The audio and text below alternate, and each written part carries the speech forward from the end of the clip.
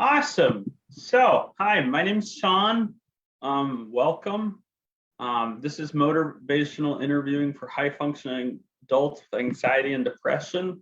And so today we're going to spend some time together and learn a little bit about autism and how do we work with it. Today I'm pretty low key. So if you have questions, feel free to jump in. I appreciate the feedback. It makes me feel less like I'm isolated and in a room without any of you. But again, we've all been going through this thanks to COVID. So my hope is that today will be enjoyable for you and that for a Monday, hopefully you won't have too many fires going on in the background. But my hope is that we can all be present and enjoy. Today's pretty interactive. So a couple heads up. One, if nobody volunteers to participate, I will call on you and I'm not afraid to. So splash zone warning coming into this is that I need you all to participate for this to be successful. So we all gain something by participating, which may feel a little uncomfortable. I understand that. But if you don't feel comfortable, just tell me when I call on you, hey, I don't feel comfortable, and I'll call on somebody else. The other thing I wanted to share is I'm a doctoral student at Tulane, and so I'm preparing to do some work on motivational interviewing and intellectual delays for autism. So Maddie's going to put a survey in the chat, but if you would like to learn how to use motivational interviewing based on some research that was out of Denmark, done on how to use it with people with intellectual delays. I'm offering it free of charge. So at this point, I'm just collecting names. We will get there to the study, but essentially, the study will involve taking a half-day seminar and then getting some free Mighty coding from yours truly. And just seeing how MI does bear out when you involve intellectual delays, because we don't know much about that yet. But that's all for my spiel. Are there any questions, concerns? If there are, just go ahead and jump in. And I appear to have no takers, so we're going to keep on moving because we've got a full day. So this is motivational interviewing for high-functioning adults with comorbid mental health conditions. And I am a member of MINT, and I do have autism. So that's a little bit about me. A couple things about me. Like I already told you, I'm doing my doctorate at Tulane. That person. I got my bachelor's of social work from Cairn University. Ironically enough, they just discontinued their social work degree. I got my master's in social work from Case Western Reserve, and I'm doing my doctorate, like I said, at Tulane. I'm a behavioral health therapist, meaning I do mental health work with individuals at North Lakes Community Clinic. We're a federally qualified community health center. And before that, I was a case manager for 4 years. I'm a certified advanced practice social worker, like literally a week away from signing up for my LCSW. I'm a father to 2 beautiful boys. Their names are Shiloh and Bohannon. They're actually 7 and 5 now, so that's a little out of date. I enjoy mountain biking. I'm going to admit you too. Kayaking and rock climbing, along with swimming and skiing and a bunch of other stuff. At 10, I was diagnosed with ADHD. At 18, I was diagnosed with autism. And ironically enough, I don't think my diagnosis of ADHD actually fits. I think anxiety makes more sense. That person too. So yeah, that's a little bit about me. Now, if I can just get my slides to work. So first topic today is going to be resistance to change in adults with high functioning autism. So a little bit of background knowledge.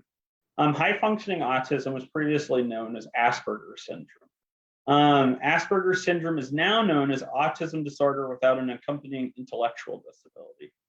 These come from a cluster of diagnoses known as Autism Spectrum disorder. I'm going to move this up here. Maybe I'll be able to see more. Get that up there too.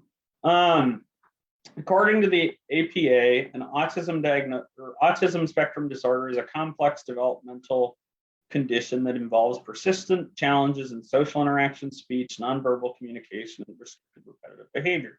The effects of ASD vary in severity of symptoms and are different in each person. I really like this saying, you've met one person with autism, you've met one person with autism. I really prefer, when it comes to diagnosing people, the dimensions of autism is prescribed by the ADOS-2. For those of you who do not know what the ADOS-2 is, it is a tool, it's considered a gold standard tool to diagnose autism spectrum disorder. And really the way they characterize autism is with social interaction difficulties with the social aspects of communication. I really prefer it when they say the social overtures of communication, because I like the orchestra. So it reminds me of that. And then they talk about restricted, repetitive, stereotype patterns of behaviors of interest. So these are straight out of the ADOS. You guys will have access to the slides, so I'm not going to read them all to you, because we've got lots to do. And so this is what they mean by social interaction difficulties. This is what they mean difficulty with nonverbal communication. There's this myth out there that people with autism can't make eye contact. I hate it. I can make eye contact with people perfectly fine, and it just, it is a diagnosable feature though, right? Like it makes the list and it is significant, and it can be a tell. But usually autism has a way of looking sometimes like PTSD or OCD. So I think if you are in a position where you diagnose these things, teasing that out is always really important. Then it comes to the restrictive, repetitive behavior. And this is where I end up saying, like, it can look like OCD, because these compulsions these restricted interests can really look like compulsions. But the difference is, one, like for me, for instance, talking about autism and mental health to people I love is very gratifying for me, right? Like I get pleasure from it.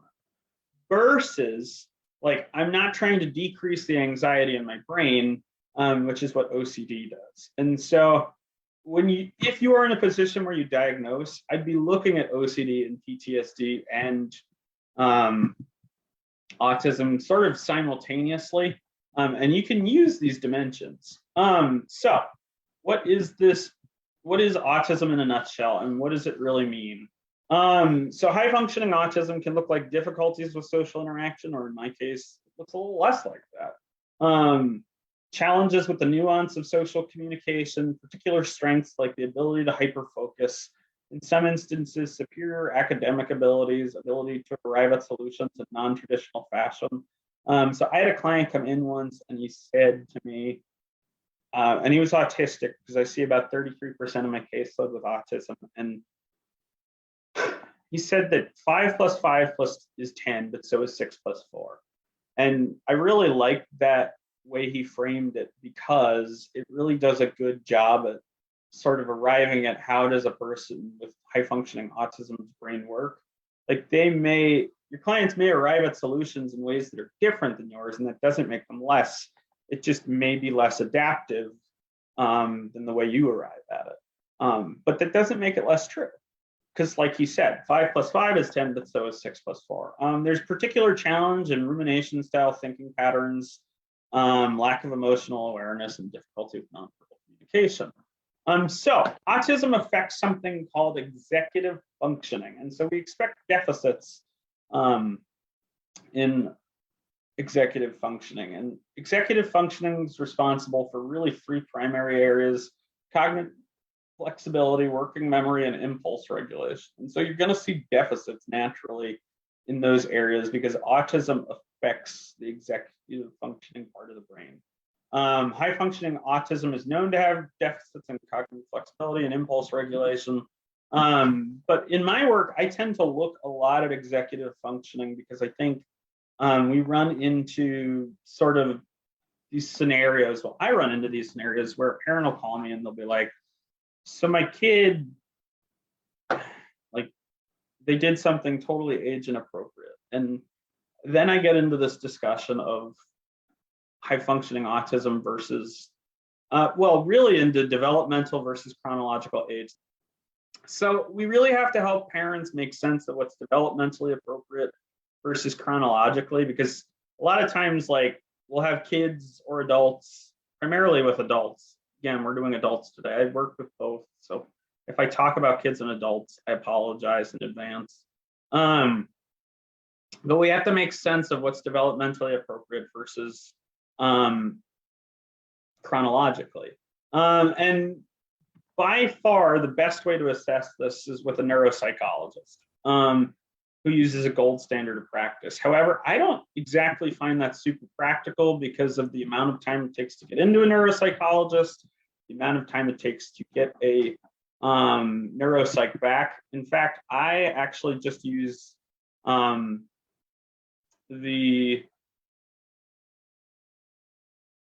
want to say it's, yeah, the Barkley's Deficits and Executive Functioning Scale. I have Barkley here, but I'm thinking it might be Bardock. It's either Bardock or Barkley. I apologize that I don't know the answer offhand. I can tell you after the break. And so I use that strictly with adults to kind of get a really clear picture of where are they in terms of their executive functioning. Because the Barkley's deficit, again, Barkley or Bardock, I'll tell you after the break. But deficit and executive functioning scale really breaks executive functioning into 5 areas like motivation, self-organization, organization in relation to time, emotional regulation, and there's one more that slips my mind at the moment. But it's really nice to be able to give parents or guardians a growth chart sort of look at, like, how do we adjust expectations to match a person's ability. You could also use the mini mental status exam or the exit 25. These, again, are, I think, more practical tools than, say, a full scale neuropsych.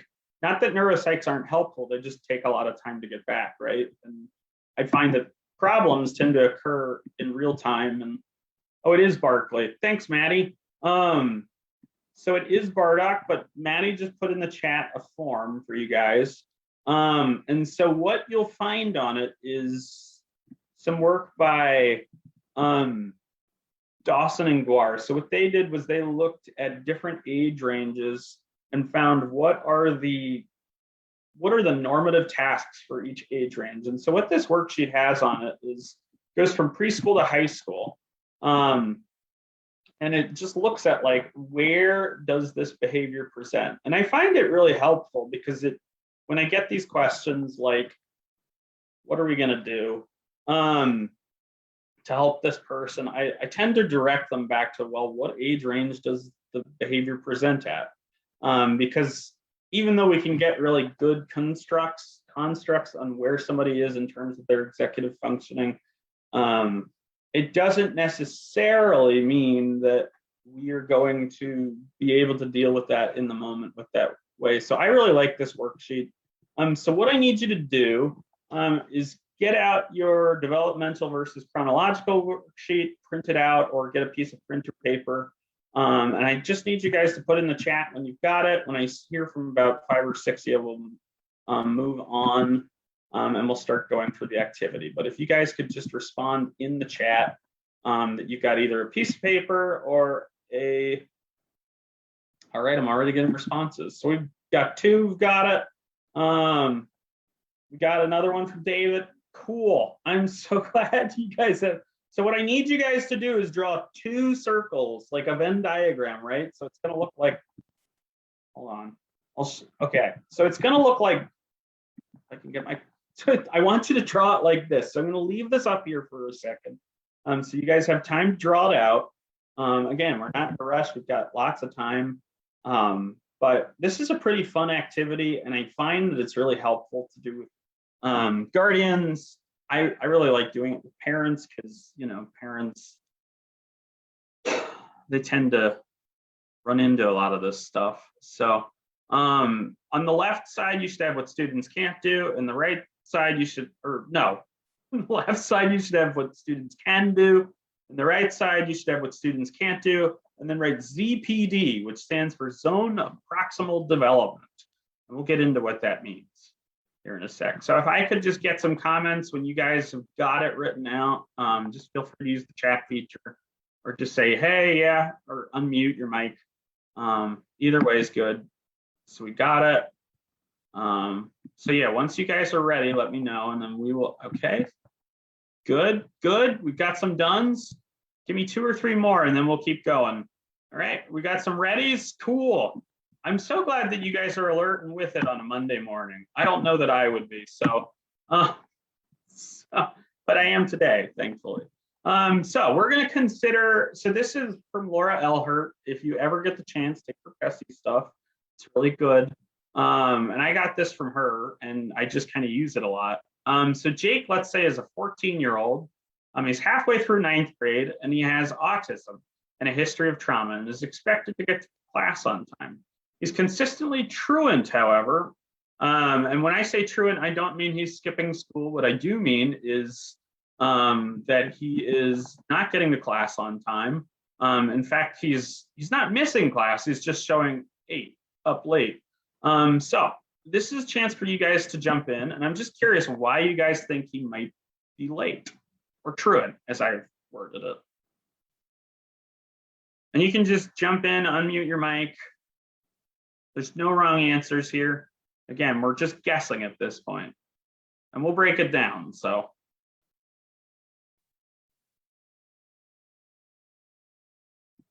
Why might Jake be truant? No takers? Guys, I will call. Oh, are you guys putting it in the chat? Okay, I'm seeing them in the chat. So I was looking in the wrong place. Here I'm thinking you guys are good. His daily structure was interrupted. Distractions, can't get focused. Transitioning from. So as you guys can see, you guys all have some great ideas.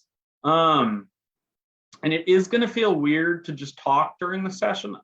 But with motivational interviewing, what I find we get the most when we participate. And so these are all great things. So these are all things we could put in things he can't do, like high school routine has changed or deficits in time management. So like we could put in this circle, things he can't do, deficits in time management. We could put taking care of grandma at home.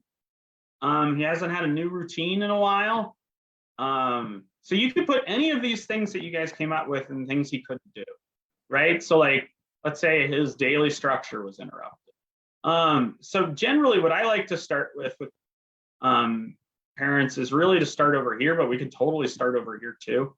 Overwhelmed by tasks. So we could put any of those things right in here on the right side. And on the left, I'd be curious what you guys think he can do. So what can Jake do? So you guys came up with a lot of good ideas for what he can't do. How about what he can do? And he can just he can wake himself up in the morning. He can wake himself. I love that. He can wake himself up in the morning. So he can tell time. What else? Jake can probably do most of his daily cares. They can do his daily cares. Agreed. For teenagers, you know, they're smelly anyway. Well, yeah, I mean, being a teenager is kind of a rough life, I feel like. Thank you for jumping in. I so appreciate that. We also knows how to follow a schedule, can make his own lunch. So generally what I like to do, and I'll show you on mine, just because I think it'll make more sense. And I love that you guys are giving me awesome feedback here. So what I put is he can make it to class on time, or he can walk to class, he can find where class is, and he can tell time, right? And so when I do the things he can't do, what I like to refer parents back to, why I like this worksheet, is because it has the Dawson and Guar thing on it. And I really like to have them pick from this list. So they begin to get in the habit of thinking of their, and again, I work with kids and adults, so you could really do this with a guardian.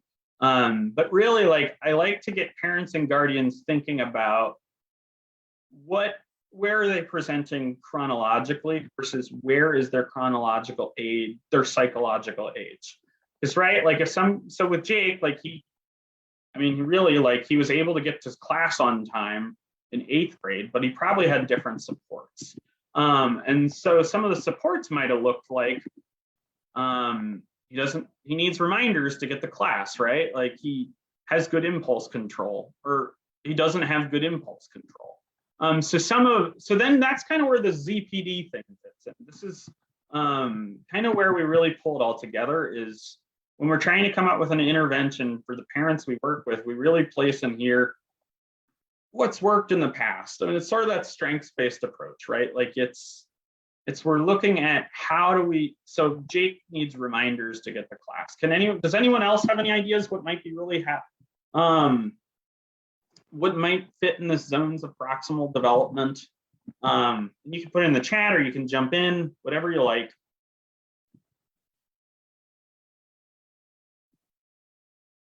Uh-oh, I skipped.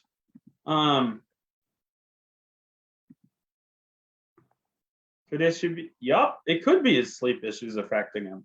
But right now what I'm looking for is teach him how to use a visual schedule. That's a great intervention. A schedule. Cool. I don't know why it keeps going to Maddie when I want to message you all. But so visual schedule, a schedule, reminders for class, any of these things will work. So now I'm going to have you guys try it. So I want you to create the 2 circles again. Needs help designing his own reminder system. That's a great idea. I love these ideas. You guys are so awakened with it today. I love it. And it's a Monday morning, no less. Aids to overcome the obstacle. Right.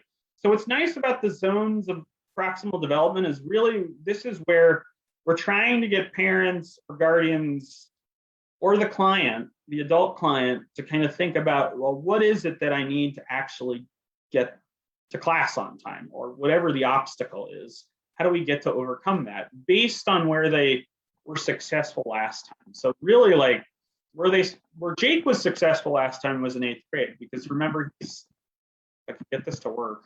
Sorry. Remember, he could not plan or carry out this complex school schedule with multiple classes and teachers. And so really, this is where his aid came in. And so really the interventions we're setting up for people are based on this list, or just what we come up with them in session, because really, like, it doesn't have to be from this list, but I find this just a helpful way to frame with guardians, really, how do we kind of think through this process? So now it's going to be your turn. So I'm going to have you guys each pick a client. And I want you to do the same thing we just did.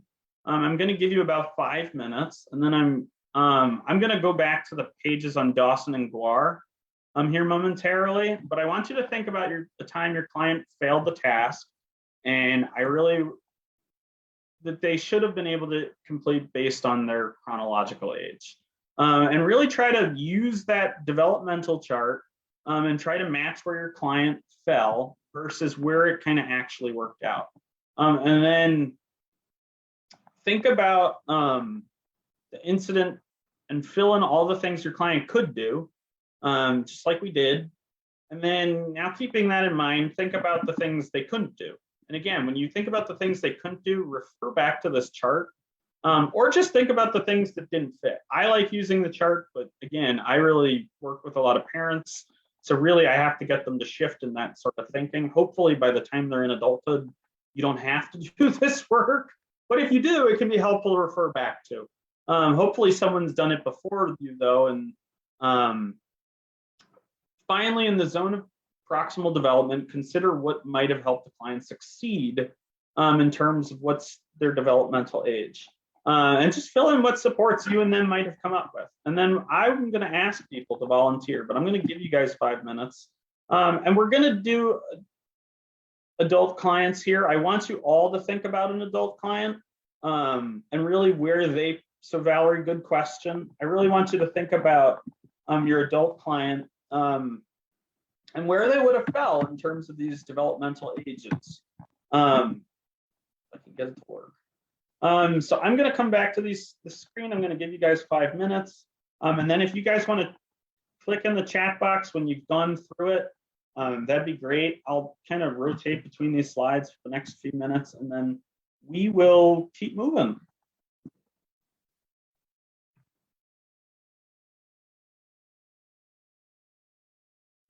And if anybody has a question, just feel free to You can either message me directly or you can just message the chat, and I'm happy to answer if it's confusing, because it could be, and that's totally okay if it is. It's not okay, it is, but I mean, we'll figure it out, I guess, is what I'm saying.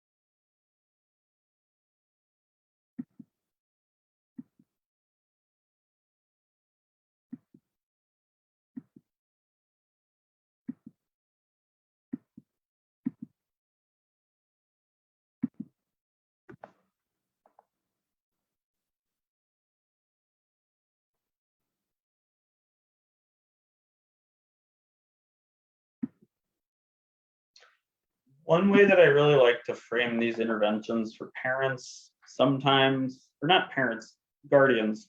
I apologize, but I keep making kid references.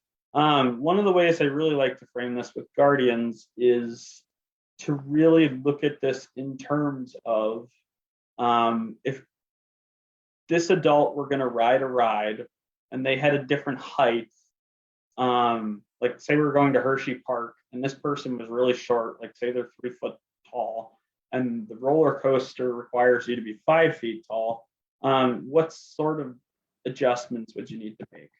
So I've got, okay, I have 2 autistic adult clients who are brothers. They function as younger developmentally than norm, 20 something. One is high functioning, one is hard. I think they act as adolescents, not in the 20s. So that makes a lot of sense, William. And part of this is what I would just pick one of those high functioning adults who functions as an adolescent. I would also look at, like, specifically when you say adolescent, what sort of category of Dawson and Guar do they fit most? And try to match what they can't do with where they really are on the Dawson and Guar sort of adolescent, not 20s something behaviors. The ones they should be able to do versus where they actually are. And that's kind of how, yeah.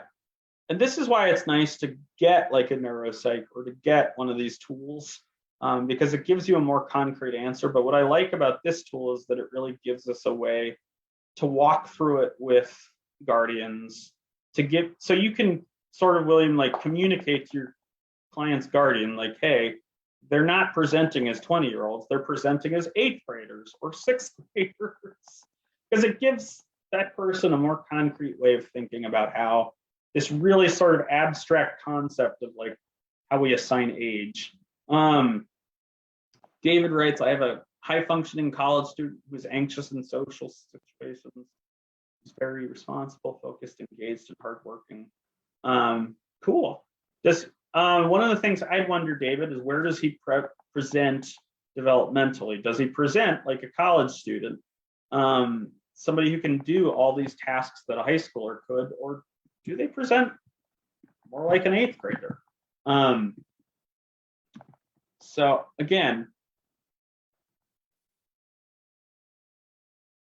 can you guys tell me if this is going okay or if it's kind of confusing? Not like an 8th grader. Cool. So they present more like a high schooler, presents like a college student. That's awesome. And then if they do present age appropriate, then some of this stuff becomes irrelevant, right? Like this is really just one tool to add to your tool belt. So for that client, like this might not really be a thing where you really need to go. It might be more of like, okay, using an assessment like the Barclay's deficit and executive functioning scale and really trying to pin out like, okay, we have problems in time management. How do we adjust those sort of pieces of it? But if I could get some people to weigh in zones, it's really around social skills and anxiety management. It can be. It also can be really well used for executive functioning, I find, because you really can place the things a person can't do in that sort of latter half. See, Emily finds that this is really helpful. This is just one tool, right? Like, it's not the only tool. I don't want this to be like, okay, so Sean's told us, so it's the only tool. No, like it's one of many tools, and whether you might find that it works and you might not, right? Like, the goal of today isn't necessarily to teach you everything there is to know, but it's to teach you, like, these are some tools. Both brothers are on Social Security disability, and they have very different interests. It's a great place to start to have your students to have your client have some autonomy in everything.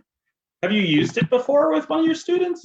All my students, because their parents have always told them what they're good at and what they're not good at and what they can and cannot do. And I don't believe that's true. I am 112% with you on that. I mean, I get it. Their parents have worked really hard to get them to where they are, to be able to fight with school districts, to fight with providers, etc. But your kid's an adult now, and they're more capable than you think. Right. Because of the work you've done, because of how hard you fought. Well, and I think, like, there's a parental experience to this too, right? Like, I think it's sort of that whole, like, and the example I always like to give is my kid.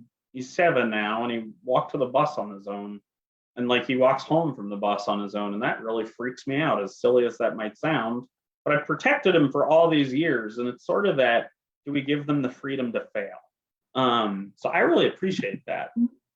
It's a safe place to fail. Nothing really bad is going to happen. Absolutely. I so appreciate that. Thank you. Can I get I just need to apply it to my own life. What? Right? Time to apply that to my own life, with parenting. Well, we learn every day and we adjust every day. So don't be too hard on yourself. Would anyone mind volunteering to share a task your client failed at, and the age of your client and where they fell developmentally? What could they do? What couldn't they do? And what supports you thought might have helped them?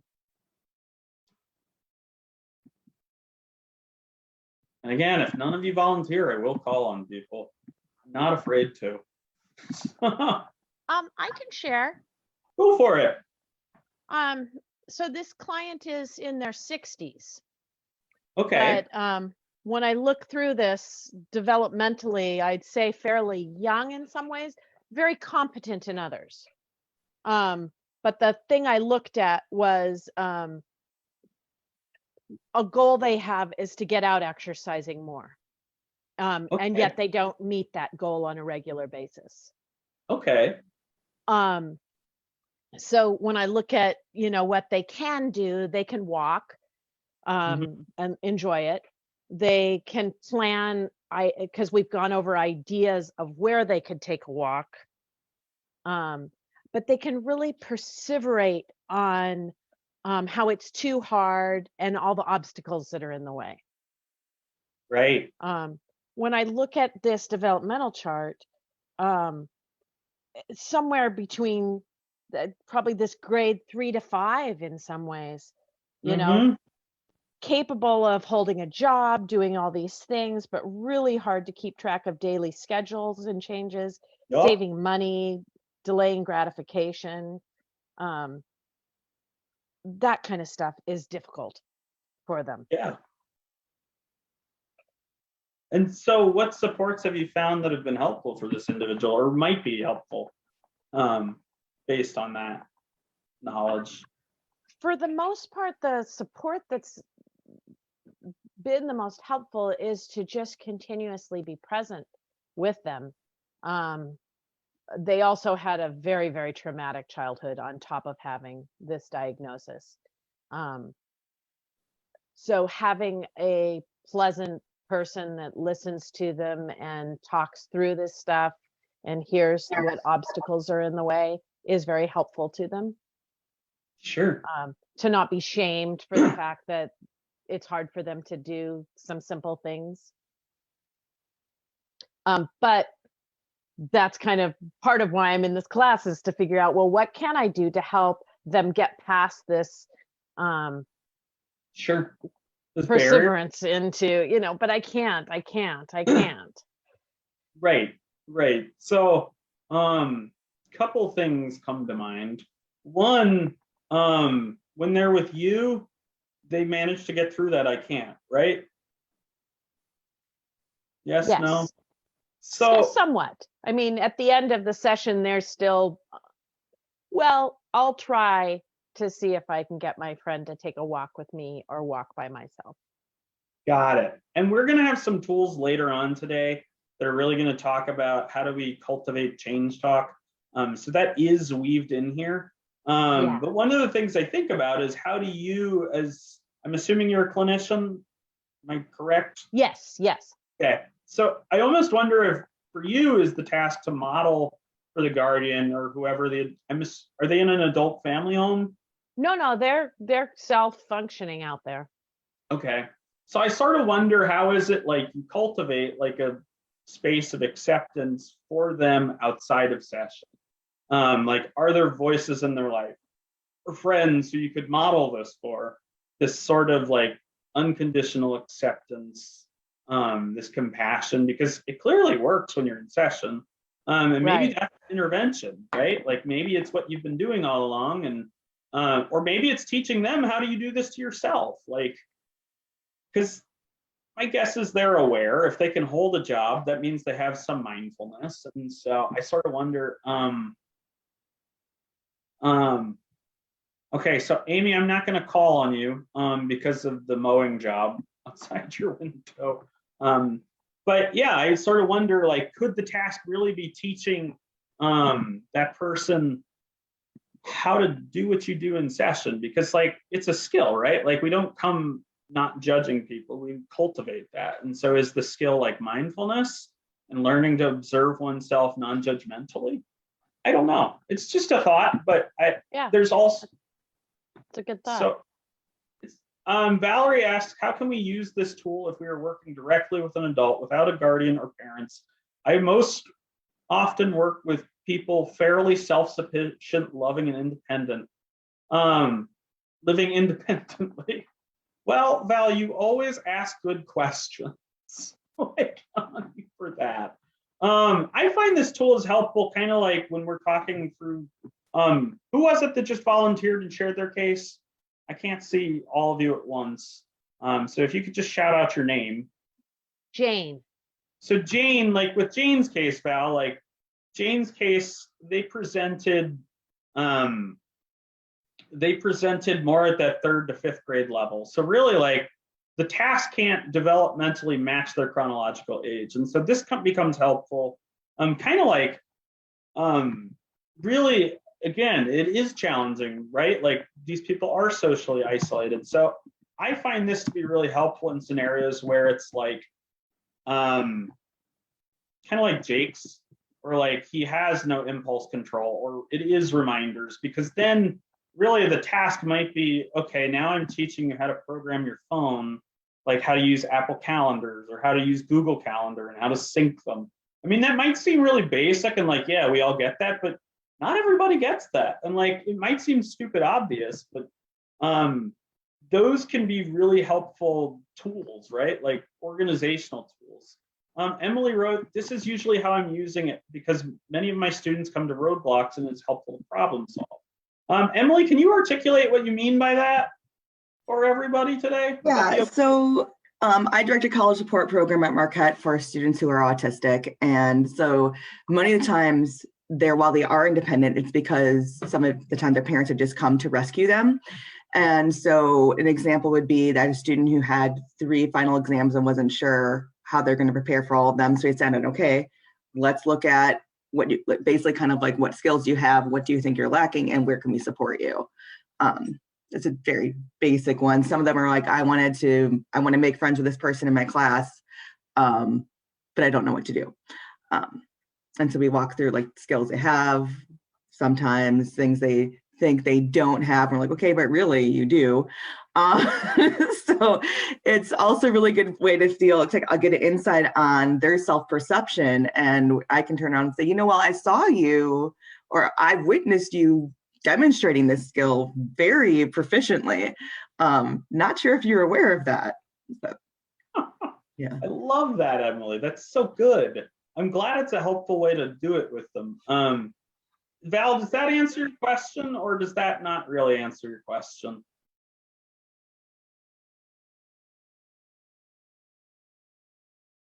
Okay, so Val says it does. Kathleen writes, I work mostly with adults who are independent, and I think I could do this exercise with some of them to teach problem solving skills. I think one of the things that I should mention, and this is one of my soapboxes, so just give me like 2 minutes, I promise I won't take longer than that.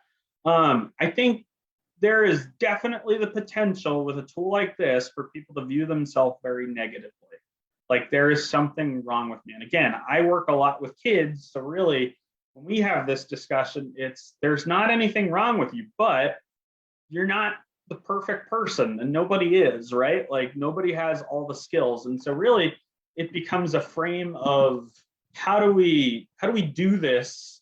How do we do this? How do we get through this task? Just like Emily mentioned, just like Jane has mentioned, really we're looking for those ways to how do we help people be successful without sort of leaving and teaching them that they are not a decent human being. Does anyone else want to volunteer, or should we keep moving on? So I'm just going to let you guys put it in the chat what you want to do, and we'll just either keep going or we can keep talking about this.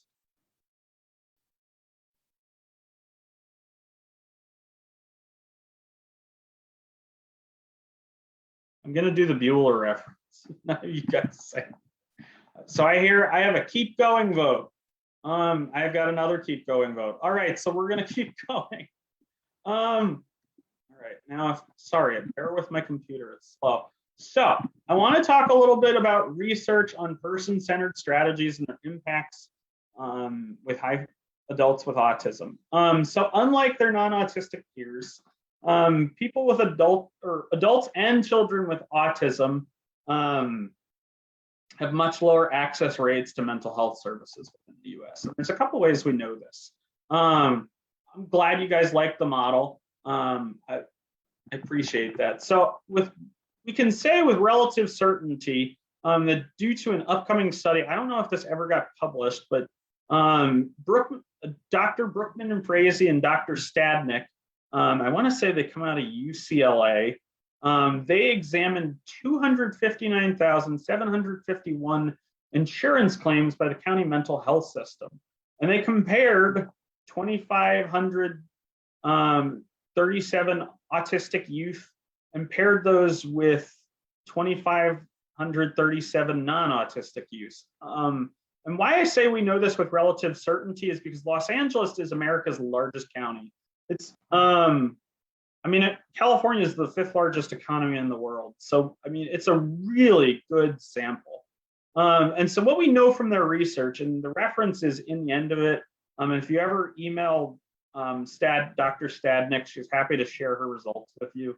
At least she was with me. What they discovered that 61% of non-autistic youth accessed psychotherapy, while only 53.3% did when they had autism.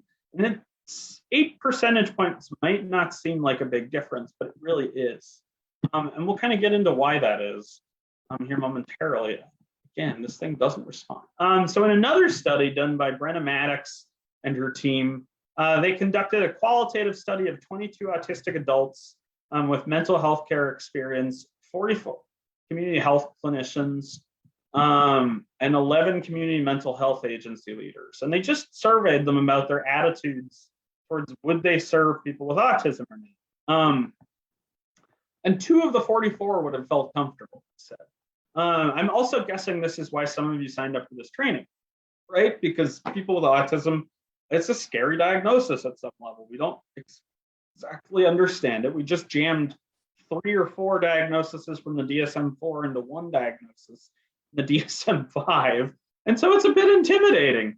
One clinician stated, I don't think I would feel comfortable working with autistic adults because I don't really have the skills. I don't see myself helping that person because of my training. It would be a disservice to that client. I completely disagree with what that clinician said. And I rail against that sort of experience. So I've collected some data here in Wisconsin. This chart's actually old, but it kind of bears out. I'm up to 55 respondents. But confidence levels of participants in some of my programs have ranged from not comfortable to working with people with autism to completely comfortable. On average, the pre-attendee or confidence training level. So one of my other programs focuses on confidence building of clinicians and mental health practitioners. And about a 3 is kind of where people start. Confidence level or slightly above neutral is what we find, and that bears out in our current data. Only 76% of social workers and clinicians are willing to see someone with autism, while 20% might and 4% won't. So again, these are that lower sort of section. And again, this was 31, we're up to 55 responses now, but this is really what's kind of bearing out, right? Like 1 in 4 people in Wisconsin isn't treating people with autism. And so if you're a person with autism and you're suicidal, and part of this has to do with how Medicaid's set up in Wisconsin, but that's another one of my soapboxes that I won't get into today. There is a real likelihood that you might not get in for services. And so it really is important that we're teaching people, because I can tell you that there are 5 MSW programs in the country that have courses on developmental delays. There are something like 250 to 300 programs for Masters of Social Work curriculum, and 5 of them have special coursework on developmental delays or autism. Just to give you an idea of how big the disparity in mental health really is for people with autism. So another person-centered strategy, before I get into this, I'm going to read Will's comment. Must be at the high percentile. I have adults and children. Well, that's awesome. I'm glad that you're getting them. I'm glad that you're providing services to them, William, because not everyone will, right? Like 1 in 4 people won't. And so I think it's really important that we as clinicians really do the work of helping people work with people with autism. I mean, you guys are the experts in your communities. So feedback-informed treatment is using measures. Using measures to solicit feedback about progress and quality of the therapeutic approach, trans-theoretical and evidence-based. So really, this is a fancy way of saying, every time I start out a session, I always ask people how they're doing on a scale of 0 to 10, individually, interpersonally, socially, and overall. Scott Miller created feedback-informed treatment, and it has been shown to work with people with autism. But what's really nice is that not only does it do, not only is it really set up for people who are neurotypical, it really works with anybody. There are entire health systems that will reimburse insurance based on these scores. And so basically there's a clinical cutoff of 25 for every adult. I think it might actually be 28. But you do an outcome rating scale, which looks like this, and then you really have clients rank the relationship of the therapeutic process at the end of sessions. And so there's some research out of Denmark on this. We'll talk more about it later. But Scott Miller is sort of the guru of feedback-informed treatment. I really like some of the research that's come out of Bruce Wampold's work out of UW-Madison. And I find this chart fascinating because it sort of blew my mind. Because traditionally, when we think about research and we think about different approaches, we think about how treatment difference must make a big difference, right? Like CBT has 100,000 different trials, so does MI, so does every other therapeutic approach. But when Wampold, he did a meta-analysis basically and looked at all these different factors and ranked them in terms of effect size. And what he found was that the treatment-specific focuses, while there are a ton of studies on treatment differences, there's only like a 0.2% effect size on the use of the different sort of modality you use versus your therapeutic alliance. And again, the width is the number of studies, the height is the actual impact in treatment. And he looked at hundreds of thousands of data points. And sometime we can, and the reference is in here. It's reference 15, so I would cite that. And you can look at it after the program, but really alliance, empathy, positive regard, consequences, and goal consensus really take the cake in terms of difference. And the reason that is because relationship matters, right? Like these are people who fundamentally come in with a diagnosis that says you struggle with relationship. And so by just doing relationship with these people, like that can be the intervention, right? And so that's why I find MI to be so helpful. So as I mentioned before, there was a randomized controlled trial of 51 therapists treating 285 children with autism in Denmark. And were randomly assigned to those using FIT to those not using FIT. And while there was no severity or symptom severity reduction found from the control group to the one that didn't receive FIT, what was noticed was that the quality of life improved, which, you know, I don't know about you guys, like, yeah, I want my clients to improve symptom-wise, but I also care that their quality of life improves. Like I think it's almost more important that someone's life is getting better than if necessarily we're solving all the things they came into.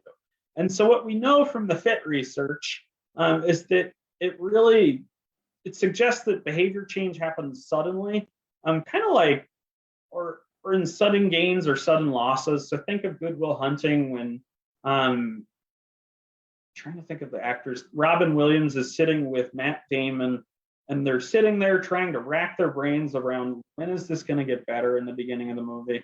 And then gradually, all of a sudden, Matt Damon just kind of gets it, and his life just rapidly improves. And I see that with my clients. Yes, it is Good Will Hunting. It's such a good movie. If you haven't seen it, I'd thoroughly encourage you to watch it. It's a classic. So most treatment recipients in the control group received 3 to 8 sessions of FIT, and suggesting the change within autism can occur at almost what feels like random, right? Like it isn't this thing we plan out really well and it happens. So they used the Kids Screen 27 to measure quality of life. And again, this was kids, but I think using feedback-informed treatment, it's another Rogerian approach, right? Like it's similar to MI, and then it comes out of Carl Rogers' work. And it really does serve, I think, as a decent justification for using this MI process. And there is more on MI research that we'll talk about further, but we've got like 7 minutes. Does anyone have any questions before we move on to module 2? So either feel free to just unmute your mic or put a question in the chat. I'll be looking there. So yeah, let's just take a couple minutes to just chill out here and talk through what you're tinkering with.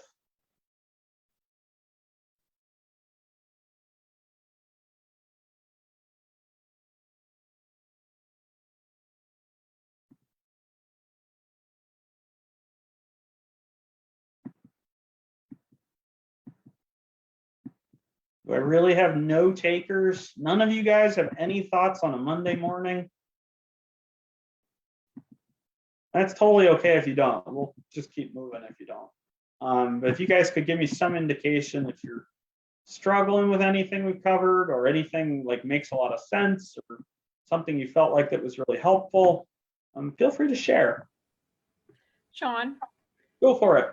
I had just was thinking earlier when you were talking about comfort level of therapists, you know, I mean, what we're dealing with today, you know, high functioning autistic spectrum, to me, I don't have an issue working with patients because I do CBT. So I'm very cognitively driven.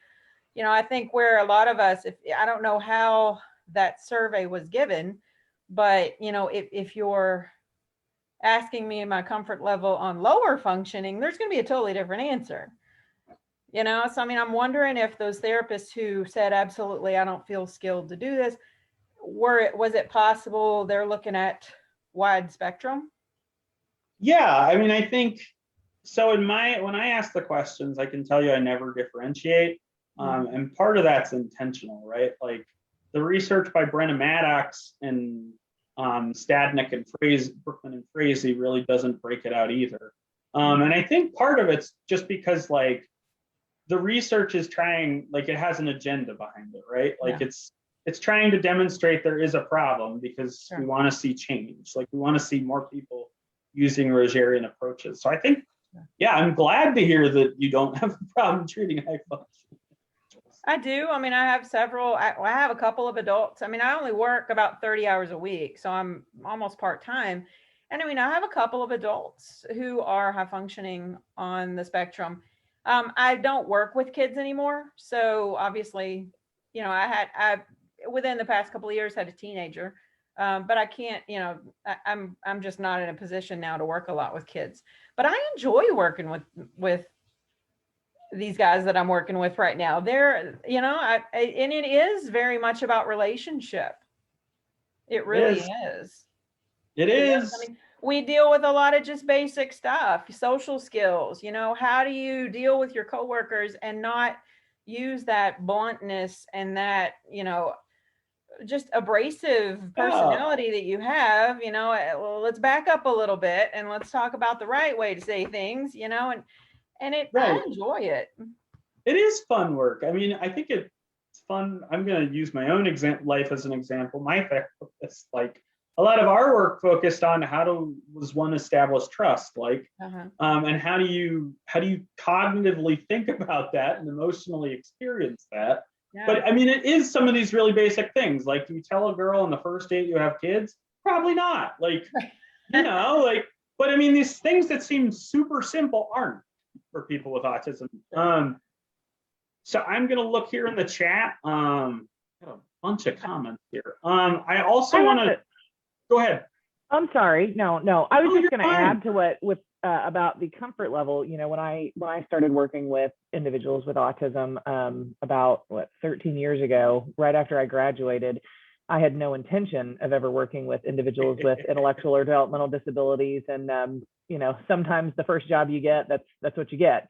And my comfort level has obviously grown a lot because now I exclusively work with adolescents and adults with intellectual and developmental disabilities, and therefore a high number of them have autism. And one of the ways that it really helped with my comfort level and with the clients is that I do all home and community-based interventions. So I do both. I'm a clinical psychologist, so I do both psychotherapy and I'm also a behavior specialist. So I do a lot of applied behavior analysis. And being in their environment makes a huge difference on their comfort level. And when the client's more comfortable, I found that I was more comfortable. And it also, the results that I have when I do home and community-based versus office-based is just dramatic. And that's so interesting. Go ahead. Yeah. No, they just, you know, they tend, the individual tends to, generalizing is much easier when they're in their environment rather than coming into my office, which is completely foreign to them and has nothing to do with their life. So by seeing them in their home or taking them out in the community, I get to see in real time the difficulties in the social aspect or with, you know, some of the executive functioning issues that they may be having. And we can develop strategies and goals together based on what they're experiencing and what I'm seeing. So I've got a story, if that'd be okay. Can I share it with you? Sure. I'd love to hear it. Totally connects to what you're talking about. When I was 18, I had no idea how to ask a girl out to prom, right? Like literally just, you know, romance is one of those areas for me that's always been a mystery. Always will be. But so like my therapist, what he did, which I just, when you talk about being in their community, like we went to McDonald's and we just watched people interact. Like ultimately I was able to ask someone to prom as a friend, and it was just really non-threatening, and it was really just, but it was so useful to be in the environment, to not be in the office, because these things do happen in real time and space, right? Like, they do. And so when you say that, it makes so much sense to me. Yeah, and you know, I've done similar interventions with some of my with some of my clients where we will go to the mall to, you know, walk around, but the goal of it is for them to start noticing well, I hate to use the word appropriate, but socially acceptable versus behavior that may make someone uncomfortable, and being able to point it out in what they're seeing out in the mall. And this obviously pre-pandemic. We haven't done that in a while. So there's one question for you, Adriana, which is, how do you get around HIPAA? Which I think is a really good question. Do you have them do like a waiver or something? Well, the services we provide are all on the 1915C waivers in the state that I live in. And so all of the services are meant to be home and community based. So the way that we deal with it when we are out in public is I have conversations with my clients, obviously the very first session when we talk about, you know, HIPAA and confidentiality, that if we ever go into public, to just refer to me as a friend, even though I want them to understand that I am their therapist. We are not friends. However, in public, it's no one else's business who I am and why I'm with them. And so that is the one place that they should just refer to me as that, to protect their privacy. And so they understand that. So it doesn't seem, you know, and of course it gets kind of weird because they'll refer to me as, you know, Dr. Spears sometimes. I'm like, when we're in public, you know, call me Adriana and don't call me doctor. You know, and so it's that kind of, that also kind of helps with the social skills of oversharing, because a lot of the individuals I work with will overshare the first time they meet someone, and they will, you know, want to go into, oh, this is my doctor, and this is what we do, and this is what we work on, and you know, and so we'll talk about that. Well, is that something that a person needs to know in the first 5 minutes that you've met them? You know? And yeah, so that's how we deal with it. I love that. That's so cool. Thank you for sharing that. You're welcome. I'm going to keep moving here soon, but Beth just shared that she lives in a really rural area and that she's the go-to clinician. And that doesn't surprise me because, right, like I'm in a really rural area and same deal. So it makes sense that we are sort of like the dispersing points of our communities. I am totally going to butcher your name, sir or ma'am, but Dipis, I don't even know how to pronounce your name. Diptishah. Could you share with us what structured family therapy or system? How do you say it? First off, I'm really sorry that I don't know how to pronounce it. That's okay. My name's Dipti. Dipti. Okay, my apologies, Dipti. What is systemic family therapy? Can you tell us a little bit about it? Sure.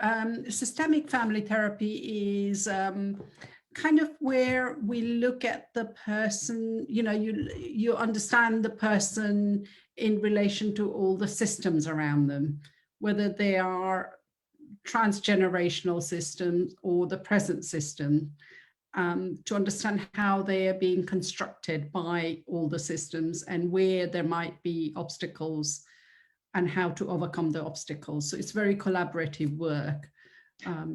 And again, you know, as somebody said earlier on, the Therapeutic Alliance is the foundation of the work. It makes all the difference, right? Like, I mean, that's the key to it all, and sort of the like David said, he loves it, and I am in 110% agreement. And apparently Adriana uses the same model of therapy. I love this.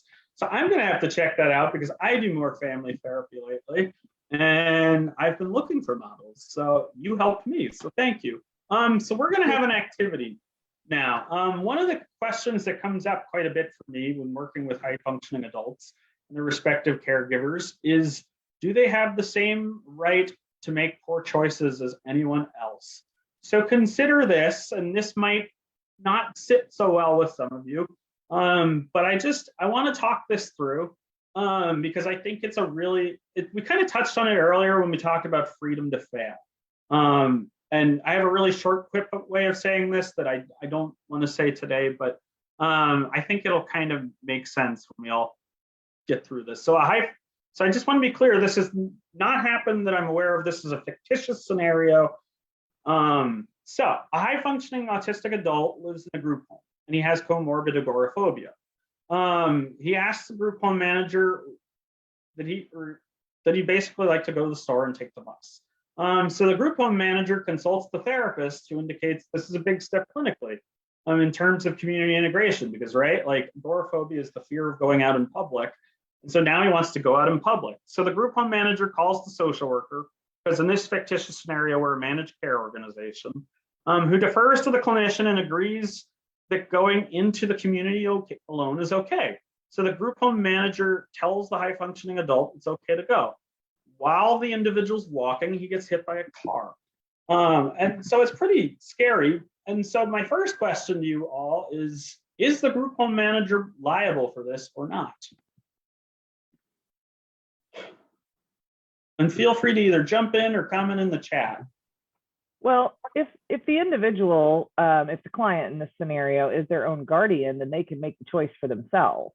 So I guess that would be one of the questions. My thought is no, because this is something I deal with my clients all the time, because the vast majority of them do live in what we call residential agencies. We don't call them group homes. But, you know, and I push all the time for the dignity of risk and the need for the clients to be able to make the same choices and mistakes that all of us make. The only time we kind of run into issues is if the person has a legal guardian, and whether or not the legal guardian agrees to the risks that they want to take. Got it. And that's a super hairy, like, like conundrum, right? Like you want them to like give that person the freedom to fail. So Val says, I don't think so. Beth says, no, but I feel really guilty and at fault.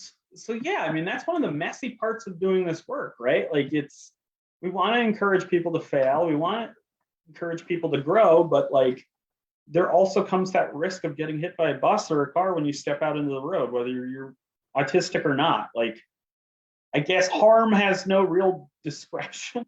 Is kind of what I'm saying. So any other takes? Does anyone feel like the group home manager might actually be liable for this? Self-determination is a right, and I believe it is important to teach the necessary skills in order to have them be successful, have a successful experience. Anyone can have an accident, but again, we need to teach the skills. I agree completely, Suzanne. I'm really curious, is there anyone who doesn't agree? And it's totally okay if you don't. I'm skipping ahead by accident. So just ignore those slides. So I'm feeling like we're all sort of in the same camp here. So I guess my next question is self-determined a first or last resort when making clinical decisions? That is, a person with HFA becomes less able to make their own decisions, even if those decisions are poor? Because like Adriana said, it's a very ethically blurry question, right? Like, does that person have the right to do things we know might cause them some level of harm if it teaches them something?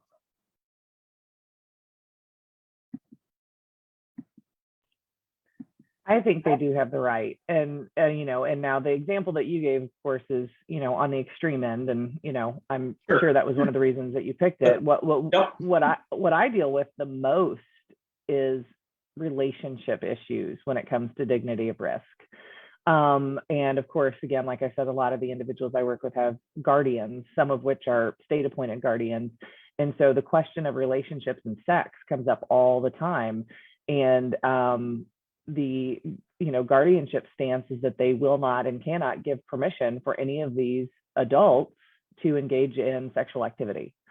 And so I tend to argue quite a bit with the state about their right to experience relationships and sex just like anyone else who's 25, 35, whatever age they may be. Sure. And that, wow. Yeah, that's got to be a headache. I imagine you go round and round with them on that. Dipti, you raised your hand, I saw. Hi, yes. Can you hear me? I can hear you fine. Can you hear us okay? So I was thinking that maybe there's a step before they can do the activity, and that's to assess what help they need in order to be able to achieve their goals.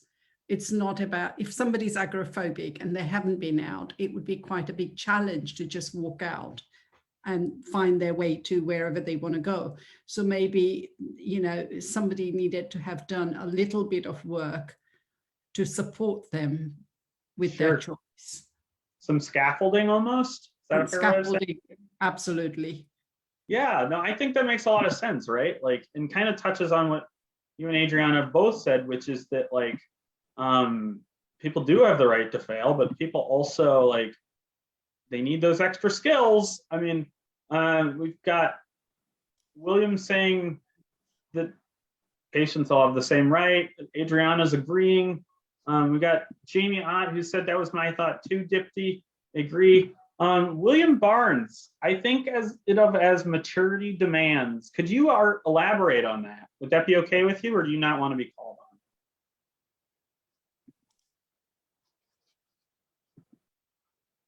Let's see if okay. Can you hear me? Yep, and no echo this time. So go ahead. Oh, that's awesome. All right. Well, what I say about maturity demands is I think of it as almost like I'm an LCSW and a CADC, and I've got quite a few autism patients that one of our staff left, and so they were her patients, and she specialized with autism, so it kind of like fell on me.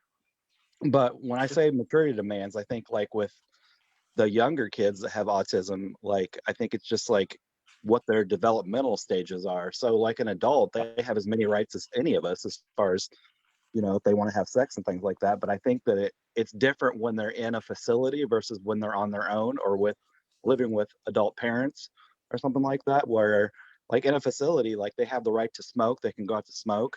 They have the right to drink alcohol when they're not at this facility, even though it's, you know, kind of frowned upon. But I think we have to think about it as, you know, they have rights and there's nothing that we can do about that. And I do know that in nursing homes, people have sex. It's just not really talked about. So in facilities where they're in rehab facilities and things like that, you know, sex is going to be something that happens naturally. And I do think I agree with the person about like, you have to also talk about consent with your patient, because if they're not developmentally able to make those decisions, then I think if you know that two people are having sex, you need to make sure that you talk about consent. I could not agree more. I don't know if you guys have ever watched the consent T video, but that's the one I refer to, whether a person's like 7 or 67.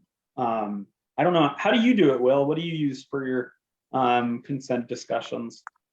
Well, I also used to do, I'm a licensed sex offender treatment provider, so that's all we did was talk about consent. And so I just use things that I pull off of like psychoeducational materials, a lot about healthy boundaries, things like that. You guys can all use a therapy aid. You can go to therapyaid.com. There's a bunch of stuff on there that you can use too. So I mean, there's a lot of resources out there. You just have to kind of research it. Look it up. When I've done sex therapy treatment with autistic adults, I generally refer to Organization for Autism Research. They have a curriculum that's actually designed by people with autism for people with autism, and they've got a whole module in there on consent. So I tend to use that. And I see we've got another comment. What's the name of the movie again? The movie or the organization, Jamie? The movie, Good Will Hunting. Oh, Consent T. I'll put it in the chat here for you guys. Oh, Emily just put it in there for you. She knows what I'm talking about. Thank you, Emily. No problem. I so appreciate you guys. All right, so what a cool discussion we've had about this. So let's keep. Go ahead. Sorry, I just have sort of a funny story about Go for it, Val. the dignity of risk. Go for it. I love that phrase, dignity of risk, and somebody else used that today, and I like that. And this has a little bit of personal significance, but it's very relevant. Years ago, I was treating a man with autism who was, middle-aged. We were working together for a while, and during the course of my treatment with him, I was one day walking across the street in Manhattan, and I got run over by a truck. And it was, of course, that part of the story is not funny, but I ended up being out of work for 8 months. It was a whole horrible thing in my life. But when I returned to work, somebody had covered my cases for me. But when I returned to work and people started to come back to see me, this one man came in for his first session after my long absence, and he said, Dr. Gauss, I really had to consider whether I was going to come back to see you or not. I had to really think about it. And I said, oh, well, what were you thinking about? And he said, well, I really have to question your judgment. And I'm not really sure if I want to have a therapist with such poor judgment. After all, you didn't look both ways when you were crossing the street. Oh man, that's so good. It's classic. I love that, and actually that it does illustrate what we're saying here, like we all take risks. We all have the right to get run over by a motor vehicle.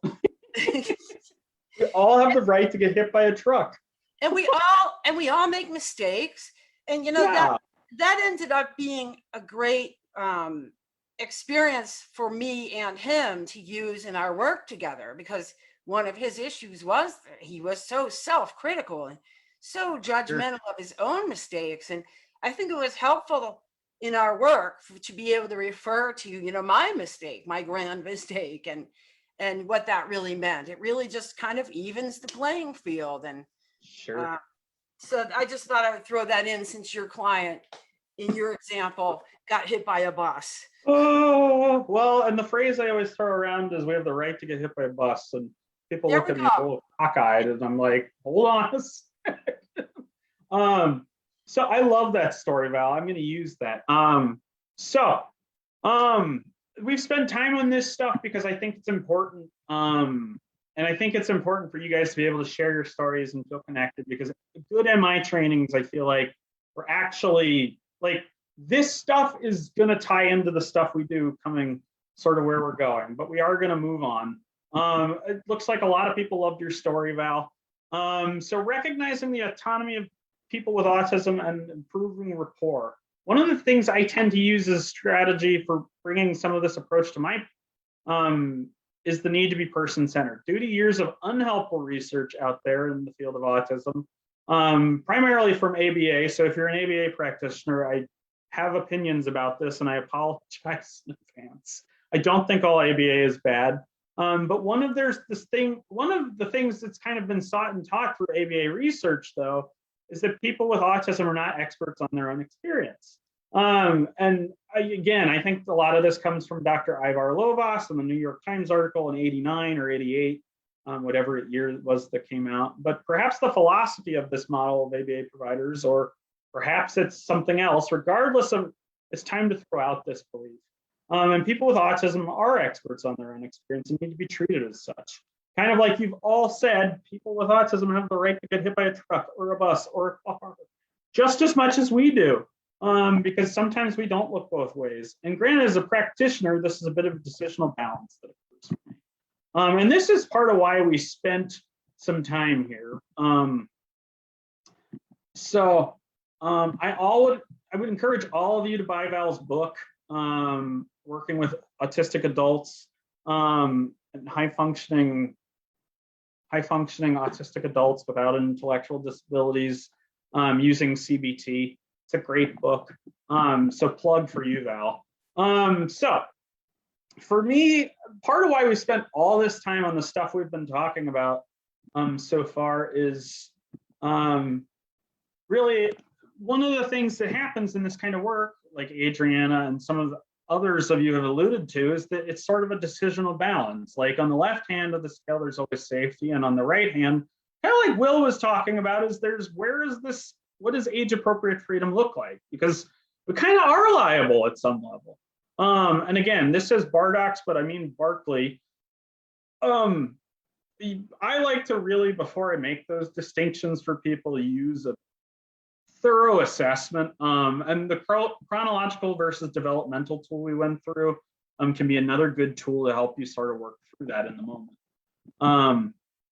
The difference between those two tools, though, is again, like Barclays takes a little more time, but it's going to give you some really like reliable data that you can see change and happen over time. So then really, this is how the decisional balance for me on the right hand of the scale gets determined, is sort of where is the self-determination level at the presenting chronological age. So for me, it's a starting point. It isn't a last resort. My goal, again, being their therapist, isn't to provide judgment. It doesn't mean I endorse everything we do, but it's to provide a sort of a supportive space. And while I might have a horse in this race, the change I want to see that I want a client to make, it really does need to be their space. And so I draw upon this decisional balance. And we've talked about a variety of ways to do that, so I'm not going to keep spending time on that. Most people on the spectrum, though, are capable of making their own decisions in large part. But this decisional balance really comes into play when I, as a clinician, think about safety. I think safety, I kind of go round and round with people on.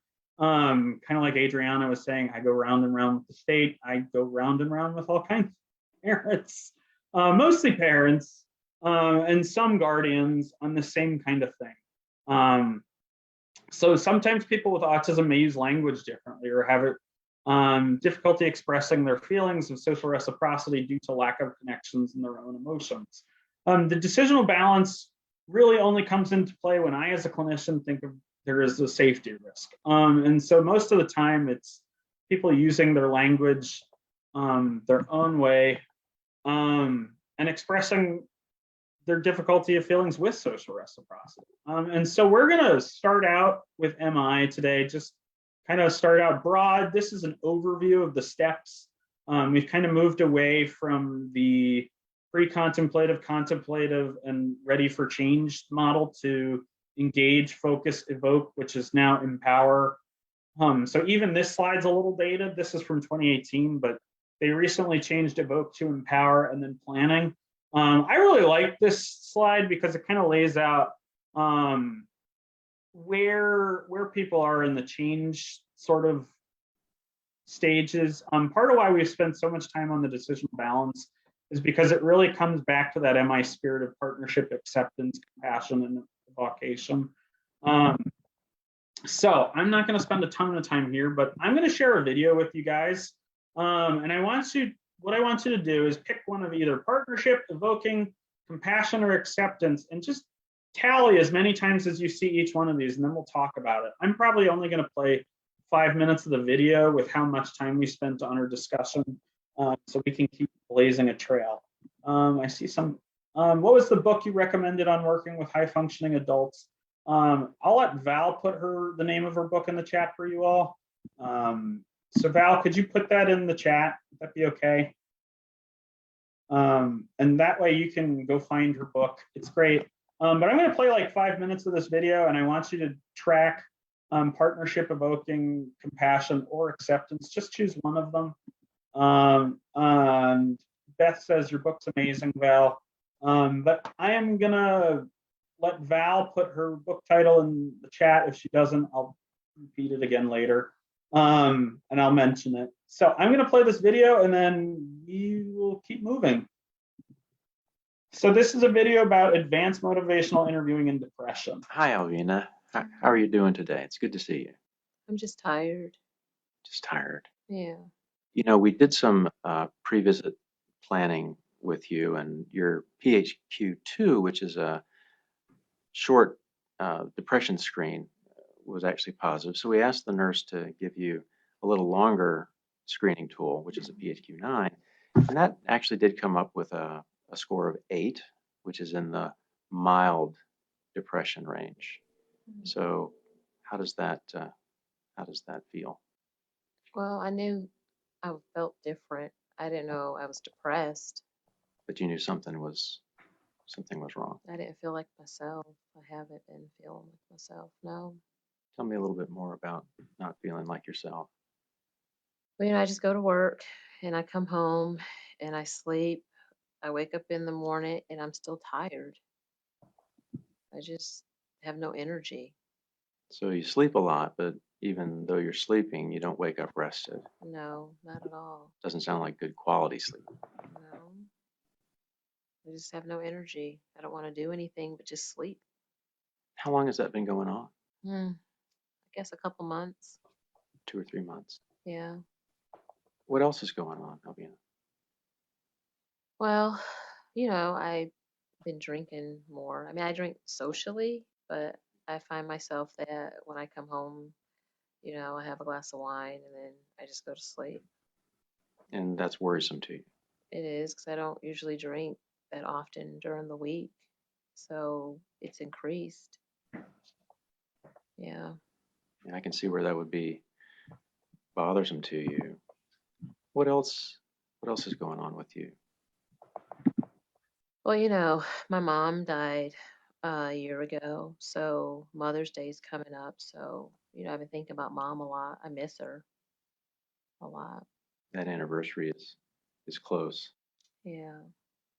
Well, that's Yeah. particularly hard when those anniversaries come around for the passings of our parents. That's a very difficult time. Yeah. And I took care of mom. So that's hard because for a long time, well, she was sick and she died from cancer. So I took care of her. So for a long time, that's all I did was take care of mom and work.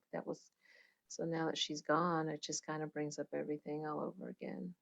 Kind of a hole in your life. Yeah, we were really close. Well, I'm really sorry for your loss, and thank you for sharing that with me. I know that's very difficult. So it sounds like your sleep has really been affected. You're not getting good quality sleep. You're really fatigued. Yeah. Just kind of going through the motions, it sounds like, during the day. And then, how's your appetite been? I'm not really eating that much, 'cause I don't have energy. Before I would come home and cook dinner or, meet some friends after work, but I don't want to do that. I just come home and have a glass of wine and just go to bed. So you used to be more socially involved than you are now, Yeah, I don't do anything now. a little more isolated. Yeah, just work and come home and sleep. So if there was something that you could do about this, what do you think you might like to do? Well, I don't want to stay like this. This isn't who I am, just sleeping all the time. I don't want to stay this way. Kind of feels like you're stuck at this Yeah. point. Yeah. I just don't want to do anything or go out with my friends anymore and just work and come home and sleep. I don't want to do that. It's kind of the same old routine. I wonder if it would be okay if we could talk about some of the options that are out there for folks that have some mild depression Okay. like you. Would that be all right? Mm-hmm.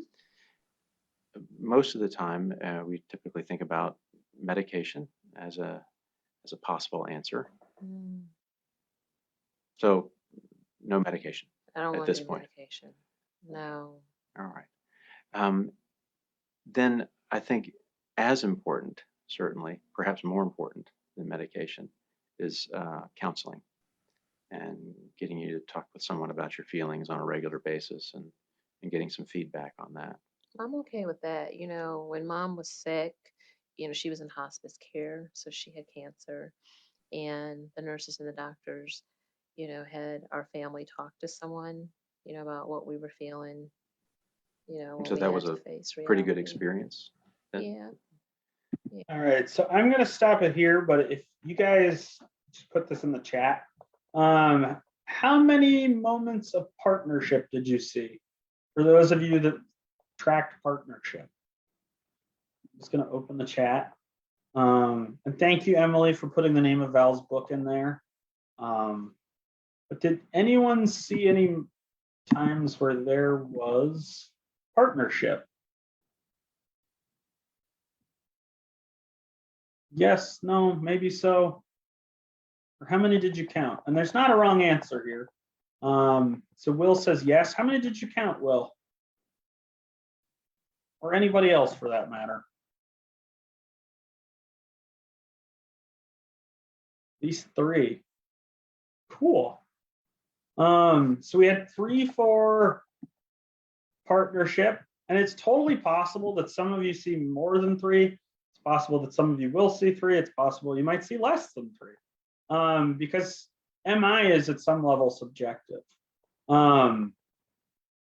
What about evoking, or I guess I should be using the phrase empowering now. Did you guys see any moments of empowering? If so, how many?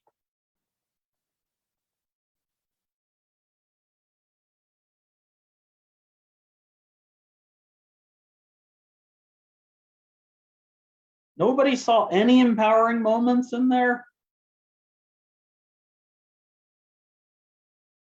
Exactly. He was very attentive in expressing empathy. And I think you could call that empowering.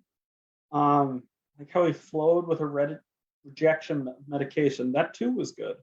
Most of it was empowering. I agree. Providing options for meds.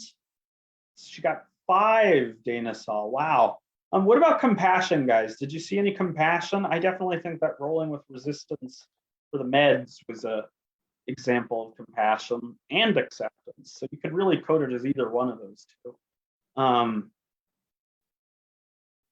Any for compassion? We got 3 from Dana. We got 3 from Adriana.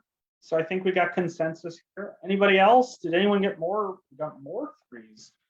Wow, we got a lot of 3s. We have a lot of consensus on the amount of compassion he was giving. How about acceptance? Yep.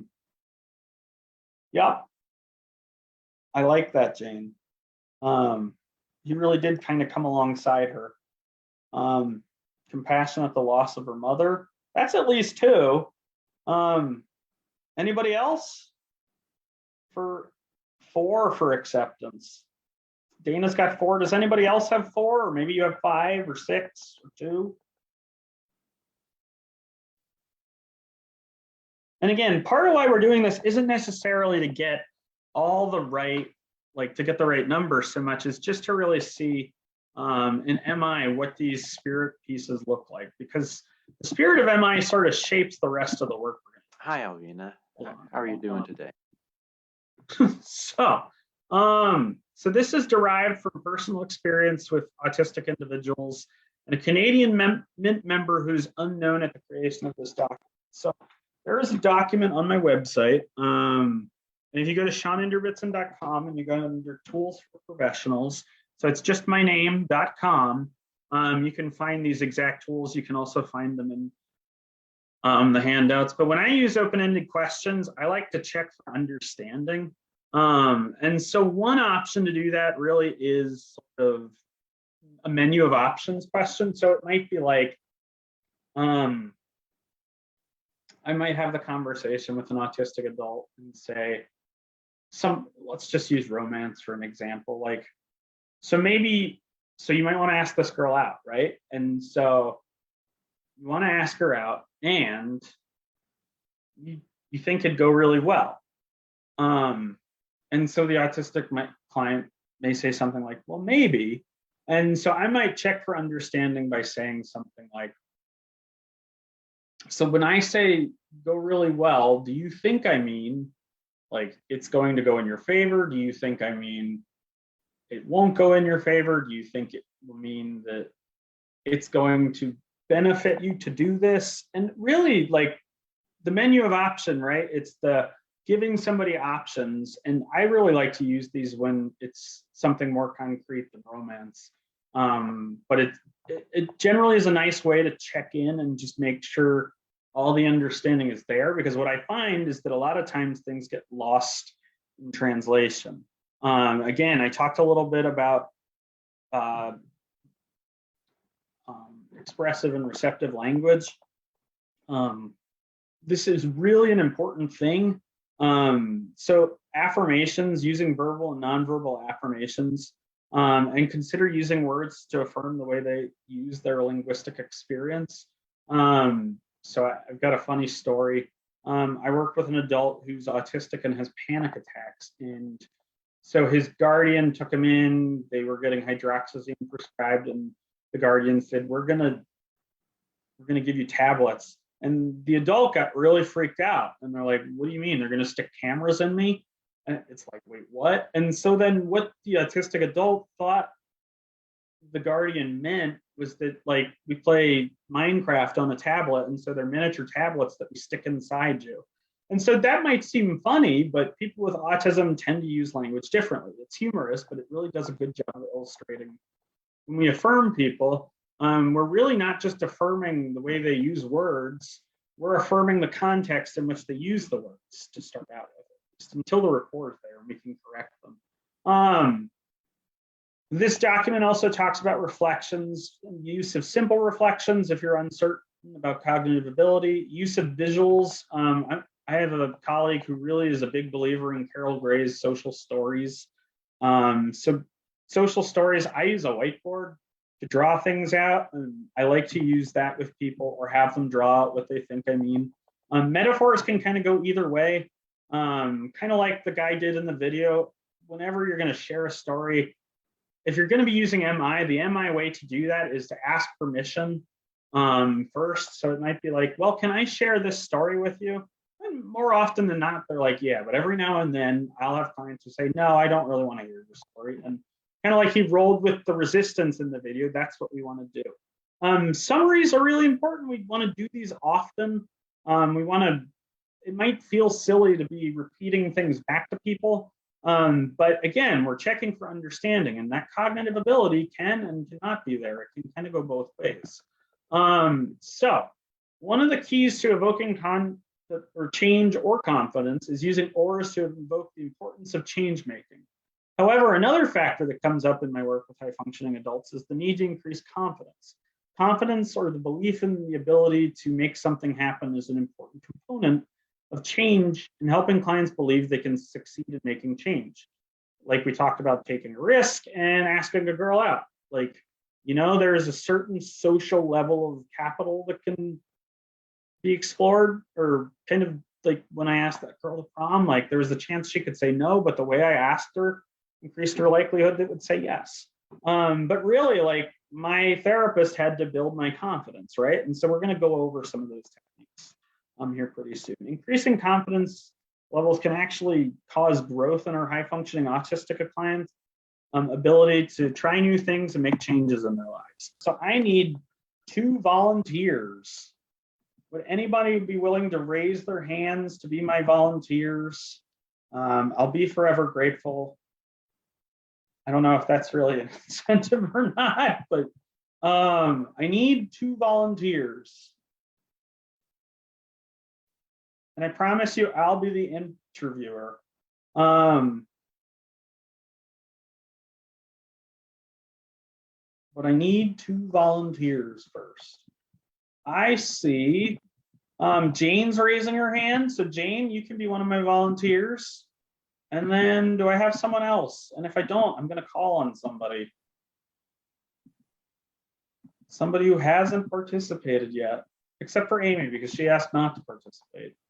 And in MI fashion, we're going to respect that.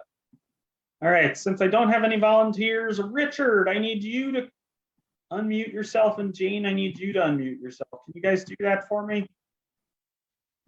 Yep, got it. Cool.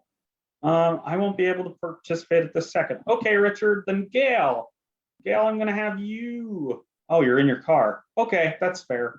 Gail, can I have you participate? Would that be okay with you? Yeah, can you hear me? I can.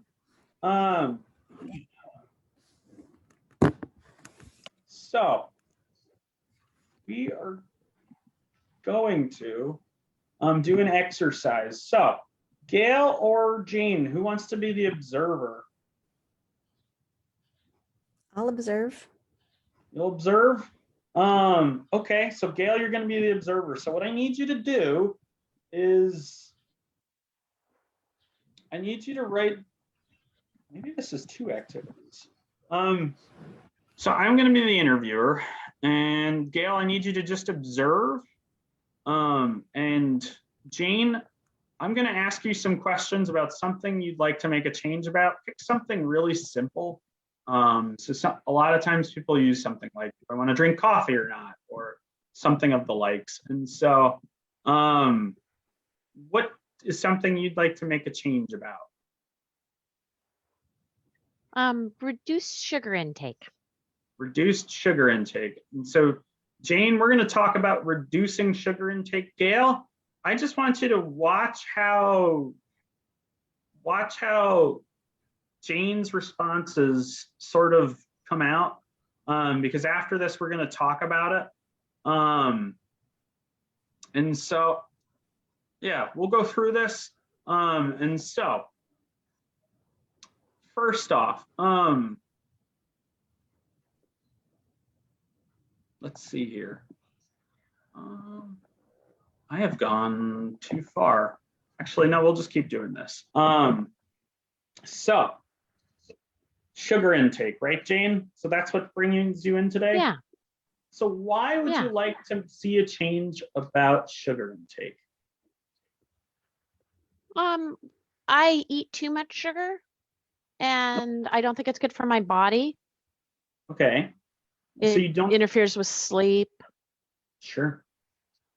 So if you were going to go about it in a way that might help you succeed, or has helped you succeed in the past, what might you do?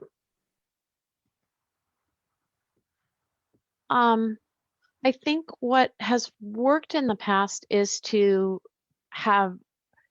go to 0. Okay. When I allow myself some, I tend to eat too much. Okay, so allowing yourself to eat some ends up in being too much. So 0 has been really helpful in the past. What are some helpful reasons? Yeah. Or give me like 3 good reasons why you should do this.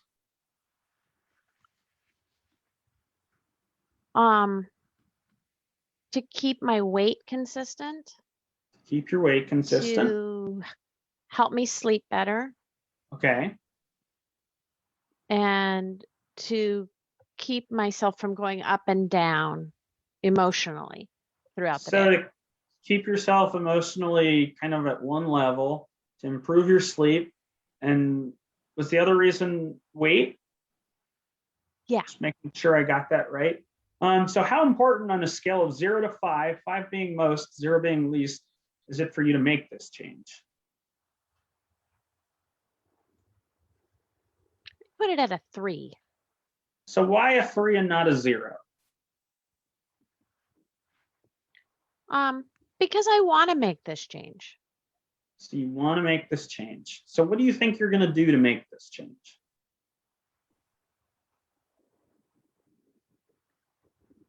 I think it helps if I commit it to somebody else besides just me. Okay, so you're going to commit it to someone else.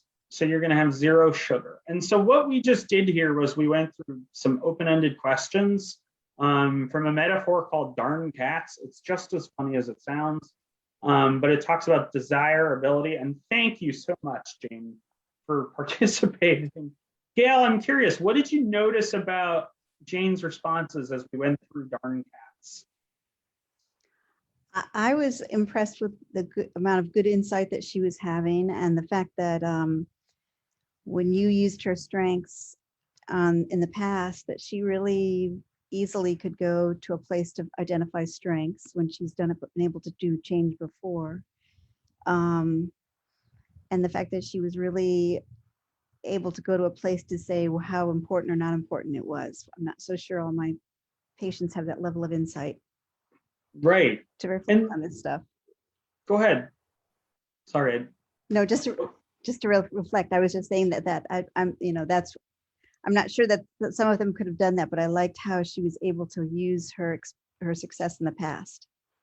Well, and again, like you're going to know your client best. And so some of these questions may be relevant for your clients and some of them might not, right? Like we're trying to get exposure to what are some of the tools of MI and how do they apply with somebody with autism. And so for some of your clients, like, I mean, you could totally do things about desire and reasons for change, but some of that, am I right to say that some of that like real, like that on a scale of 0 to 5 question might be a little harder for them? Yes. Gotcha. Yes, definitely. And right, so some of these questions might not be appropriate to ask. Like that was really a need question. So here we've got how important is it for you to make this change?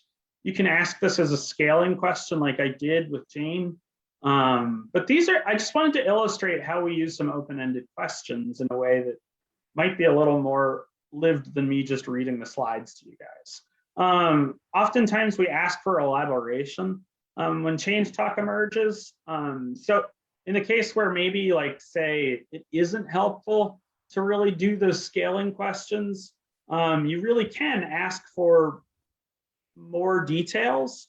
I find that to be really effective when that sort of scaling ability isn't really there, because again, the goal of MI, when we think about it from like a Mighty perspective, which is a MI coding tool, we really have to think about like, well, how do we increase change talk? And so rolling with the ruminations, there's this phrase, it's called step into the sustained talk. Ruminations tend to be very sustain oriented, I find. And so stepping into that can really make a difference. And these are some of the 10 strategies to cultivate change talk from Bill Miller. And I've just tweaked them a bit. But when change happens, we ask for examples, kind of like when we did that question of, can you think of a time you were successful? And what's nice about that is it really is strengths focused, right? Like the person with autism comes in and they have this experience with being doubted. Can you describe stepping into rumination? So yeah, I can do a good example of this. Just give me a second to think about this. So let's say I was in a relationship with a girl for a long time, and I am just like ruminating, like, wow, I suck. I'm not great. I'm really never going to get over this person. I'm never going to be able to move past this person who was my northern star. Like, and so this is the language. The clinician might say something to me like, so you're really struggling with this, Sean. Can you think of a time like before you were struggling? And tell me a little bit about that. And so I might say, well, this person was super kind to me. And before she broke up with me, we had a lot of fun hang gliding. And then it might be like getting me to talk about hang gliding and getting me to move away from that real rumination, because chances are I'm probably going to try to make it about like me as the client with autism, I'm going to make it for that therapist about this loss of this relationship because I'm stuck in the grief, right?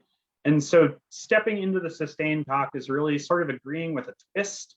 And so it's like, you start with the sustained talk and then you focus on the change talk. So it might be like, again, like that clinician did, like in this fictitious scenario. So I see you're really struggling with the loss of your relationship, but can you tell me about a time when you weren't struggling? Because that's going to indirectly influence me into asking a question or kind of shift my thinking. It's redirecting my thinking to something other than the breakup, right? Like that's the all-consuming grief thing that I can't get off. And so to make changes, I really have to get off that repetitive roundabout of this relationship I love just blew up. Does that kind of explain the answer, Jane, or is that confusing? Did that make it more confusing? Okay, cool. So that's what I mean by stepping into the sustained talk. So sometimes looking back can be really helpful. Like we did in that example with Jane, I asked her, what were some things before that helped you make a change? Or like when I gave that example of that clinician, like, can you tell me about a time when things were good?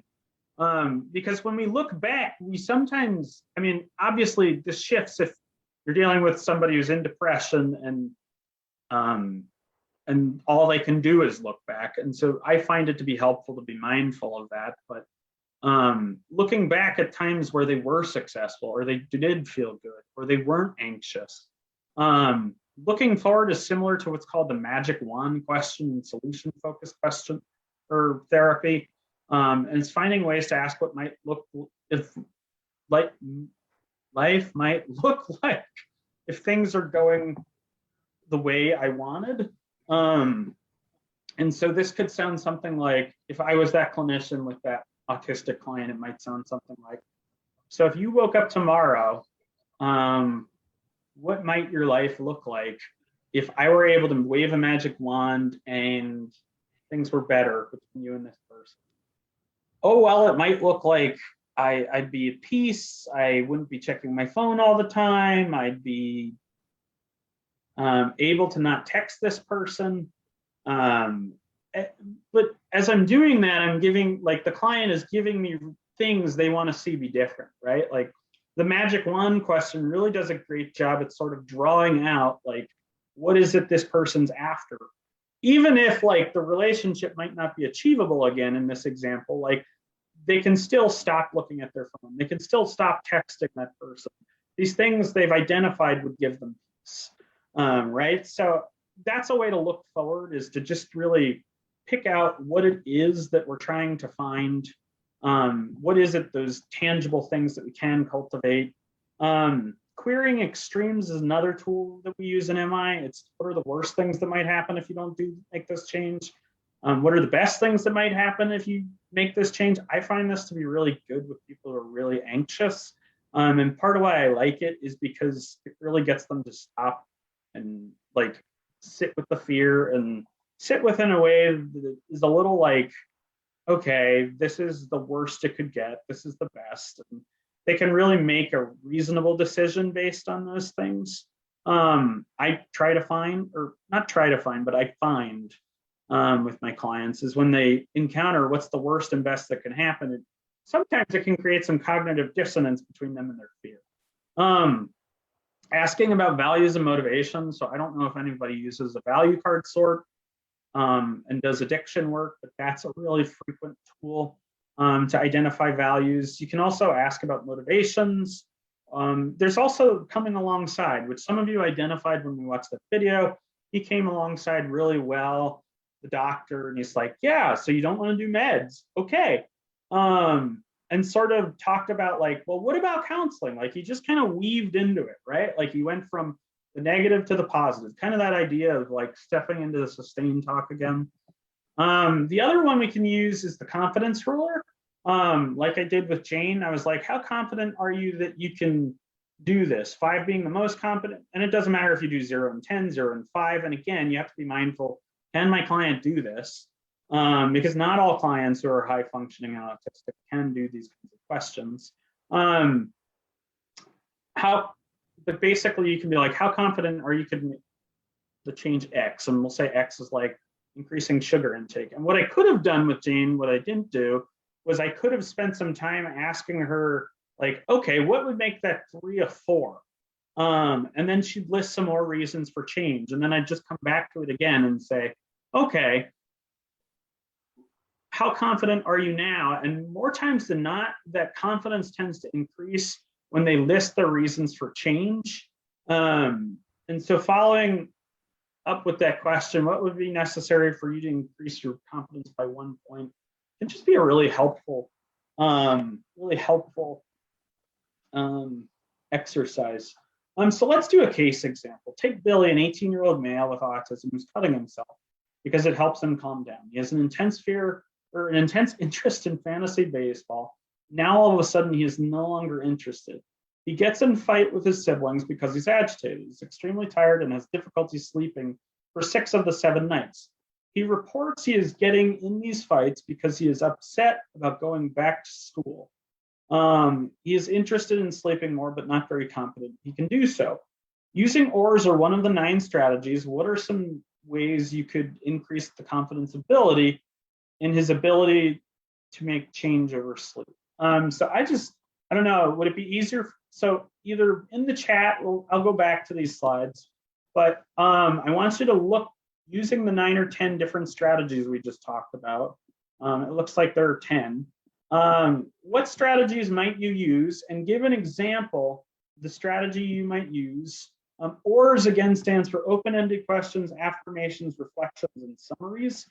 And so that is open-ended questions, right in here, open-ended questions. An affirmation is when you affirm somebody, come alongside them. A summary is when we sort of do these simple reflections, reflect back what was just said. feel like I'm missing one. And open-ended questions, we've gone over those. But either in the chat or just jump in, what are some ways or strategies you might use to help Billy, who has autism, he just wants to sleep more? Okay, so you've got, look at nights he did sleep. What was different? Open-ended question. I love that, Jane. Such a good example.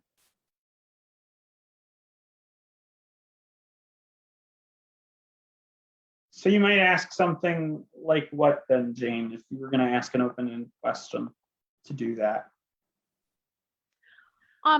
Might ask, you know, like what has helped him in the past with sleep and what was different on that night, so that somehow he was able to sleep, really looking at, you know, what he ate, what he did activity-wise, how his anxiety was, you know, maybe giving him some ideas of what might be getting in the way. Gotcha. I really like that. So in terms of the reflect or the open-ended question in that, how would you say that specifically? I guess I'd say something like, you know, it sounds like one of the nights of the last 7, you actually slept pretty well. Is that true? And then, So that, you know, tell me about that. So What's different? So the second question there was, I mean, you could weave those together and use the second one as an open-ended question. But if you were going to combine those into one question, how would you say that? And just make it an open-ended question, because the first one was a close-ended question. The second was open-ended.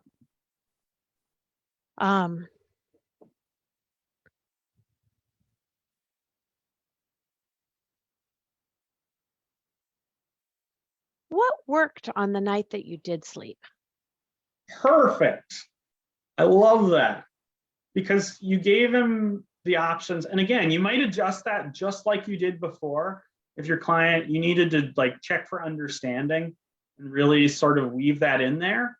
But I love that second one, because when you say what did work for your sleep, like you're really asking like this sort of open-ended question. And I love that. So we've got more open-ended questions. We've got, I'm gonna scroll up. Dipti said, ask how long the problem has been going on, or when did the problem start? And again, when you guys put these in the chat, I'd like you to use the actual question you asked, just like Jane did, as well as the strategy. I like Amy's. It says, ask him to describe sleep environment, habits, etc. Were there differences on the sleeping nights? Good open-ended question. Just like Jane's, it doesn't really tell us what it is. It's not a yes or no question. It has more than 2 options. That's an easy way that I differentiate it in my head. Or David's, what caused you to lose interest in fantasy baseball? These are great, guys. Is this helpful? Or maybe ask, Ivory put, ask about his nightly routine. Tell me about your nightly routine and how you wind down. I love that. Good open-ended question. Then we've got, how does he prepare for sleep? I love that. So do we feel like we're getting the idea here, or is it still really confusing, these 10 different strategies? How does he prepare for sleep? Good question, Andrew. Good open-ended question.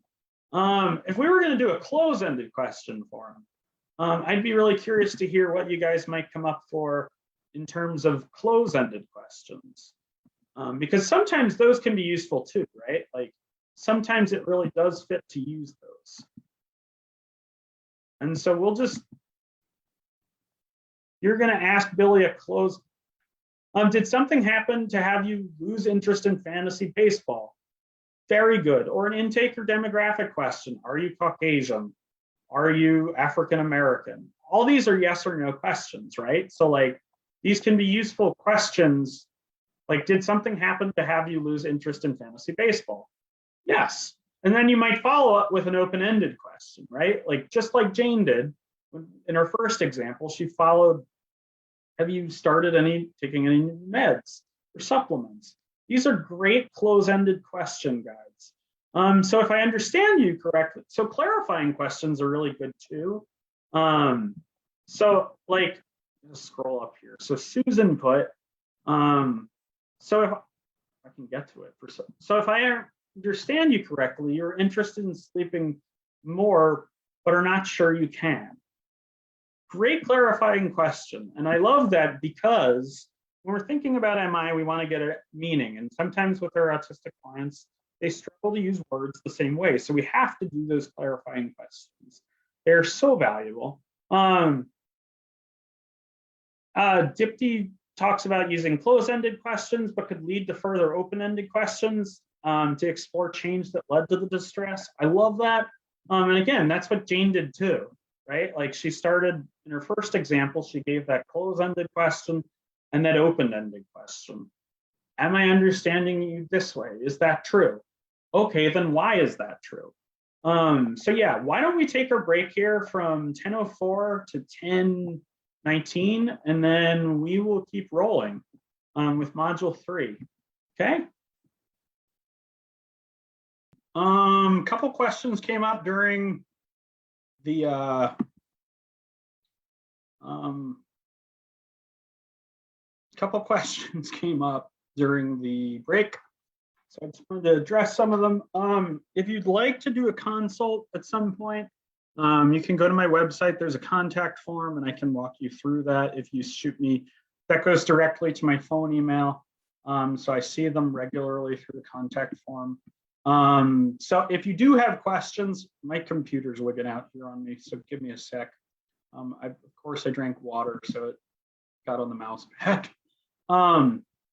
But yeah, so if you do have questions and you want to talk about a case individually, I'm more than happy to. One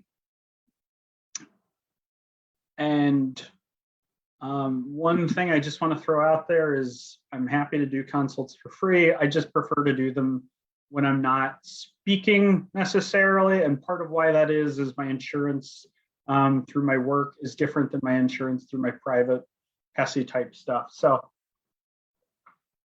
again, there's a, we've got all kinds of movement going on here. Hold on. So there was a really good question about what do I do with my clients when they just say, I don't know, or they struggle to find sustained talk or want to change anything. And so there's sort of two questions in there, right? Like the first one is, what do I do when they say, I don't know? One of my favorite things to do is actually to outsource that problem to a speech therapist if they have one. The other thing you can do is make a decisional chart, and sort of use that menu of options question we talked about. Why is my computer doing this? It's kind of creepy. And so, sorry about that. My computer is being a little bit wonky right now. I'm not exactly, so bear with me. I apologize that it's kind of weirding out right now. Hopefully that's the end of it. But really, like when you can use that menu of options type question when someone says, I don't know. God, that's really creepy. Now my mouse is moving without me moving it. Sorry.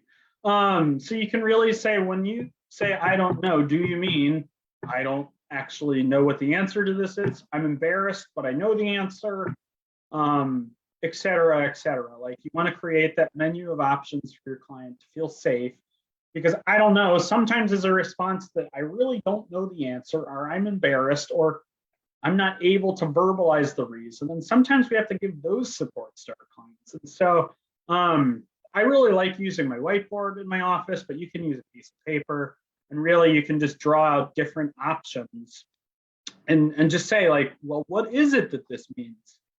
Because sometimes the work really, right, is of doing that linguistic, like, how do we differentiate what you mean here? Because maybe they don't know, but maybe they do know, and they just don't have the words to kind of cultivate it, right? Like our work as clinicians is to really give language to experience. And so that's what we have to do. In terms of that latter part of the question, I'm trying to remember what it was now even. In terms of like, what if the client doesn't want to make change? Well, like, this might not be a very satisfying answer, but MI presupposes, in the spirit of MI, the clients are experts on their own experience. And so I think we have to honor that, right? Like, we want to honor client right to self-determination. Like, people have the right to fail, and they also have the right to play video games for 8 hours at a time, even if we know it's a really bad, like, that doesn't mean they do. And people have the right to sit in their sustained dog, right? Like, I think it's one of the biggest illusions is that we can control our clients. And the truth is we can't. We can help influence their decisions.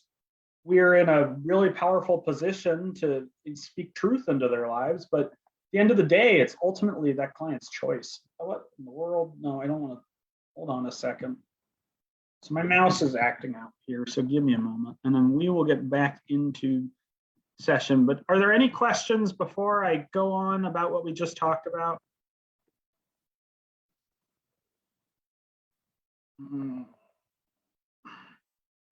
Yes, no. I'm not seeing anything in the chat, so I'm just going to move on.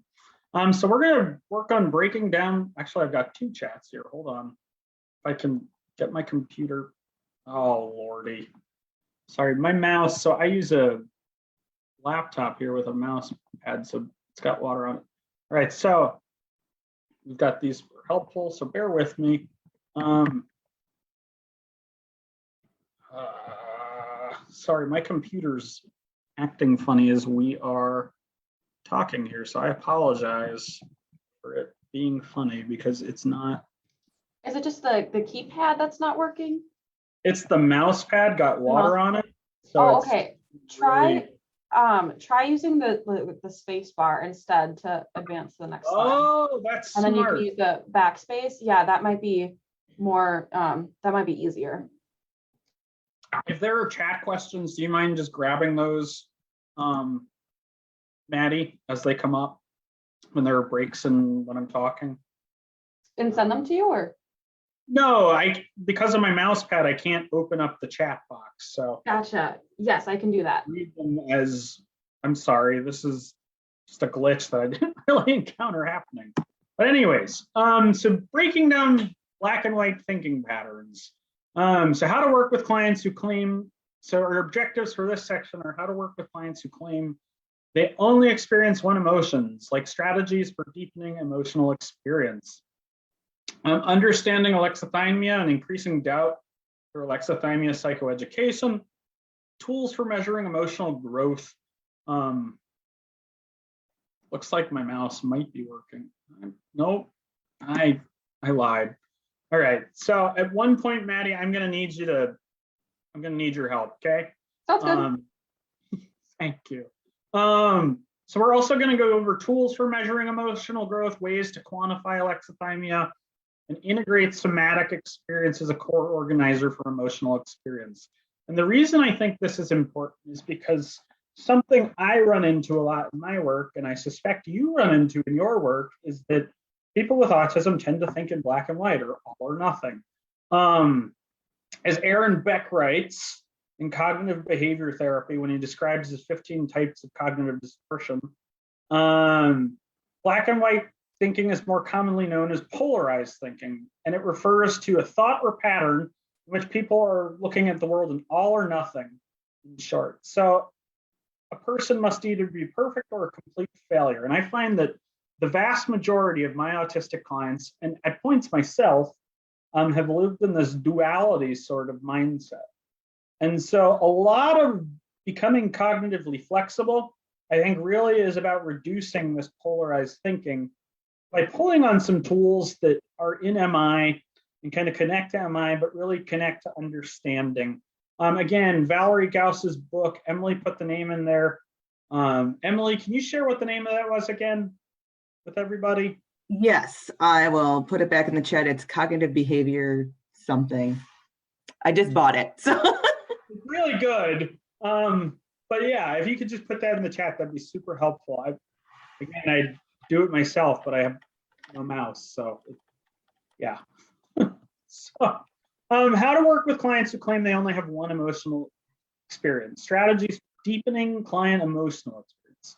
When we work with a high-functioning autistic client who claims they only have a singular emotion or see the world in all or nothing, often the work starts an assessment and moves into the treatment plan, right? So like some of my clients, when they come in, like our whole work is really like just trying to deepen that emotional experience, like to sort of, and the way I explain it is like when people live at extremes, it's because they're not connecting to all their emotions, right? Like for me as a person with autism, and I'm only one person with autism,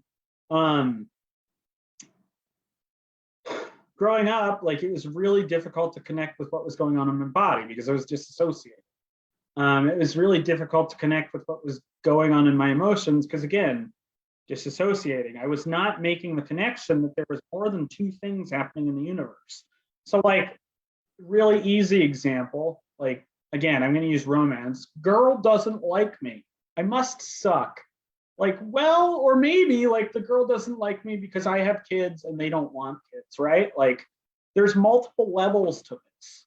It might be that they think I'm a great person, but you know, in reality, like there's more levels to this. So this experience of not being able to touch our emotional experience or describe it is really called alexithymia. It's this idea that we can't describe our emotions and we can't, I'm trying to think what the word is, describe and identify how we're feeling.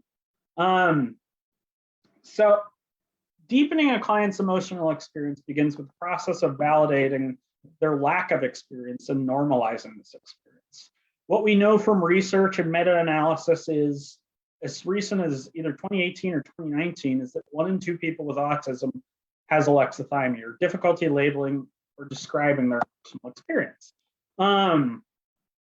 So our work in deepening a client's emotional experience begins by understanding the disconnect with high-functioning adults is struggling to make this connection. And it's sort of, as the clinician, you're really assessing, can they access their feelings or not? Or can they label them? Like, they might be able to say I'm mad, but can they really give you the depth of what that means? Happy, mad, sad, glad, disgust, and fear are really our basic 6 emotions. Some might argue there are 9, but we can have a debate about that some other time. You also want to look at what's body awareness like for the emotional experience. And are there any sensory integration issues that intersect with the client's physical experience of emotions? And again, like some have mentioned today, like, are there any, here it's doing it again. Are there any cognitive barriers to emotion? So there's all these different levels to emotional experience. There's body, the sensation, are they connected to that? Is there any access to the emotion, or are they disassociating because that emotion is too intense to go into? Or is there any cognitive appraisal of this emotion going on or not? Deepening this emotional experience really is about making these connections with our client's emotion. And so it's beginning to take that black and white and trying to help your clients see colors. Alexithymia, though, is not a mental health condition. It's a personality dimension that affects nearly 1 in 2 people with autism. It also affects other disorders, but really it's these 3 areas: difficulty identifying feelings, difficulty describing feelings, and extrinsic oriented thinking patterns. Here I've broken down the meta-analysis a little more for you. I'm not going to read it to you, but I find this fascinating, is that people with alexithymia actually tend to struggle with eye contact just as much as people with autism do, or not as much, but they tend to study or struggle with it, right? Like, so if the biological imperative is to be able to see faces to survive because there are threats in the jungle, right? Like, those that have a longer time to seeing facial expressions are going to be at a biological disadvantage. So in research, people or researchers on alexithymia, this isn't autistic people, but this is just people with alexithymia had a harder time describing feelings in 1-second presentations than in 3-second presentations of faces. So the longer the people with alexithymia saw a person's facial expression, the better they were at describing the feelings, right? So it's unclear if autism or alexithymia is what's contributing to the difficulty with eye What is clear is that the lack of eye contact makes reading social cues markedly more difficult. And what is clear is the lack of visual attention may account for some of the social challenges faced by people with autism. Stephen Porges in the his talk on polyvagal theory and autism at the Autism Summit does a great job of talking about this. I'd encourage you to go look at it. But really, like when we think about the biological disposition here, like it is less more adaptive to have a longer time recognizing faces because you're more likely to get eaten by a saber-toothed tiger in the jungle.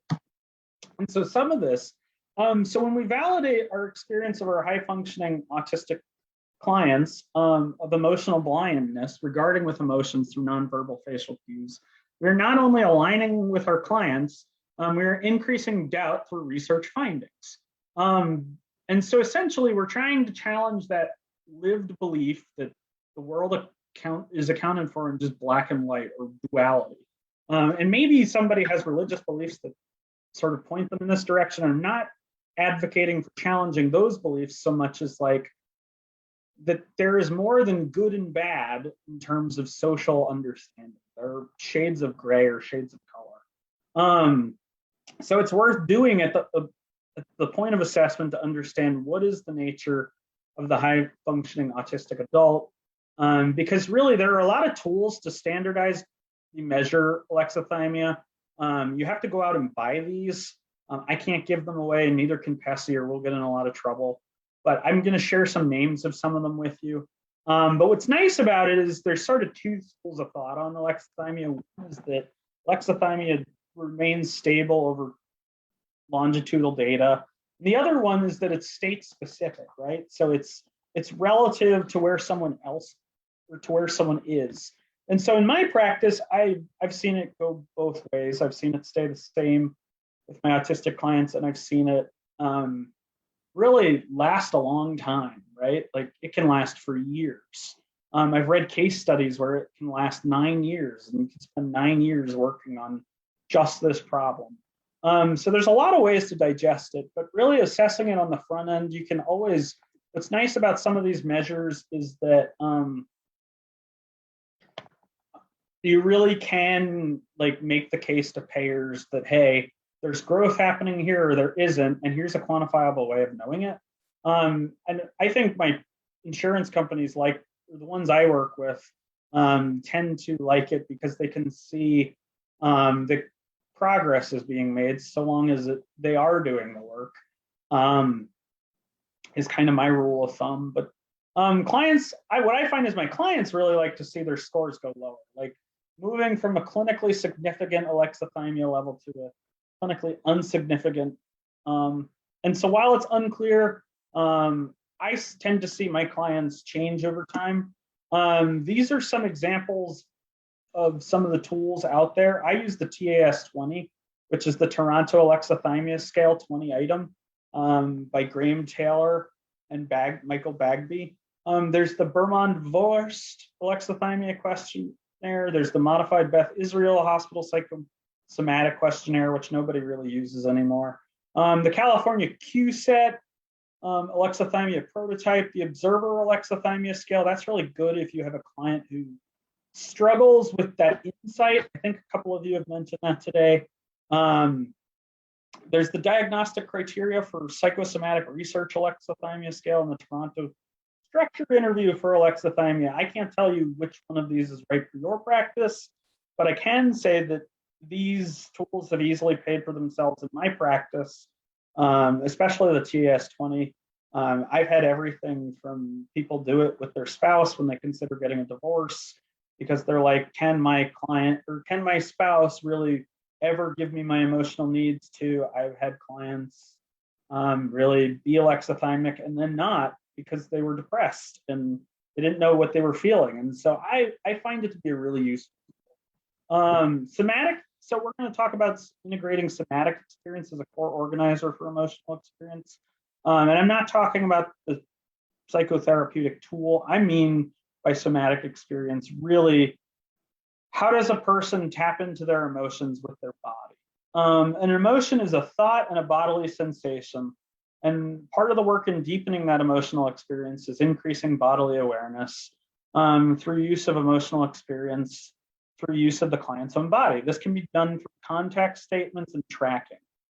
Tracking is a series of validations that show the client you are following along with their experience. And really, like, I don't like to do this without, here we go again. I don't like to do this without camera, but if, when I do trauma work, I use sensory motor, but really you can validate a client's emotional experience when you're in person with them or over video, and you can mimic what they're doing. And so tracking really is reflecting in your body, like, okay, I see what's going on. Context statements are close-ended questions that connect to the client's body somehow and help the client develop awareness as they experience emotion. So for instance, it might be your leg seems to be moving a lot as you talk about this very gut-wrenching story. Like, we're bringing awareness to that emotional experience in the body, because really what we're trying to do is cultivate mindfulness, right? Like, you can't really be aware of your emotions if you're not aware of where your emotions are happening in your body. So some of our work as therapists or helpers can really be just pointing things out and saying in a very gentle way, like, hey, I think this is happening. By using tracking and context statements about the client's emotional bodily experience, we cultivate that mindfulness. And these techniques are intended to be closed-ended statements some of the time, and shouldn't be done in the form of a question. Like, these really are like, and it's going to feel a little not MI, right? Because in MI, we're very much allowing our clients to be the expert on their experience, but we're assuming if we know they have alexithymia, they are not able to be experts in this experience. Hold on, I'm going back. Matt, I'm trying to think of her name. I'm totally blanking. Amy writes, sometimes I feel as if I teach emotional language, not that they know what they feel so much as they don't know how to say it. And that's kind of right, the experience that we're talking about is this experience of not being able to really get in touch with sort of that emotional experience, but it occurs on all these domains, right? Like, it's a bodily sensation and a thought. And so we have to help them get language for that thought, get language for what's going on in their bodies, because emoting doesn't come inherently to everyone. If we presume this emotional blindness, though, this black and white thinking pattern, the work is very much psychoeducational on the front end. So it's okay to front load some of this emotional stuff, because again, it's not that they don't have emotions, it's that their awareness about their emotions is minimal, or their ability to connect with them. And part of the work really becomes building that and cultivating that. Gradually, the work moves from closed-ended statements into more organic conversations. And eventually, like, what I find is narrative tends to come up. Like, people like to tell stories, and I might go, so what emotion do you think you're feeling? Or what do you think you were feeling there? And they can start to put it together. I can get my, so how do we address binary-based ruminations through building vocabulary? According to Merriam-Webster, to ruminate means to go over in the mind repeatedly and often causally or slowly. And again, part of the diagnosis, right, is ruminations. And so these ruminations are restrictive, repetitive, and stereotyped patterns of behavior. The strategy I propose you guys use is the Atlas of Emotions. And so we're going to go to that, and then we're going to cultivate ambiguity. Like, it feels very Socratic to ask open-ended questions, and it might feel a little uncomfortable when you have all this silence coming from your client, and you might get a I don't know, or I'm not sure. And some of those tools we talked about after we started the break come in really handy. But really, we want to raise doubt and cause ambiguity about the world being a binary thing, because again, we're trying to build some awareness here. So Paul Eichmann is an American psychologist who did cross-cultural research on facial expressions of emotions. Oftentimes, I really like this free resource. Yep, so this is the Atlas of Emotions. And just click, you have to click to get through it. It's kind of annoying at first because you have to Go up to experience on top. Do you see where it says timeline and experience? So what's really cool about this is you have all these different emotions, and sort of the way Paul Eichmann conceptualizes them is as continents, right? So Maddie, pick an emotion that sounds interesting. Enjoyment. So you pick enjoyment, right? So like, then you get all these different expressions of enjoyment. So just click one that looks interesting to you, Maddie. So peace. So you get this experience of ease and contentment. Why don't you scroll down as well? So yeah, pick peace again. So you can either maintain or engage and connect. So if you pick like maintain, let's say, you get this really cool little like, this is a constructive, useful response to the emotion. You continue to do to what, I mean, you get the idea, but you can do this with nearly any of the emotions in this atlas of emotions. And I recommend you guys come back to this tool. You may have your own, but this is just a tool I have found to be really helpful for my clients, because a lot of times they don't know the words for emotions, and it's kind of like a color wheel, like, right? It, where there's all those different labels. But what's nice about it is you can kind of hone in a just a really aesthetically pleasing way. So why don't we go back to the presentation now? So this is the Atlas of Emotions. It's in the slides. So yeah, let's keep going. Okay, in motivational interviewing, we look at the resistance through the lens of readiness for change. So sort of on this continuum of either a person is not ready to change, to they're ambivalent about change, to they're ready to change. And we sort of think about it as a bell curve, right? Like on the left end of the bell curve, we've got they're not ready to change. There's lots of sustained talk. In the middle of the bell curve, sort of that bell part, we've got, there's ambivalence. They both have sustain and change talk. And then on the right side of the bell curve, we think about the readiness for change. So in our approach, we are applying cognitive behavioral therapy research that people are in the habit of emoting and then reacting. So really, we're using that idea from cognitive behavior therapy that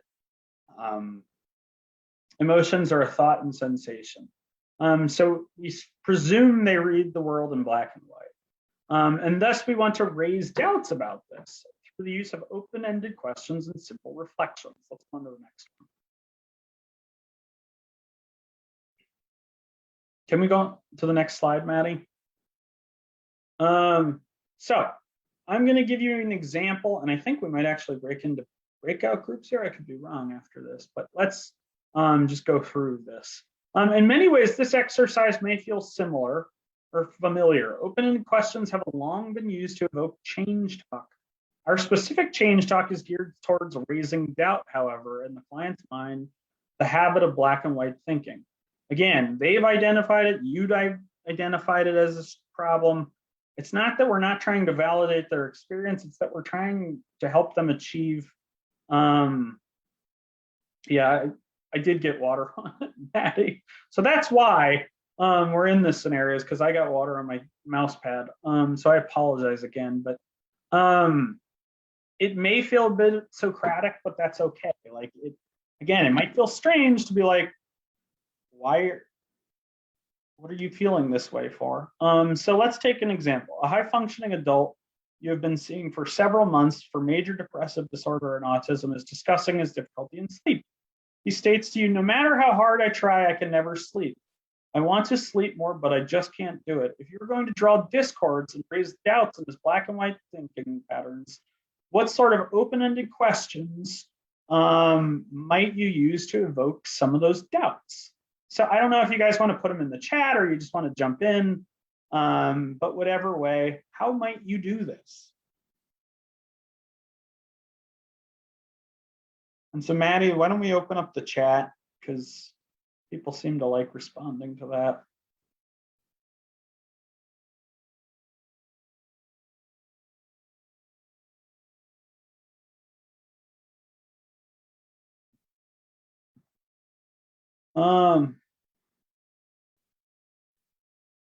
Is someone able to force sleep on themselves?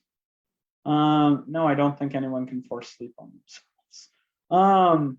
Was there ever a time when you have been able to sleep? Okay, so using that magic sort of magic wand question or asking for a time when they were successful. He must sleep some, so having him question that statement, right? Because he's looking at it in black and white. Okay, now I get your question earlier. I apologize. Yeah, that was a really good one. Can anyone force?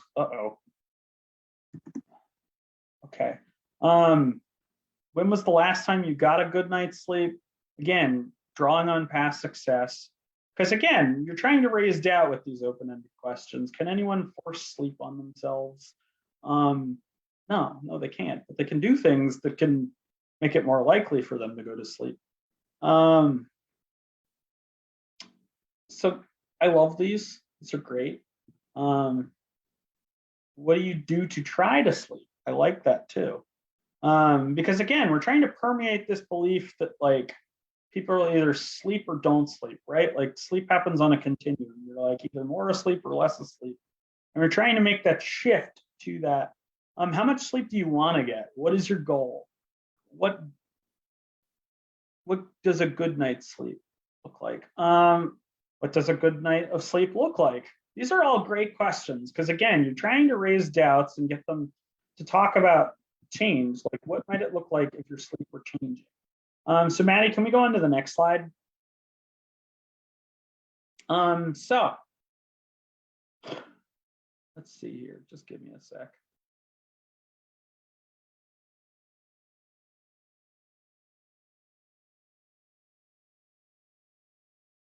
All right, so we've got some of these you guys already even gave us. So, what barriers are there to you sleeping wasn't mentioned. What has helped you sleep in the past successfully was mentioned more than once. Did you get a good night's sleep yesterday? Where do you sleep best? And so you guys have given some really good examples, but all of these are open-ended questions. You need to understand his baseline because he may actually think 10 to 12 hours of sleep is the goal. That's a great point, Amy, because, you know, like there might be some confusion. I don't know if you guys use the National Sleep Foundation at all, but I do. That's my go-to because they have pretty good recommendations on sleep. But it can be really helpful, like Amy's saying, to just sort of like, is what we're expecting matching what's actually happening? So then let's go to the next slide, Maddie.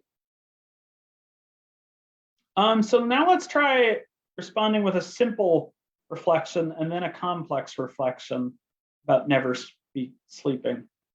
A simple reflection is a reflection which merely reflects back what is stated. You really want to go to sleep. So your client might say something like, I always want to sleep. And you might reflect back, you really want to go to sleep. Or a complex reflection or reflecting with a twist, which we've touched on before, much like a simple reflection reflects back what was stated but adds a twist. It ends with the respondent in the direction of change. So if we say to this high-functioning adult with sleep problems, you say you can never sleep, but you really want to sleep, or it sure seems like you struggle to sleep, but you sure want to. We're really ending in the direction of change. Back up. And so similar to last time, think of a simple and complex reflection you might say to one client. Once you have one of these written down, feel free to share it in the chat, to share with the group. I'm just going to give you a sec. I want you to think of a simple reflection or a complex reflection and just share it in the chat here. Either one, just pick one. You don't have to do both. That's a lot of mental work for a Monday in my mind. So yeah, do I have any examples of simple reflections that somebody could put in the chat? Someone said you feel like you don't get enough sleep. You said that you had a nightmare last night. Okay, so you're reflecting back what the client said. Sleep sounds really important to you. These are all great simple reflections, right? So a reflection just reflects back what is said. Now, how about complex reflections or reflecting with a twist in the direction of change? It sounds like you are having trouble sleeping as much as you want, but you want to sleep more. I love that, Kathleen.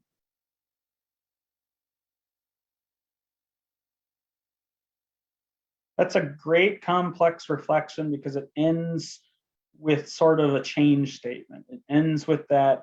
So you actually are capable of doing it. It's that whole, we're going to step into sustained talk thing we talked about before. And again, that example Kathleen gave, great one. Any others?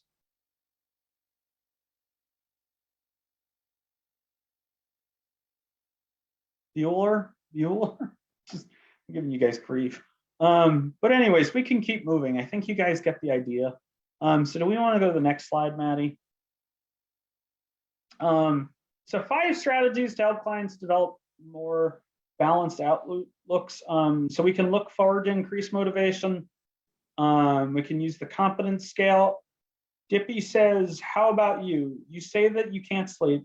What would it look like the next day when you can sleep? That's a great complex question, open-ended question, and sort of a complex reflection all at once. And right, like sometimes that's how they come out. Like they come out like questions. And that's what makes it, am I really like an art form, is you can ask a question, but it can actually be a reflection, just like Dippy did. Or Dipsy, I hope I'm pronouncing your name right. I'm sorry if I'm not. We can use. Good. That was good. Dipsy's good. That was good. Yeah, that was good. Yeah, you're saying it right. All right, I just don't want to say it wrong. I feel like that wouldn't be okay. So we can do the confidence scale and repeat like we did in the past with open-ended questions. I really like those CBT visualizations that are really aesthetically pleasing from, I'm trying to think what it is, from the Atlas of Emotions. We can also do psychoeducation on cognitive distortions. So in my previous training, they related mood or sleep to colors, lavender or blue. William, can you tell us more about that, or are you still in your car and not able to talk? Because I'd be really curious what you mean by that. And I wonder if anybody else is.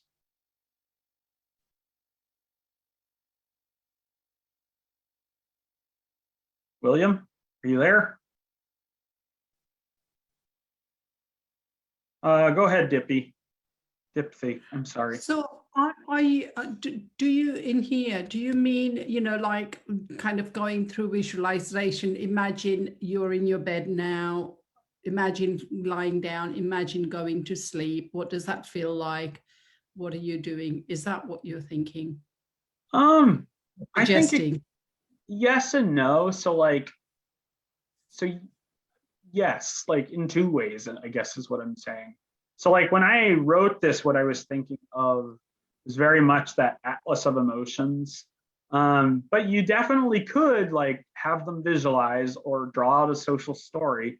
Like, well, what does it look like when you're sad? Or using a story about like, I don't know if you've ever heard of wordless books, but they make these books that really describe like emotional experiences of people without words. And so that same concept, right, of like, what does it look like when you're sad? What does it look like when you're happy? What does enjoyment look like? What does peace look like? Does that kind of clarify what I'm saying? Sure, yeah. It was kind of, you know, it's almost like an externalization to kind of have a mutual understanding. Yeah, because I mean, really, you're creating meaning, right? Like you're trying to help your clients create meaning for what makes sense for them in their life. Because one client, when getting anxious, might like bounce their leg. The next one might lean back and might be totally different. But it's really about you and that relationship cultivating that shared meaning. For what does this emotion look like for you? And I find visual adaptations to be a great way to do that. So good question. Any other questions before we keep moving? All right, so we're going to keep going. Maddie, why don't we head to the next slide? So here are some questions that we might use to look forward. What are some strengths supports you can draw on? I feel like you guys are starting to get this. What are some hopes for the future? Why don't we go on to the next one, Maddie? Confidence, the scale and repeat. In this approach, we focus on measuring confidence, evoking confidence, and then measuring again where the client is at with high functioning autism. Use of MI in this scenario is specific in its regard around increasing confidence. So instead of looking for change talk, we're looking for increased confidence. The goal just slightly shifts. We're focusing more on being confident and helping our high functioning autistic adult achieve that behavioral change they want to see in their lives, like more sleep, less cutting. To facilitate the learning of this strategy, we're going to do an exercise called Rowing for Confidence. This is an exercise, is an adaptation of one by David Rosengren, Bill Miller.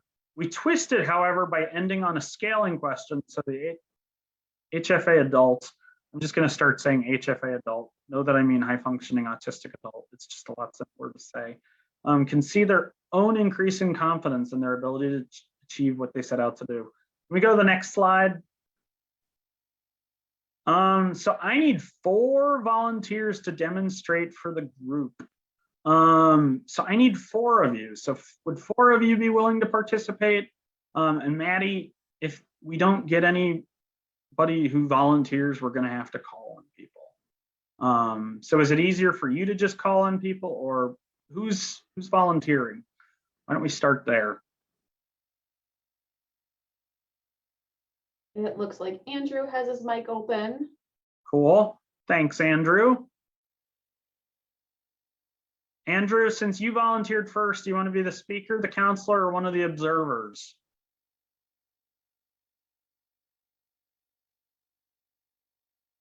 Andrew?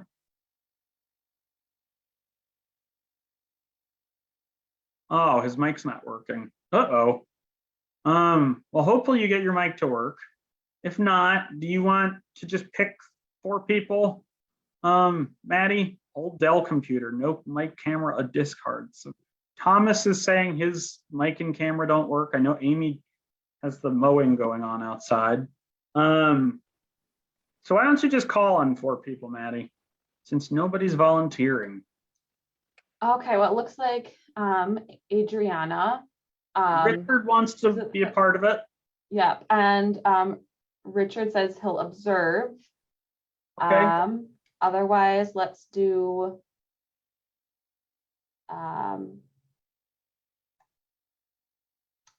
David. I don't believe you have done volunteered yet, and let's do Joanne. All right, so we've got David, Joanne, Richard, and who? Adriana, me. I'm having some computer difficulties too. My desktop is in the process of crashing and I've flipped over to my iPad. So I might be better in the observer role because I don't know. I have a harder time switching back and forth on things with my iPad than my desktop. Sure. I'm available, but my video is not functioning right now. That's okay. Observation is really more about listening in this scenario. So that is totally fine. Again, go through. So we've got Richard, we've got Adriana, we've got, who are the 2 others? Should write these down. I had Joanne, and it was Joanne, David, Adriana, and Richard, I believe. All right, so Adriana wanted to be our observer, as did, I want to say, Richard. So that leaves Joanna and who was it again? I'm really bad. David. David, do you want to be the speaker or the counselor? I'll be the counselor. All right, so then Joanne, you're the speaker. So David, I need you to give Joanne one thing you'd like to be more confident about in life, or one thing you would like to change, or have good reason to change, or believe it is important to change. But so I'm going to be the speaker then? Yep, that's what you wanted to be, correct? Or did you want to be the counselor? It's fine, I'll be the speaker. Okay, I appreciate you adjusting with me. If you want to be the counselor, that's fine. It's no problem.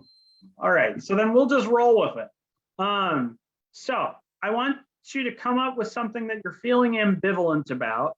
And Joanne's task is going to be to use open-ended questions, affirmations, reflections, and summaries to try to get you to talk about this thing you're ambivalent about and try to get you to move in the direction of change. Can we go to the next slide real quick, Maddie?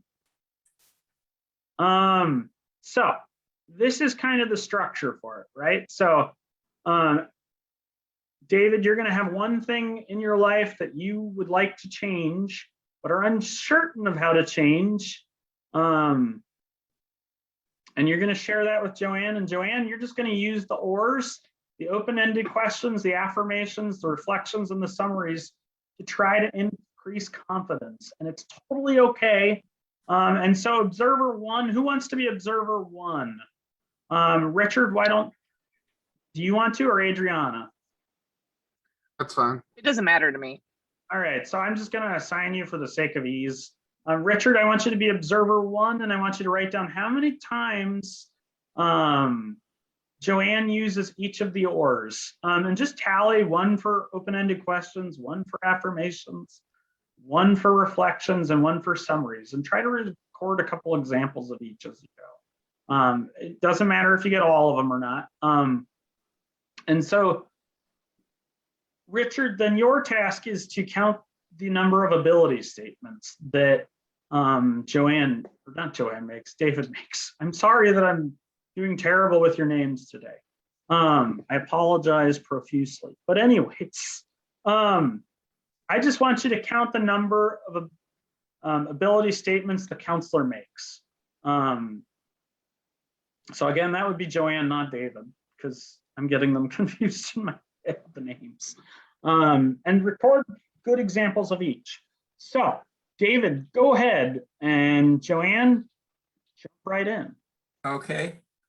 So I'm an English major, and I'm doing really well in English, but I have a prerequisite in math, and I hate math. I'm terrible at math, and I'm kind of not going to class. But if I fail my math, then I'm going to have some problems. But I can't get myself to go, and then I can't get myself to do the homework either. It's just too much.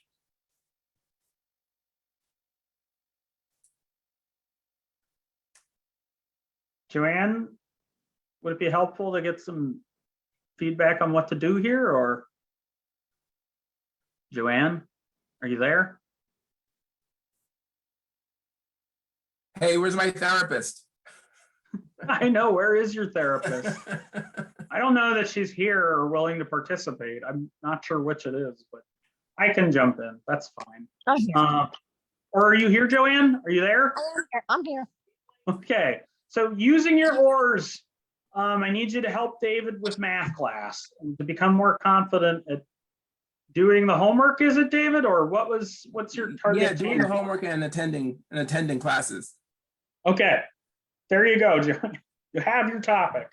So using ORs, help him navigate through this towards wanting to make some change. The only thing is I can't get the ORs because I only have one device. Okay, so open ORs stands for open-ended questions, affirmations, reflections, and summaries. Okay. So could someone give in the chat, can someone help Joanne and by giving her an open-ended question to use?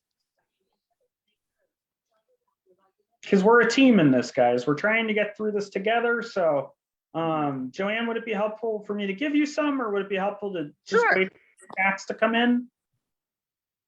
Well, either way, I'm listening.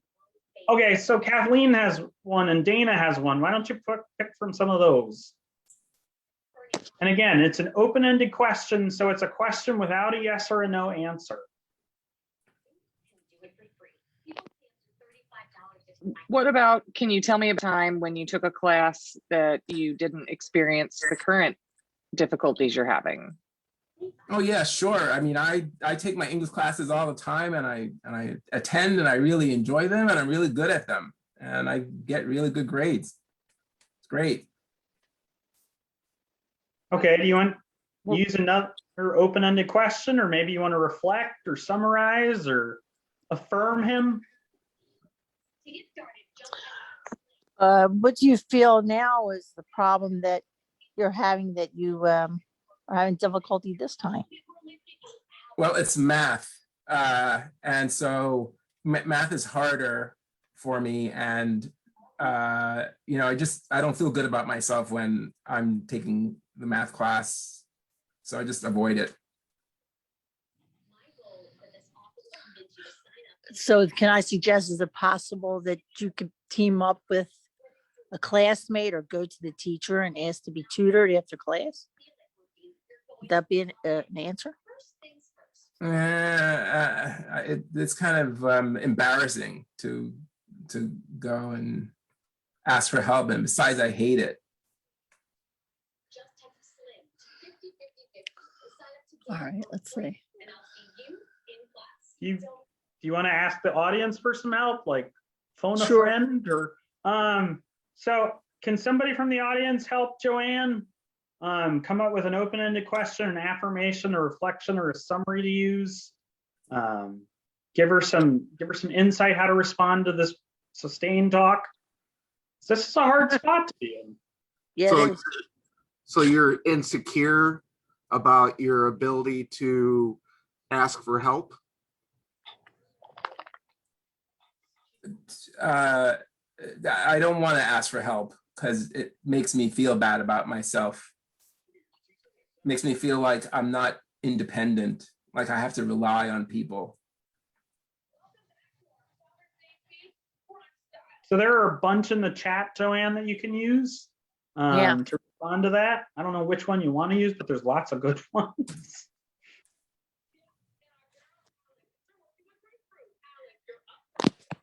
See, I'm not getting the chats. Oh, do you not see the chats? No. Let me see if I can. Maddie, do you want to read some of the chats? All right, now one popped out. They're popping up.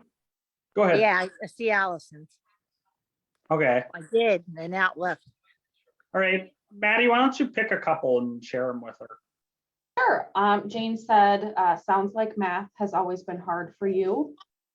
Rebecca says, math is hard for me too. When was a time you used math and you felt good about it? Allison says, so it sounds like you really don't like math. What are some reasons why you are taking this class? And Dana says, how do you see yourself in other classes when you have challenges? Yeah, they're And all you good. can use any one of those, because again, Yeah. we're looking for either an open-ended question, an affirmation, a reflection, or a summary. What he just said to you.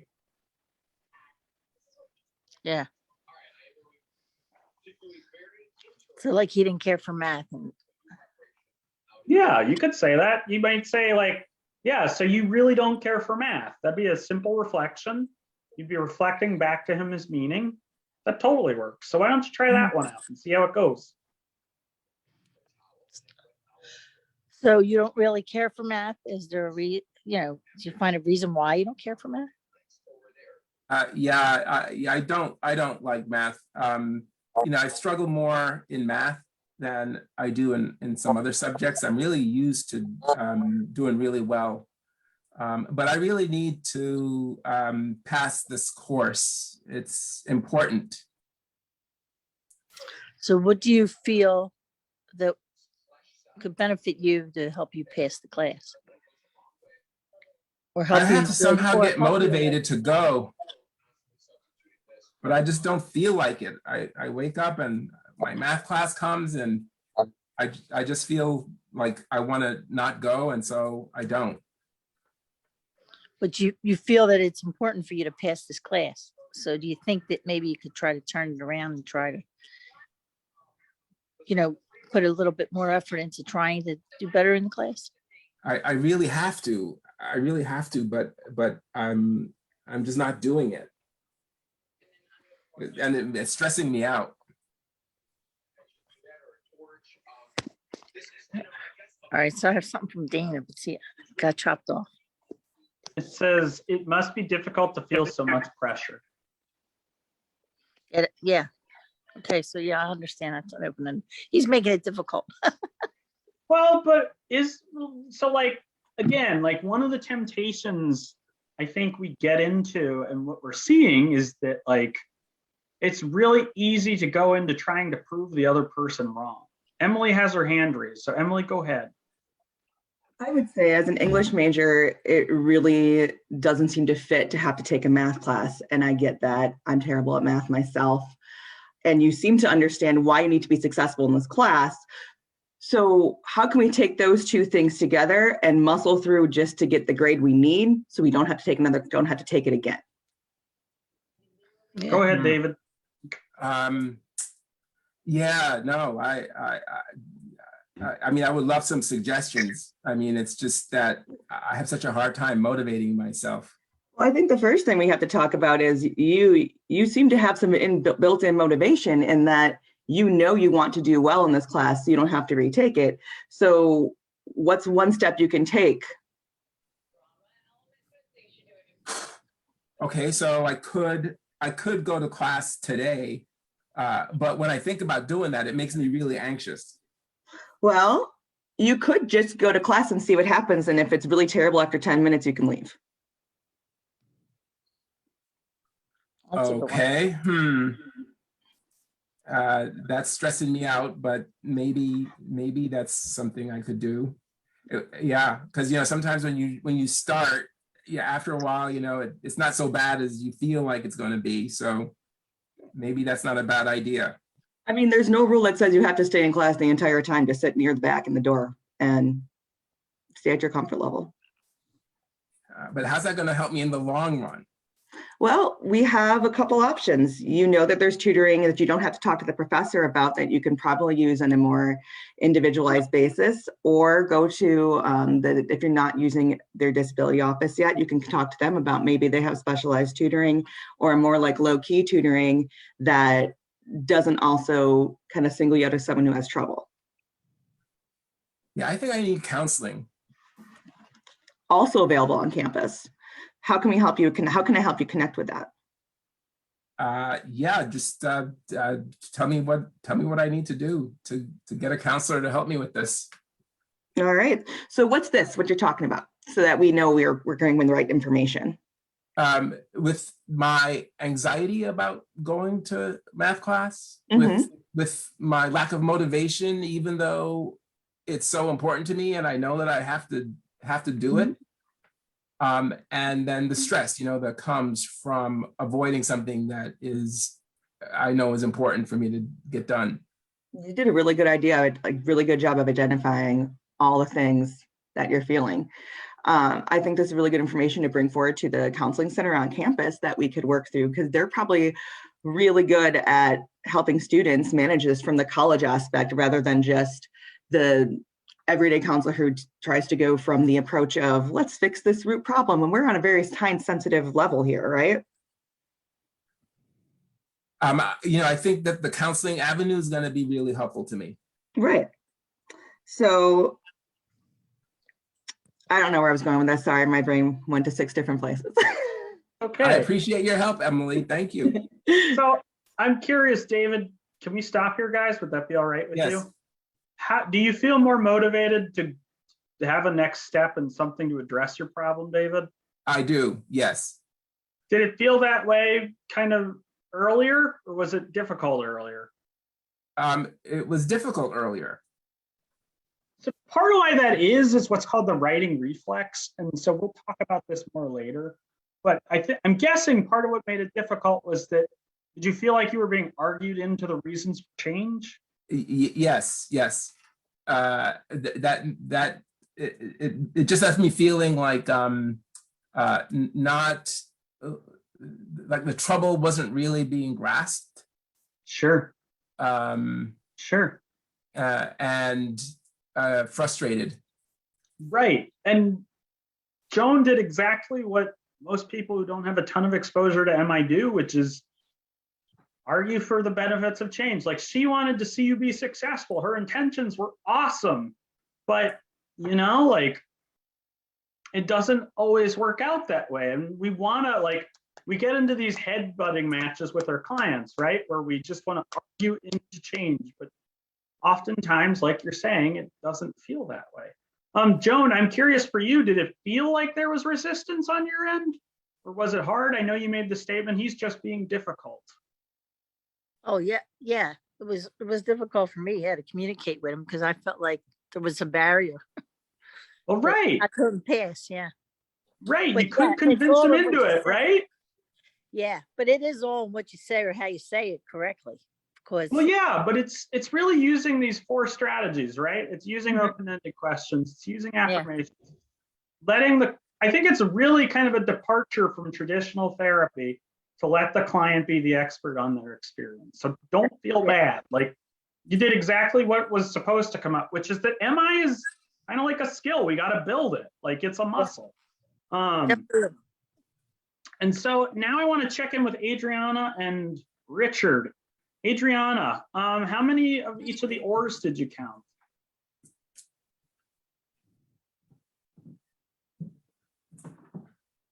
Adriana? Sorry, having computer difficulties. There we go. Feel that. I thought that I was counting the ability statements, so I got that Okay, confused. then I just do the apologize. ability statements. Go I ahead. think, So, I think he accidentally told me to do both. oh, I'm sorry.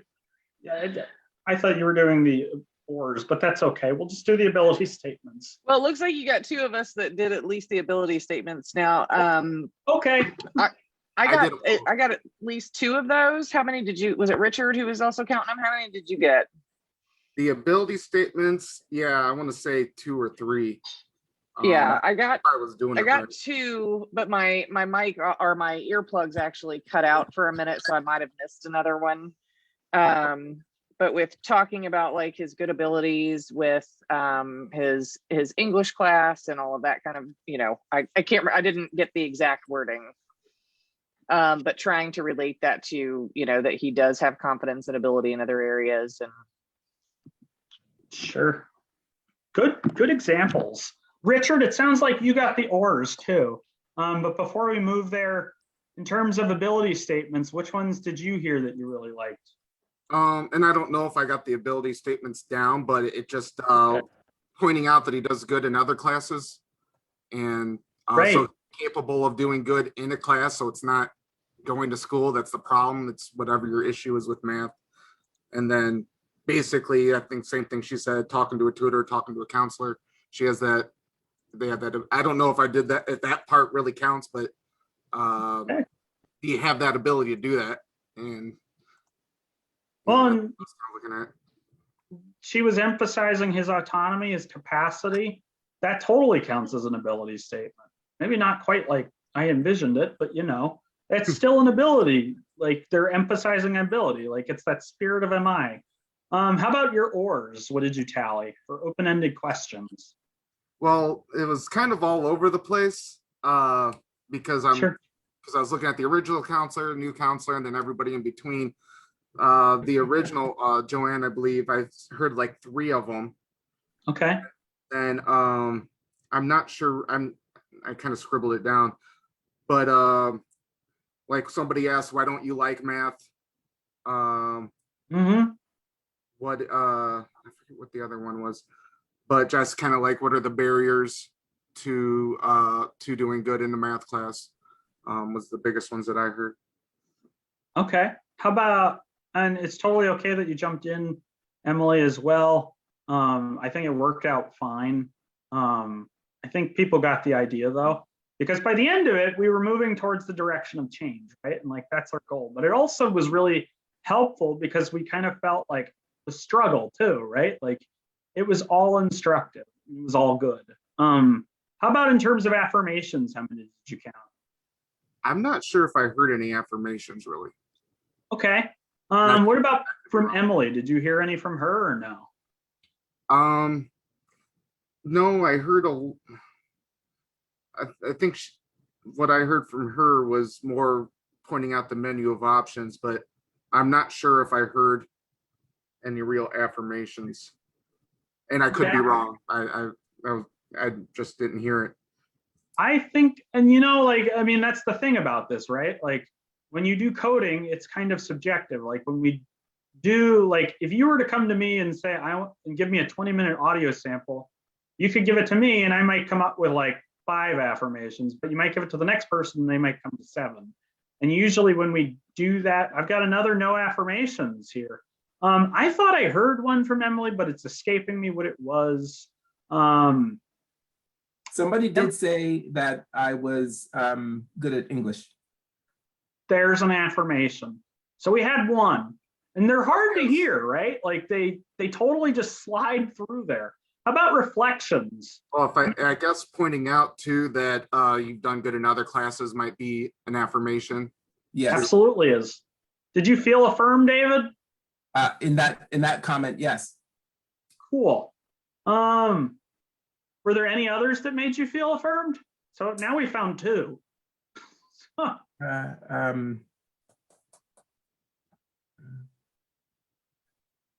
Yes, I think that was it Emily? Yeah, I think her line of questioning felt like supportive and as though she cared about where I was going, what was happening.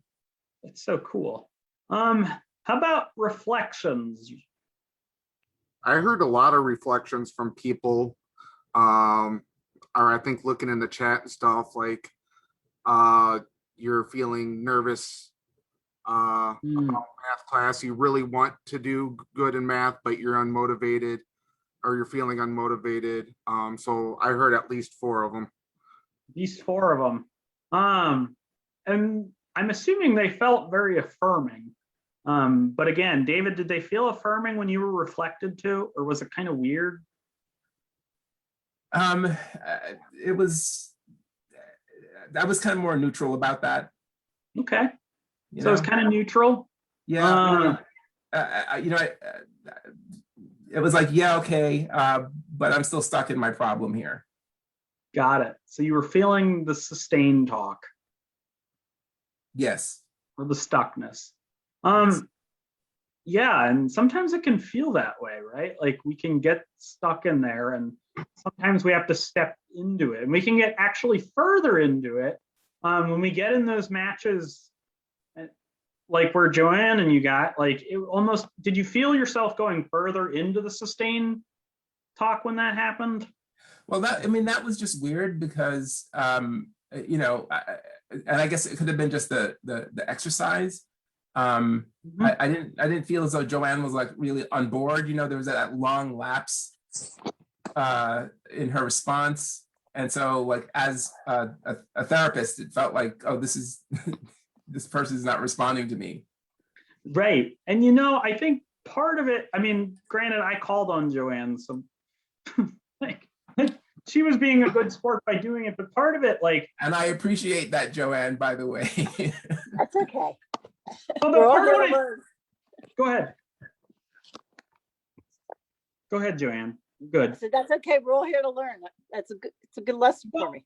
I think it was really helpful, actually, that you did that, because I think we all have the temptation to do this, right? Like we all have the temptation to like argue for the benefits of change. I don't know how many times you guys get into fights with your significant others about these things, but I know I do.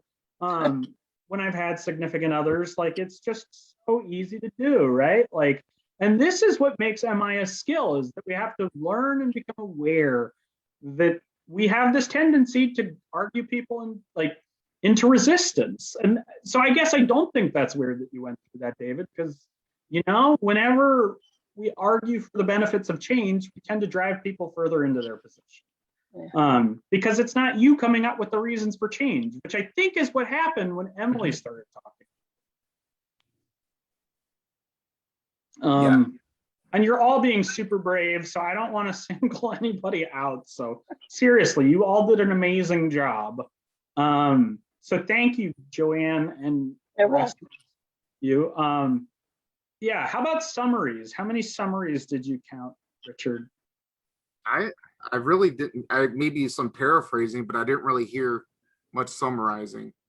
So how many paraphrases did you count? I probably heard about 3 or 4. Okay. In there. And so paraphrasing can be the same thing as summarizing. Like you're really just trying to say what the person said, and it might feel silly to say it, right? Like it's like, okay, I'm just saying back what they just said. But really, it does make a difference. Let me see here.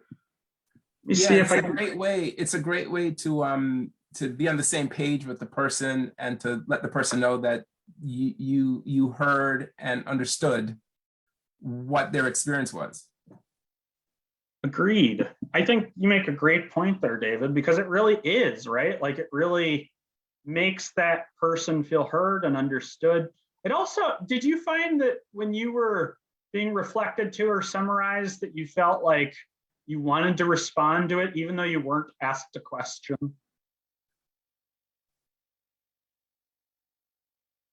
Like yes, did the yes, absolutely, because that's what happened with Emily. You know, she was sort of reflecting back that it was important to me, and that then pushed me into sort of identifying what I thought I needed to help me to overcome the issue rather than just, you know, avoiding it. So you actually felt like you had to come up with your own answers. Yes.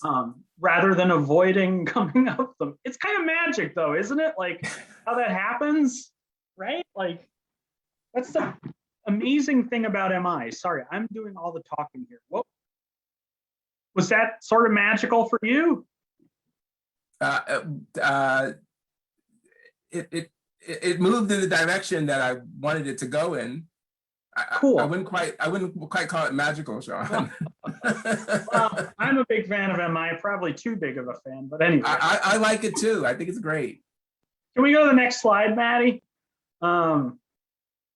So we just did a ton of exercise. So I feel like since we're getting close to lunch, it might be a useful thing to just talk about this exercise. Are you guys okay with us not doing another exercise since you all were really good volunteers?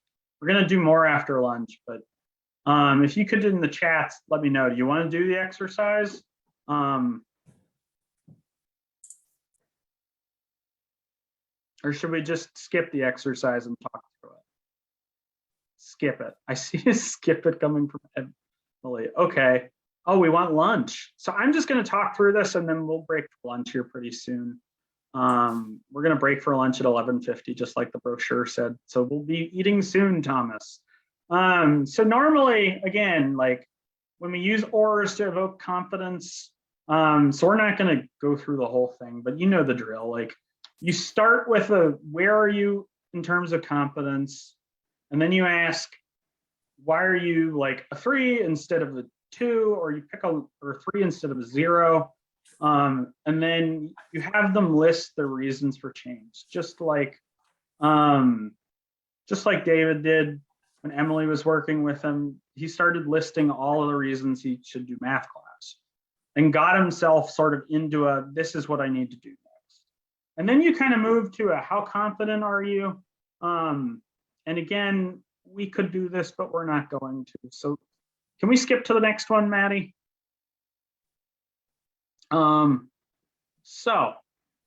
Normally we just do some debriefing here. So let's go on to the next slide because this isn't super relevant.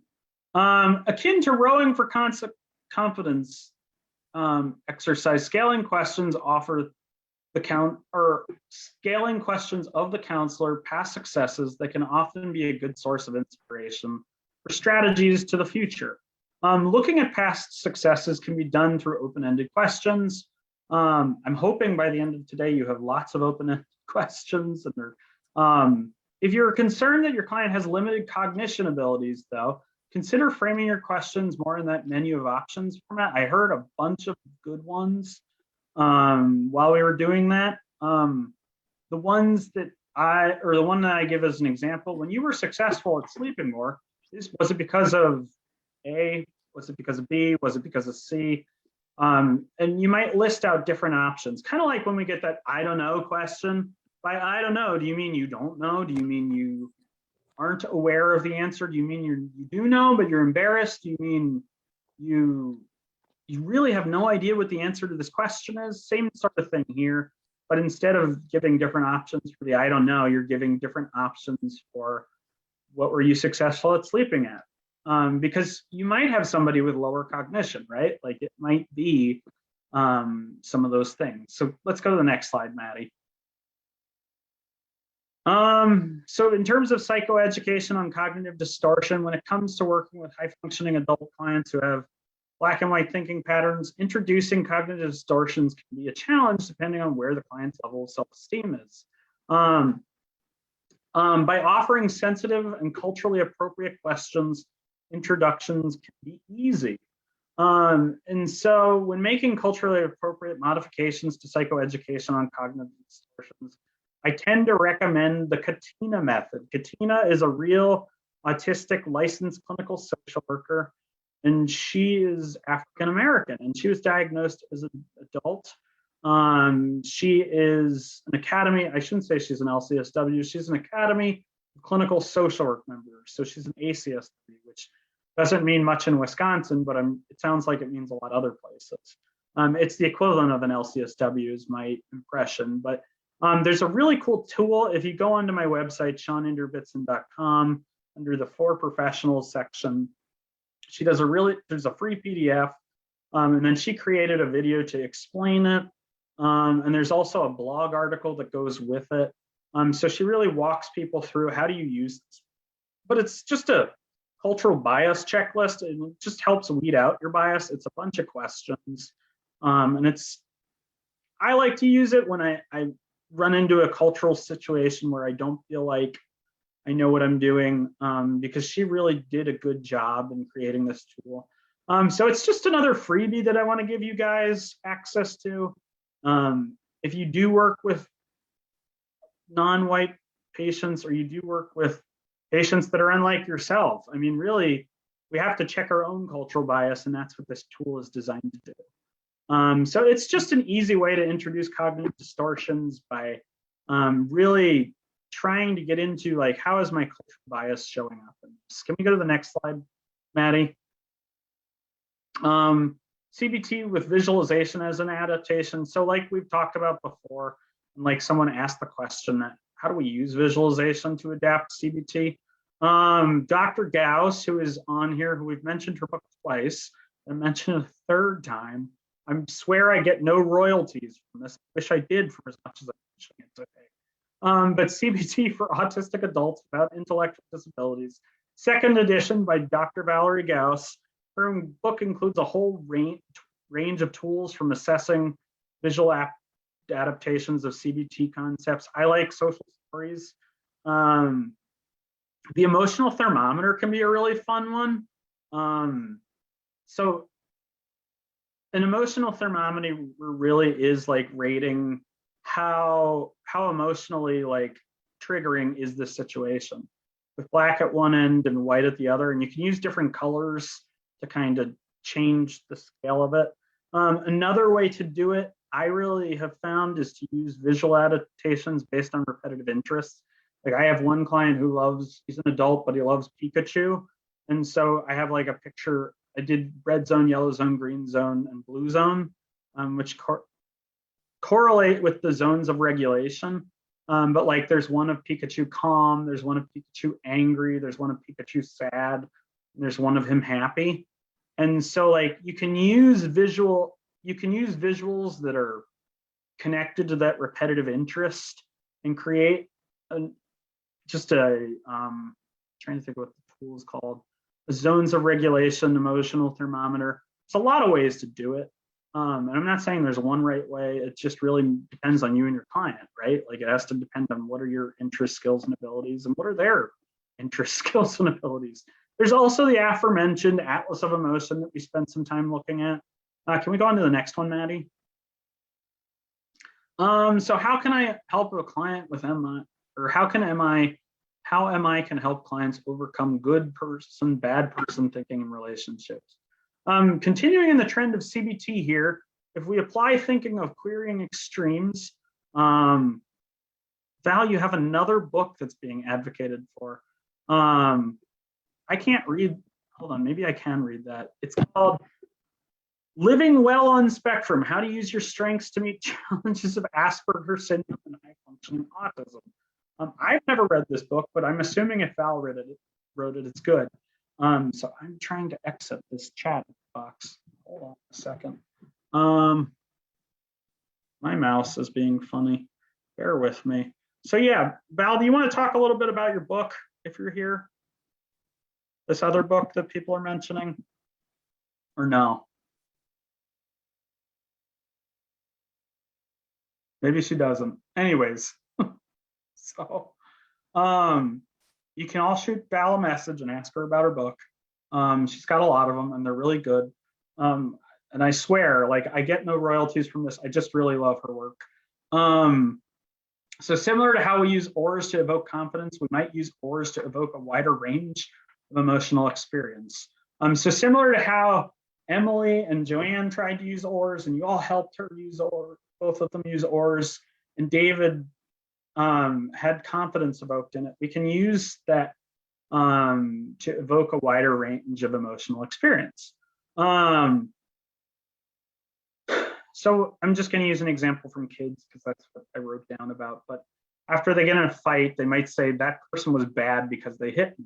To deepen this emotional experience, or we could even say it as an adult. So say they get in a fight, somebody slugs them in the eye and they're like, damn, that person, they're bad.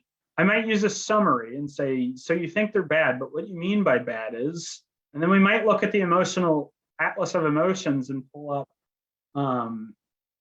if they're higher functioning, I'll use the atlas of emotions and I'll pull up the anger continent and I'll be like, what about this? Or what about, by bad, do you mean you're angry with them? By bad, do you mean you're hostile toward them, et cetera, et cetera.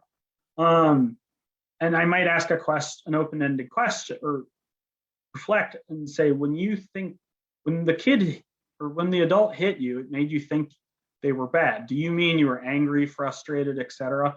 If they're lower functioning, I might use more of that emotional thermometer sort of construct or zones of regulation. So like with the client with Pikachu, I might point to the red Pikachu where he's like shooting lightning bolts out of his cheeks. And like, do you feel like this, or do you feel like the happy Pikachu where he's smiling and sitting to a Zen sort of pose? But there's a couple of different ways to slice it, and it really just depends. But again, we're trying to challenge that binary by really just sort of drawing contrast, right? So clarification is your friend with HFA adults. Maddie, can we go to the next slide? And yeah, before we wrap up, does anyone have any questions? Because we're going to take our lunch break here. I imagine you're all ready for food. Yay, says William. All right. Any other takers? I'm going to give you one more minute and then Kathleen, could you read Kathleen's question, Maddie? For sure. She says, I just wanted to mention with the menu/clarification, waiting for a response is important if they have processing issues. Totally. And again, like you're giving that time and speed to process, right? Like you know your client best, and if they need more time to respond, you got to give them more time to respond. So that's great feedback. One things I was just thinking when you were talking, going over everything, kind of summarizing, was just a couple of things that came into my head about my particular clients. And now, granted, the majority of the adults that I work with autism also have either mild intellectual disability or borderline intellectual functioning. But I do have a few that are that do not have an intellectual disability. But a couple of the things that I noticed in with like working with cognitive distortions and with some of the motivational interviewing techniques is I had one client, and so this is just kind of a funny anecdote, at least I thought, is, you know, I was doing a lot of summarizing and things like that when we first started working together. And she at one point just stopped and looked at me and she goes, "Could you please stop doing that? I know that you understand what I'm saying, right, and I don't need for you to tell it back to me. And I just find it annoying." And I just kind of, and I was like, hey, I appreciate the feedback. And so everything else she did really well with, but that one, she just was like, okay, this is bothering me because, you know, I don't like it. So she was very good at telling me. And she's in the borderline intellectual functioning range. Also, I have a list of, you know, like the 14 or 15 most common cognitive distortions. And that's a regular skill that I use with across all of my clients, whether they have autism or not. And the individuals that I work with lower cognitive abilities, I've just learned that there's about 5 or 6 of them that my clients just don't grasp the concept. So I just leave them off and we don't talk about them. But the rest, when I do a modified explanation so that it's in language that they can understand. And it has worked just wonderfully for almost every client that I've presented it to. And I have them, pick their own cognitive distortions. And some of them are able to self-monitor and keep track of it, like in between sessions, and others, we just talk about it once they come back the next week about, okay, tell me when you did overgeneralization, or tell me when you did black and white thinking. And we just work through coming up with the challenges together until they're able to do it on their own. I love that. It's just been a fantastic tool for me. Well, and I really like that story you gave, because, right, like we did a lot of work on the spirit of MI when we started today. And part of the spirit of MI is like treating your client. And Will said this, you did a great job at treating your client as they're an expert on their own experience, right? Like that's what we want to do, because that's going to get people to move towards change faster than trying to be the expert. Right. Right? Like, and so sometimes summaries aren't useful, right? Like, and that's, I mean, ORS is one of the MI tools that we'll go over, but it may not be useful for every client, right? Like we're trying to give you tools. We're trying to improve that motivational interviewing ability. And so I think that's great that your client hated summaries and they told you. And then I think it's really cool that you use CBT too. I'd be really curious, and I'm thinking other people might be, which ones do you leave out in terms of distortions? Of course, since my desktop computer is not working, I cannot pull my list up, but off the top of my head, what's it called? The actual name, something with fallacies. Fallacy? That may be it. Let me try and pull my list up really quick. Okay. Well, while you're pulling your list up, William raised his hand. So is it okay if I let him go while you find it? Of course. All right, go ahead, Will. You had your hand raised. Well, I just wanted to say that sometimes I feel like working with my clients, like I put, this demonstrates that our patients understand more than we think. And what I feel like happens is that these individuals are being treated like from the time that they're diagnosed on, or even earlier than that, like they have a problem, or because of their diagnosis that they're lower functioning or something like that. And I think that is kind of socialized throughout their life. And so I think it just demonstrates that sometimes they understand more than we know. And so we have to be very careful about how we treat them also, because like people think of them as like MR or something like that. That's not true at all. Like they can do things other people don't really think about. Like take a whole car apart and put it back together, And so I think we need to be very careful about how we treat them, because sometimes when we think that they're lower functioning, that may not be true at all. So I think they understand more than what we give them credit for. And I think as far as like for the aspect of like the therapeutic alliance, I think we really need to think about in terms, will this person stop treating them like they're dumb or they're not smart or things like that. Right. Oh my God, you got all my wheels turning.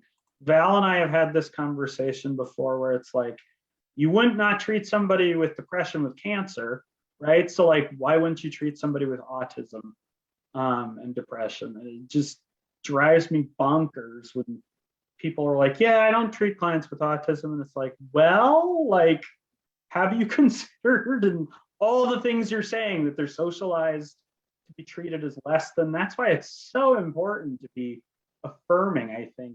And I find I get a lot of mileage out of that. Ariana, did you find your list? Yes, I did. So it was the heavens reward fallacy. That one I leave off because they have a really hard time kind of grasping that. A lot of my clients do. The fallacy of change. So there was 2 of those. Maybe it was just 2. I thought there were more.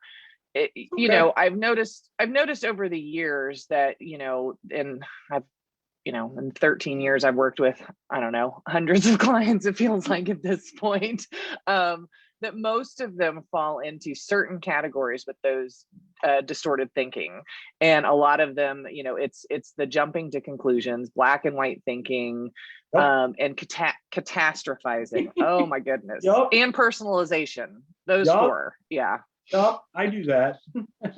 Yeah. Well, and we all do, and that's what I tell them too. So I always bring in my own examples of when, you know, I catch myself falling into the cognitive distortion trap. Right? Oh my gosh, guys, this has been so good. I really appreciate you sharing, Adriana and Will. We're gonna break for lunch, and then we'll start at 1:03 again. Does that sound good? Yep. Cool. All right, guys, we will see you in an hour and 10 minutes, okay?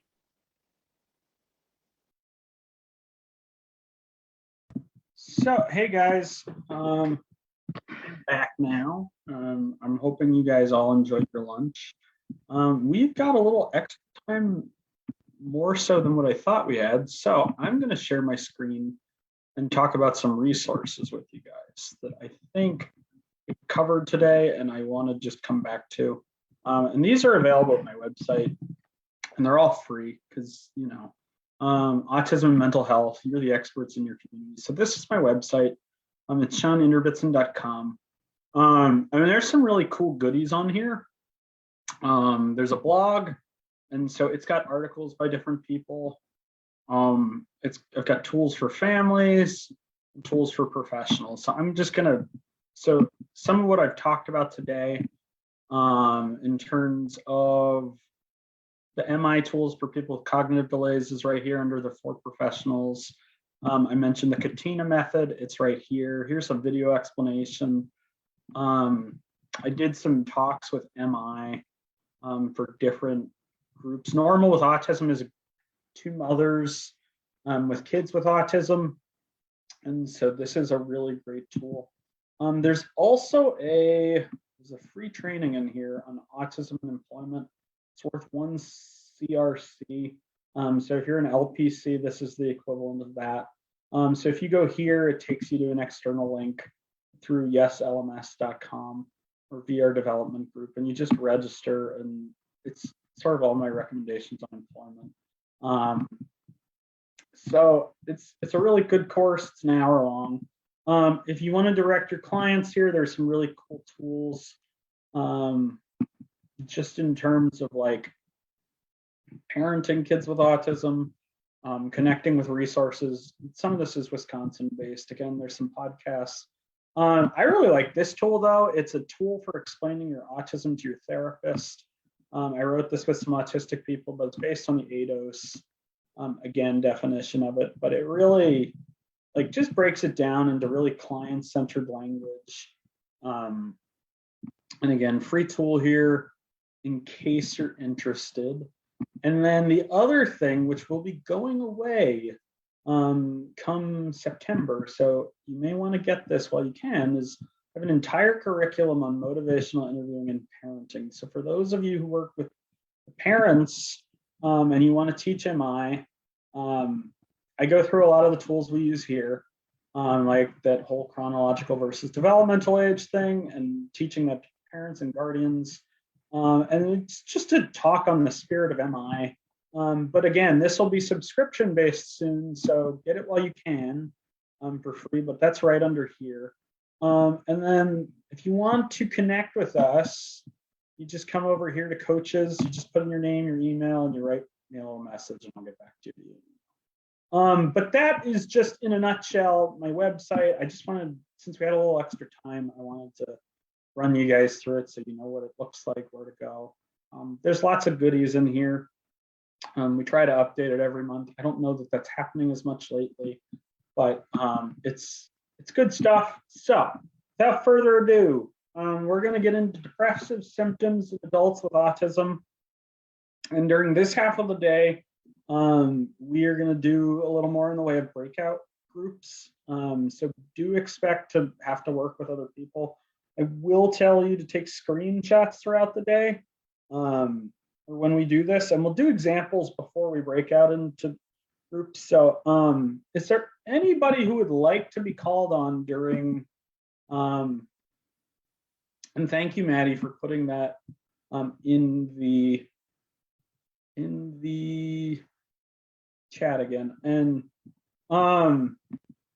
so it's SeanEndervitson.com, again, where we went. I hope you enjoy it. There's lots of great goodies on there, but also, again, I wanted to bring up I wanted to bring up that we're doing a MI and, well, not PESI, but my company, SeanEndervitson.com, is doing a free training. It's a research-based project where we're gonna look at how does MI intersect with intellectual delays based on some recommendations, and we're gonna try some things. So it's an experiment, but if you want to get some free mighty coding, it's a great way to do it. So I think Maddie just put it in the chat here. So you just click here, you fill out your information. And again, I've got to get it approved by IRB, so it's still in the works. But it is something we're doing. So if you're interested in getting some free mighty coding and improving your autistic or practice with autistic individuals with intellectual delays, let me know, because I'm hoping we'll get some good data, be able to publish, and maybe come out with another training at some point, for sort of some of those other questions that we've run into today. But now we're going to talk a little bit about depression. And again, we will call on people if you don't participate, so I'm just hoping to participate. If you really don't want to, just let me know. I'm not opposed to saying, okay, we'll pass and call on somebody else. But anyways, so symptoms that are present in autism for depression. A wise social worker once told me, and for those of you familiar with Al-Anon or AA, this is sort of out of that vein of things. It's okay to look back, it's just not okay to stare. And what I think they meant was that, what I think they meant by this is that when we are depressed, we tend to look backwards and really kind of stare. Like I know that, like, when I lost a client, like, I probably thought through everything I did.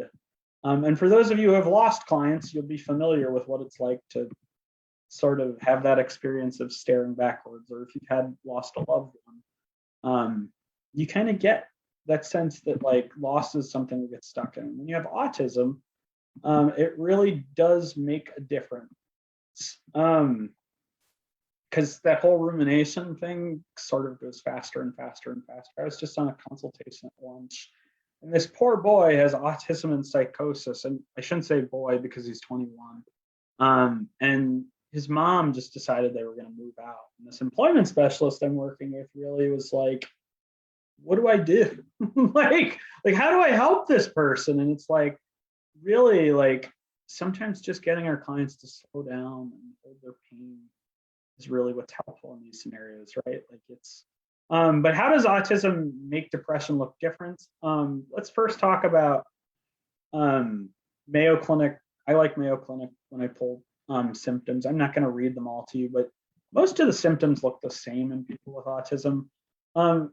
What typically I find is, like, you might find some of these features more accentuated, right? So, like, if I had a really intense interest in autism and mental health, and I got really depressed, I'd all of a sudden just hate talking about autism and mental health. Like, this would just not be my jam anymore. All of a sudden, like, it would just be like, and so, like, part of that is, like, you really have those really intense repetitive interests before the depression, right? So, like, when the depression strikes, it really knocks that sort of really clinically significant repetitive interest. And when we think about alexithymia, sometimes articulating, like, hey, I want to die, is a really hard thing to do, even though that might be some of what your client with autism and depression feels, right? So I typically look for things that are sort of out of whack of who they'd normally be with their autism. So it's not so much that they have different symptoms with depression. It's just the autistic symptoms tend to fluctuate a little bit, like that intense interest and rumination. Like, it might be a new intense interest and rumination in how their spouse left them, or it might be a new intense rumination in how that person died, right? But you'll also see the old one missing. And so it's considered clinically significant when it interferes with everyday life. I have teen life here, but really we can think about adult life. So like job performance, marriage, any of the things that go with being an adult. The grieving doesn't necessarily make you depressed, but it kind of comes with the turf, right? Like there's the anger, there's the denial, there's the acceptance, there's the depression, and there's the meaning making. And I think I'm missing one more. But it's sort of that process of like, how do we sit in the shit? Like for those of you familiar with DBT, we talk a lot about chasing cows, like what is the crisis of the week? And so you might see that really similar sort of scenario with your autistic client who's depressed. Like it might, like I can think of a client where like he was really into music and all of a sudden he just wasn't. It's like, what the hell happened? And what happened was he couldn't sing anymore because there was something wrong with his vocal cords. And so it really showed up as a lot of talk about music, but it really showed up as I can't do music. How do I make sense of this? So like depression, neurodiverse adults with autism present with similar symptoms. However, the presentation is often a bit different. So let's take Billy. He's an 18-year-old male with autism who is cutting himself because it helps him calm down. So the sense of cutting just gives him peace. He has an intense interest in fantasy baseball. And now all of a sudden he just doesn't care about it. He's just sort of cares. I don't care about fantasy baseball. He also gets in fights with his siblings because he's agitated.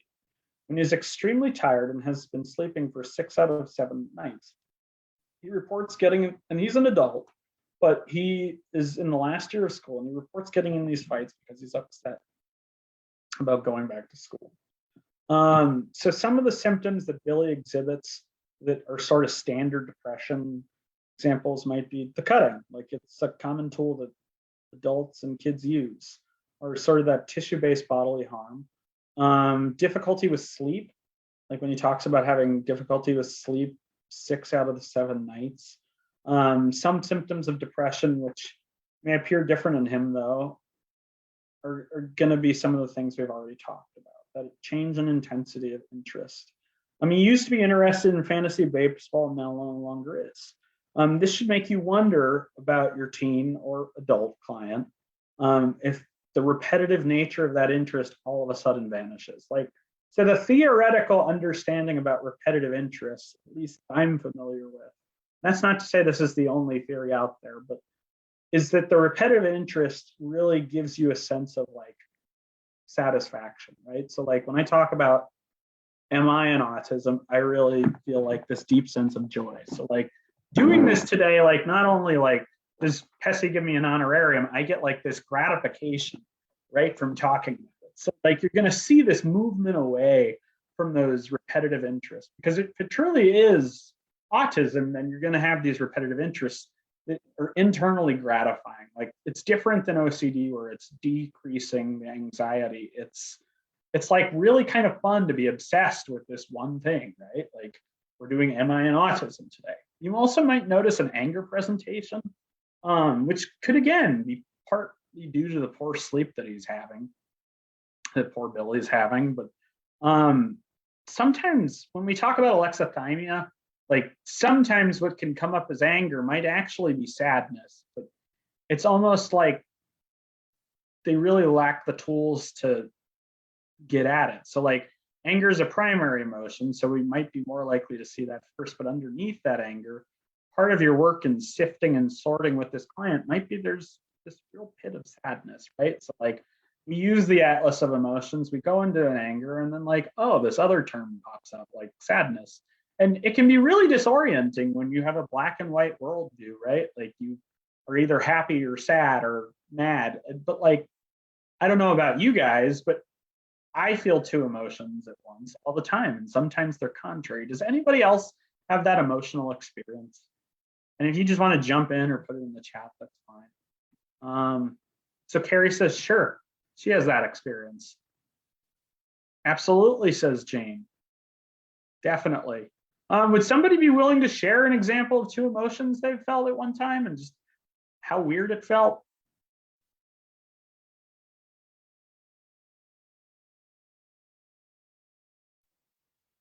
I'll share. Go for it. So my daughter and my grandchildren have been living with me for a couple of years now, and they're getting ready to move out. And I feel both really happy about that and really sad about that. Right. All at the same time. And sometimes just kind of back and forth and all around in circles. Well, it's disorienting, right? Like It is. confusing. So imagine if you weren't a therapist though, and you only looked at like, and I'm not going to put you on the spot here, Jane, so thank you for sharing. But like Jane's talking about, like we've got these ups, like my grandkids are moving out, they're going to get their own place, to the downs of like, you know, I'm losing my grandkids. Like they're not going to be here anymore. They depend on me. But like if you're looking at the world through a binary, like we talked about last module, like that's really disorienting, right? Like it is almost confusing. At least for me, it was. I can't speak for other people with autism, but what I find with my clients is that it's really confusing for them to be like, I feel happy and sad, or mad and angry, or not mad and angry, mad and sad. Sad, we've got excited and scared. We've got sadness and relief for a loved one that's passed away that you were caring for. God, that's a hard one. And these are great examples, right? But like thinking about orienting our clients to that there is this not necessary duality of emotions, but that emotions can all presently exist alongside of each other. It can be really difficult. But I think it's really an important point though, because again, like we're dealing with people who have this cognitive distortion primarily of black and white thinking. And so, yeah, it can really make a difference to just spend some time in that duality. I really like DBT's method of dialectics, or this quote by St. Augustine. He used to say, all truth is God's truth and truth never contradicts truth. But two truths can exist simultaneously and we might not know all the answers, right? So the sky can be white, the sky can be blue, but we might not have the information that the white part of the sky is a cloud, right? So like what I like about dialectics is that we really get into this kind of stuff. But I find that to be a useful tool for my clients with autism, just because it's, you know, it really does make that difference in training. It really does make a difference to be able to sit with your clients in the confusion over like, wow, there's more than one emotion going on here. So we're going to keep moving. Features that show up in adults and affect how they think. And we're going to give the case example of Billy again. So take Billy again, 18-year-old male with autism who's cutting himself because it helps him calm down. Has an intense interest in fantasy baseball, and now all of a sudden he doesn't. He also gets in fights with his siblings when he's agitated. He's extremely tired and has difficulty sleeping for 6 of the last 7 nights. He reported is getting in these fights because he's upset about going to school. When working with Billy, one of the most things that affected him most was his use of language and how he made meaning of that. And so what I mean by that is that people with autism use language differently. I'm going to give an example. So like the example I gave this morning of this adult, right? Like he goes in for his hydroxyzine. The doctor and the guardian are there and they're like, okay, we're going to give you these tablets. And he's thinking he's getting like miniature iPads put into his mouth and he gets really upset, right? So like he's having this experience where like he like thinks cameras are going to be put inside him and he seems really paranoid and they're like, what are you talking about? And it's like, well, like he thought they were, when they say we're going to give you tablets of hydroxyzine, he thought they were going to give him iPads of hydroxyzine, right? Like it's kind of this weird, like, okay, we use, so people with autism tend, or without intellectual disabilities, tend to score within the normal range on standardized language tests, which means they don't struggle with formal language. That's not to say they don't struggle with language. However, people with autism and without ID tend to struggle with using language flexibility in an area called pragmatics. So when we talk about these multiple emotions sort of sitting with each other, like, and this duality of thinking, it's like pragmatics comes really into play because it's the analysis of the language in the terms of the situation context within which utterances are made, including knowledge and beliefs of the speaker and the relation between the speaker and listener. And we're going to do an exercise, and then we're going to go into breakout groups. So I'm going to need 2 volunteers. Is there anyone who's willing to volunteer, or am I going to have to call on people again? I'll volunteer. What do you need? All right, we'll get there. But I can do it this time because my tablet's working finally. okay, so Andrew and Adriana, I'm going to need you guys in a couple moments. I'm going to keep reading through, but we'll come back to you, okay? I promise. So I really appreciate you guys volunteering, because then I don't have to call anybody. So with respect to working with people with autism without intellectual disabilities, I often refer out to a speech pathologist. Kind of like when I talked about that, what does I don't know, like creating a chart, like they're really good at things like that. Like, and a lot of times I think we overlook the role of language in psychotherapy, right? Like, and I think it's because like the way we're educated is very much in, and I'm assuming all of you are psychotherapists. So if you're a clinician who doesn't practice psychotherapy, I apologize. When these things still apply. But anyways, I tend to refer to speech pathologists though to really sort of work on these language barriers because it's a part of treatment, right? Like we're going to make meaning together. We have to be using meaning in the same way. And so sometimes I don't exactly know all the ways my clients are using language, like that guy with the tablet story. Like he just did not use language the way I was expecting. So if you're planning on treating people with autism without intellectual abilities, then it may be worth getting to know the local speech pathologist. There's one I exclusively refer to. Granted, I'm in small town Wisconsin, where I live in a town of 8,000 people, so we have fewer options out here. But as a medical health professional, whatever role you're in, it might be worth facilitating a relationship. And usually this takes a referral from a primary physician. So really working with that person and their doctor to get a referral to a speech pathologist can just be really helpful to your work. In the spirit of client-centered planning, though, as a clinician or case manager, listen to how your client uses language. They will likely use it in an odd way. And I think it depends on where you are in the relationship, right? Like if this is the first time you've met an individual, then really I like to consider mirroring the language use, unless it's like something blatantly like they come up and they touch my back and they're like, "Hi, Sean." And I'm like, "Hi, this is not in my wheelhouse. Like this isn't okay. Like personal space, like unless it's something that's highly inappropriate where I'm like, okay, I need to address that." I try to use language in the same way. Not necessarily nonverbal language, but verbal language more so. So like my client with the hydroxyzine, like was like, okay, so they're going to be sticking tablets in with you. Like, how are we going to cope with that? Like the tablets help you calm down. Like, and hydroxyzine is a medication for panic attacks. So like, it really was impactful to like talk and kind of like just mirror the language, but we also kind of had to make that distinction, right? Like he needs to be able to take his meds to control his panic attacks. Not that we can't do it through other means, but this was really a quick acting solution to a pretty severe problem he was facing because he was throwing up every time he'd hear loud noise. So by validating a client's linguistic experience rather than correcting us, it helps us take our autistic clients or make them feel like they're important because, right, like remember, they're coming into you basically being told, for better or worse, maybe not intentionally, that something's wrong with them and they can't make friends. So like inherently, if I believe something's wrong with me, like that's going to have an impact on my ego. It's going to have an impact on my level of self-esteem. And so even things as subtle as how we use language, like guardian, for instance, we have to be careful with. So let's consider this, and then we're going to go into breakout groups of 2 people.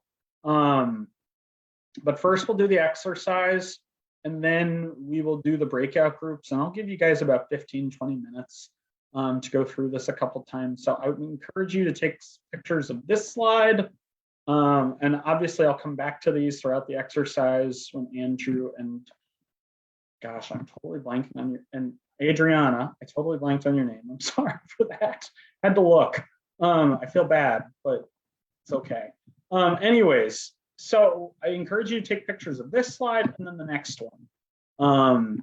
Because you're not going to be able to refer back to these when we're in breakout groups, and I'll be sort of floating between groups. But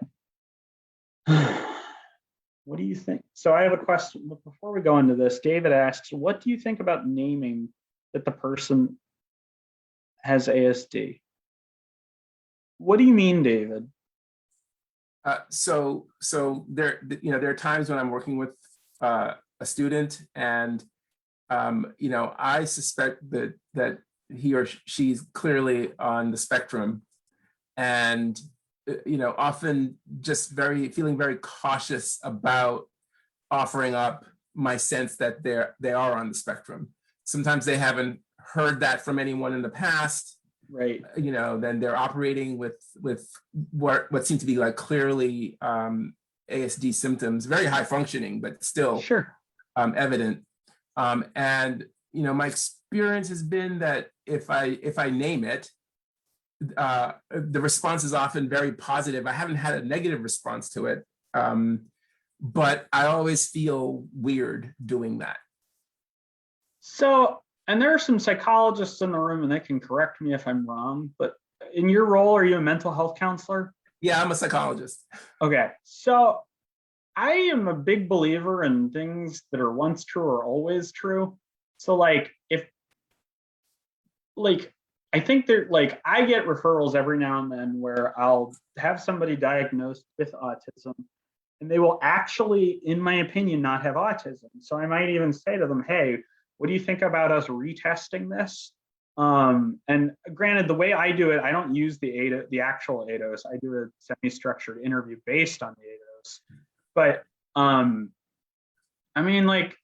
that's kind of the task of assessment, right? Like in psychology, is we're always kind of learning and adjusting. And that's one of those lifelong diagnoses that nobody questions. But I tend to think that questioning it can be good. And so really offering it up in a spirit of curiosity. Again, you haven't had a negative experience thus far, but you can always retest things, right? Like say you say it's autism, but the next person that gets them says, oh, it's post-traumatic stress disorder. Like there's some definite diagnostic overlap in those two disorders, but one's lifelong and one's not. And when people come to me for assessment, some of the things I'm always looking at first are OCD and PTSD, because there's so much overlap in the symptomology. So like with OCD, it's like we talk about those repetitive restrictive interests, right? And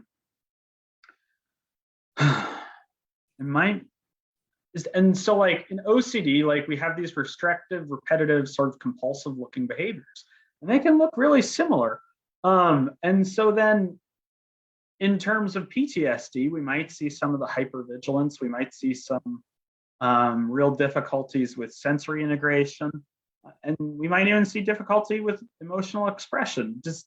But does sort of taking that approach of potentially testing or retesting and sort of approaching it like this is my best guess feel like it'd be helpful, David? Yeah. I mean, which is sort of what I do over time, and then support them to sort of look into it. I'll refer them to sort of a website that provides information about autism, and to see if they connect with it and find it something that's meaningful to them. So I'm not I'm not definitively saying, well, you have this thing, but I am saying, well, it seems like this could be relevant for you. Based on some of the things that I'm seeing as we're working together, you might want to check this out to see whether it aligns with how you're feeling about yourself. Well, I think that's very MI, right? Like in the Mighty, we have a whole section. So the Mighty is a motivational interview and coding system, but in there's a whole section on giving information with permission. And so just like you're saying, like, hey, would you mind if I shared this with you? I think I've got some information that might be relevant. And then they either give you a sure or no. And like that way, you're getting that permission to share it. And it's just a really easy way to introduce. So would something like that work? I like that idea. Thank you.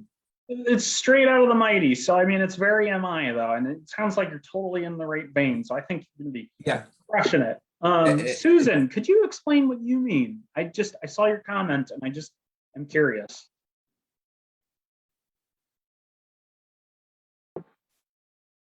So in my experience, I have found that with parents, it's important that I check in with the parents first before I share that kind of information with my students.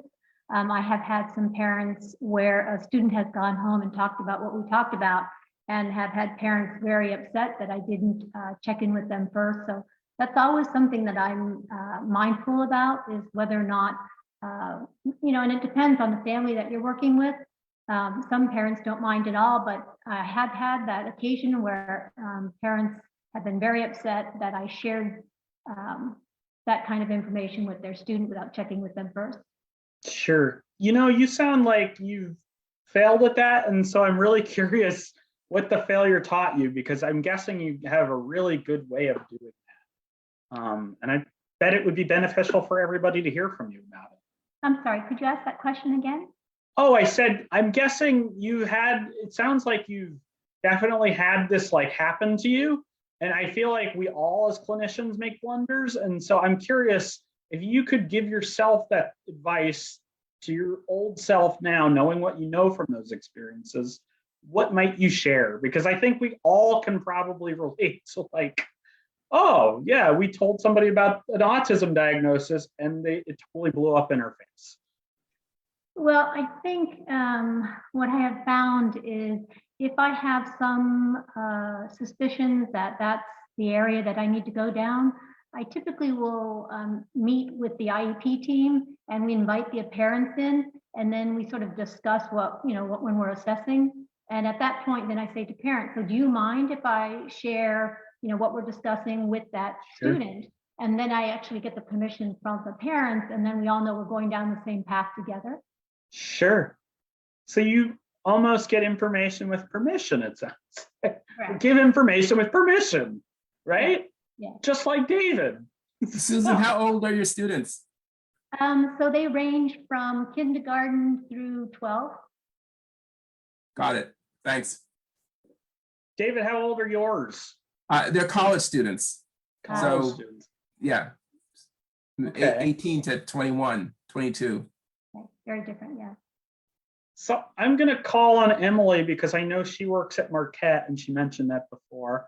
What about you? How do you introduce this with your students? If you think they have autism, or did they already know in your program they have autism? I'm assuming Emily's here. I could be wrong. Actually, I don't know that. Oh, she is here. Emily, do you mind sharing, or is this not okay? Like, called you out to share. So I don't know if she's at her computer or not right now, and that's okay. But I just think it's interesting that some of you sort of work in student services, but you're persuading with permission, or not persuading with permission. It's sharing information with permission is a very MI thing. And so I think you guys are totally in the MI vein.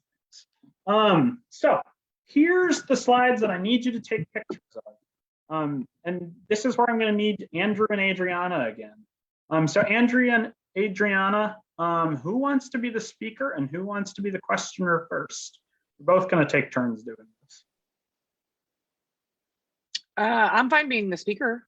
All right. So Andrew, you are going to ask the questions. And really all you're going to ask is something you should know about me. So Adriana, you're going to say something that you should know about me is that and I'll have a list of adjectives for you to pick from. And David, I want you to use 5 questions to try and clarify what she means. Okay. And Adriana, you may only use yes or no. And at the end, we'll clarify what okay. Adriana meant. So take a picture of this and then we'll trade spaces and we'll talk a little bit about it and then we'll go into breakout groups. So Maddie, in a couple minutes, once we're through this exercise, we're going to need to go into breakout groups of 2. Okay? Sounds good. Thank you. All right. Not yet, but in a little bit. So try it. Can you guys just put in the chat if you've been able to take a picture of this slide? Just when okay, we've got some yeses. Yes, yes, yes. No. I can try to visit your group so you can have the slide. I'll keep it up there for a little bit for you, Andrea. Andrea, were you able to get it, or is it? Yes. Okay, I wasn't sure. So I saw you said no, so I wasn't sure. Oh, did Great. I? No, there's What? two Andreas. Sorry, Oh, I'm no, there's Adriana. two of you. Well, Andrea. Andrea. a lot of Adriana. yeah, a lot of people mispronounce my name, so I have a tendency to say yes even when someone says Andrea or something close to my name. So how do you actually say your name then? It's Adriana. You had it right. Adriana. I'm sorry, Adriana. I am terribly sorry. I'm terrible. Oh, we've got somebody putting it up on split screen. That's smart. We're in module 4. No, hold on. Let's go back and check.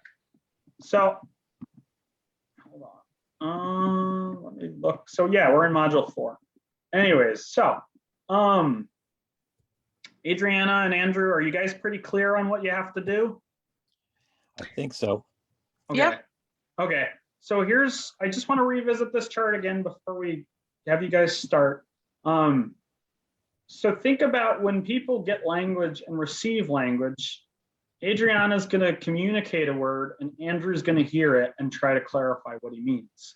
And what I want you guys in the audience to pay attention to is, what's it like trying to clarify meaning? And so, Adriana, go ahead and pick a word, adjective.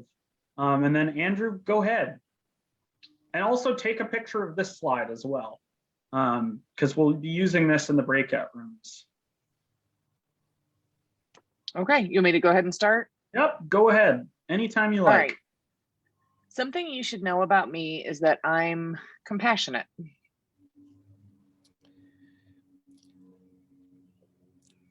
Did you mean that you care about people? Yes.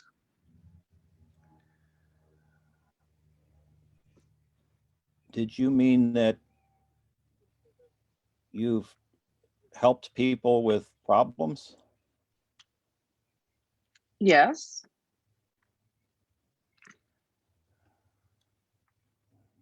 Did you mean that you're affected by things that you read that happen to people in the news? Yes.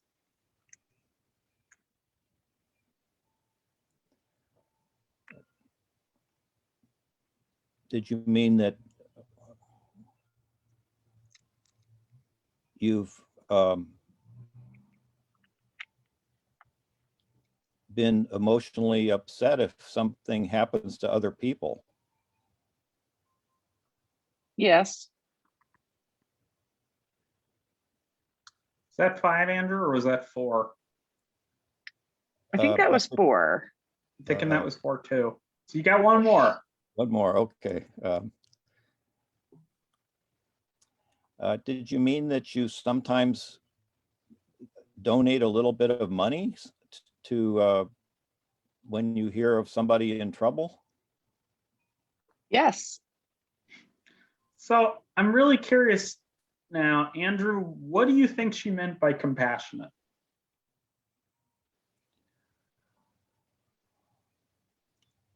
Well, so I guess I was thinking what it meant for her internally and externally. So what the feeling was behind it, but then also the external things she might do in response. But her one-word responses, of course, didn't give me a whole lot to go on. Right? It's confusing. Yes, right, exactly. Adriana, what did you mean by compassionate? Honestly, Andrew's questions were great because, and I like the fact that he did pick up on the internal and external, because, you know, for me, when I say that I'm compassionate, it encompasses both. It is that internal experience of, you know, hearing or seeing events happen to other people and feeling deeply for them. you know, both, whether it be joy, sadness, all of that, but, you know, really and compassion and empathy kind of go hand in hand for me too. So having that empathetic feeling with them. And then also, as his questions brought out, like my actions from how I feel internally, which are that I do have a strong sense of helping others and wanting to help others and wanting to pitch in, whether that's, you know, monetarily, you know, physically, any of those. So. Wow, that's a lot of meaning behind just the word. And it makes sense, right, Andrew? Like, that's a lot there to pick up on with just one word responses. And so, but it could mean any of these multitude of things. So I want you guys to do this in reverse now. And then we'll go into breakout groups after we kind of go through the same process. You set a high bar, Andrew. I don't know if my questions are going to be as good. I have a good word that could go lead about anywhere. Something you should know about me is that I'm wild. Okay. Did you mean that you take risks? Yes.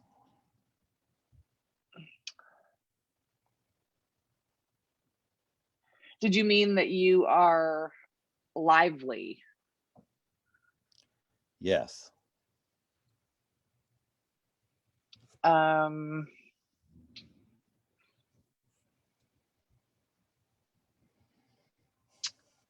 Did you mean that you are impulsive when you make decisions? No. Okay.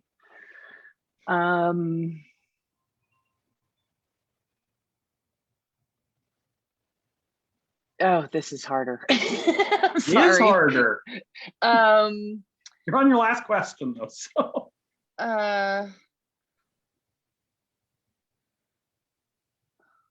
Okay, I'm stumped for a minute. I'm sorry. Don't be. Take your time.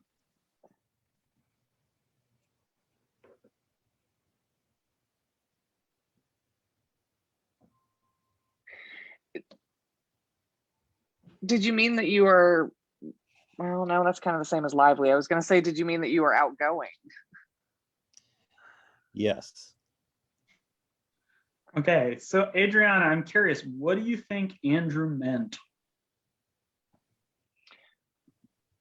Well, I think maybe that he meant that he is, well, kind of the adjectives that he answered yes to, you know, that he's a very outgoing and lively person that is willing to have new experiences and, you know, that are kind of different from what a lot of other people would want to do, and things that can get people's attention. Okay. Andrew, was that what you meant? Well, it's a fun exercise because I'm a psychologist too, and I tend to be a lot of those things that are not wild. But I had fun choosing that word, sort of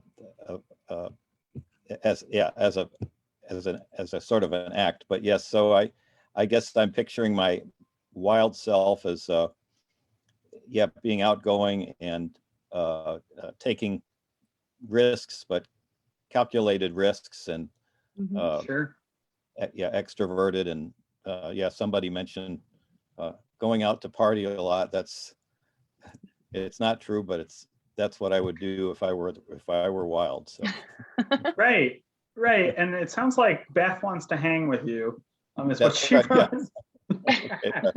But I mean, I think you guys did a really good job of illustrating how difficult this is, right? Like, we hear a word, we attribute it meaning, but when you have a deficit in meaning making, right? Like, it isn't necessarily as easy as from how this looks. Like, yeah, it seems like it'll be a simple process going from speaker's meaning or to speaker's words to heard words to a speaker's meaning, but it is far more complicated. So again, does anyone need more time to get a picture of either of these slides? And if so, just put it in the chat or jump in, because we're going to send you off into breakout groups here pretty soon. And I want you guys to do the same exercise and do it a couple times, go through it 3 or 4 times. I'm not seeing anybody. So Maddie, we'll come back in about 15 minutes. So at about 2:02, I will bring you all back and then we're gonna all sort of debrief. So be prepared. Does anyone else need me to go to the other slide or are we good? Well, how do we break out? I'm sorry. Oh, so Maddie's gonna send you a link and it'll say you're joining breakout group 1 or 2, and you just click the OK button. So you don't have to do anything as far as I know. Maddie, am I wrong about that, or are there some details I'm missing? Note that I have everyone selected for a room. So once I hit open all rooms, you'll get sent to the room. And then a couple of people mentioned that that their mic isn't working or something. I made sure to put you in a room with 2 other people so you can observe it at least. And if you're observing, I want you to just notice how easy or difficult it is for that person to really pick out the meaning. Because again, we're thinking about people who have deficits in meaning making, right? Like deficits, and not because there's anything wrong with them, but just their brain works differently. And the deficit is more a difference than it is a deficit. I don't like the word deficit, but I think you find differences in scores when you look at these areas of speech social pragmatics with people with autism. So I'm gonna send you all your rooms and we'll come back here at about 2:05, okay? And we'll debrief.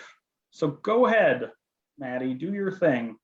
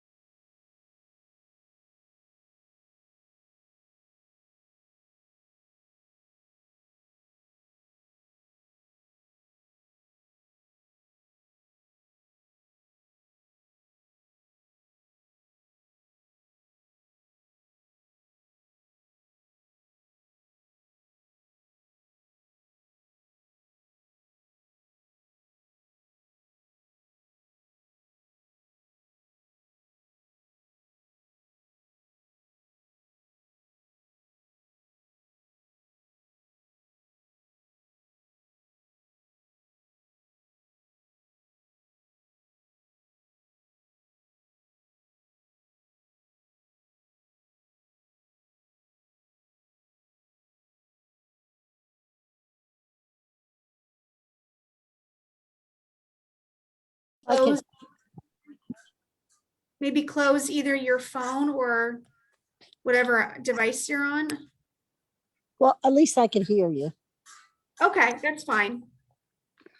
Okay, so do you want to be the? Well, we have to switch anyway, don't we?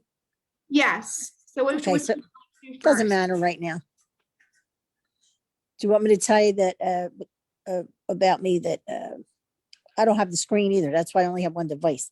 I'd say I was picky. Okay.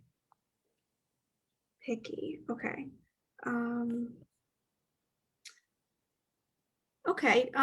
So did you mean that you are particular with things? Yes. Okay.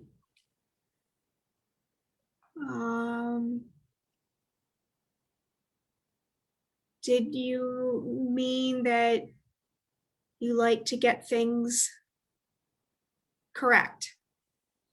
Yes. Okay.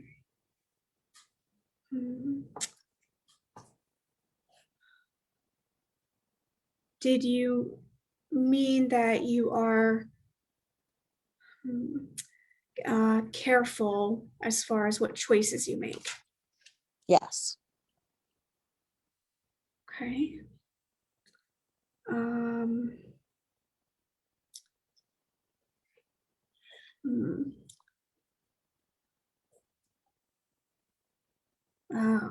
blank here. Oh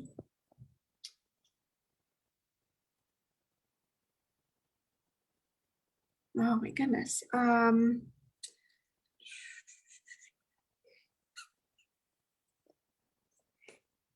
Did you mean that you know what you like and what you don't like? Yes. Okay, and one more.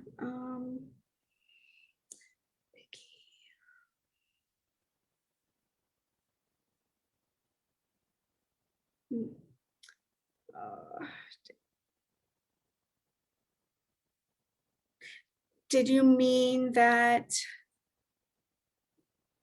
you possibly hold back from trying new things? Yes. Okay. I would also say I was neurotic and type A personality. I was waiting for you to say that, but I think you wanted to be nice. I was trying to think of what I would be like. I'm picky too a little bit. Okay. Okay. All right.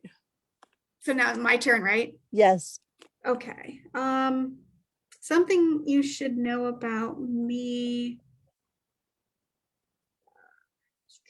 is I am organized. Okay, so when you say you're organized, does that mean you want everything in order? Yes. Okay. If you're organized, do you try to keep things like I guess neat? Yes. Okay.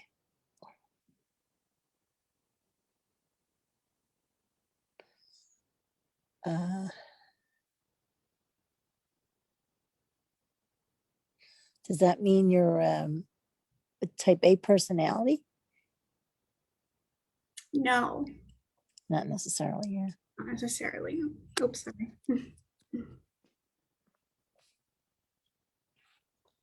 Give me. Do you mean that you're easy to get along with? Yes. Okay. Do you mean that this adaptable is kind of hard?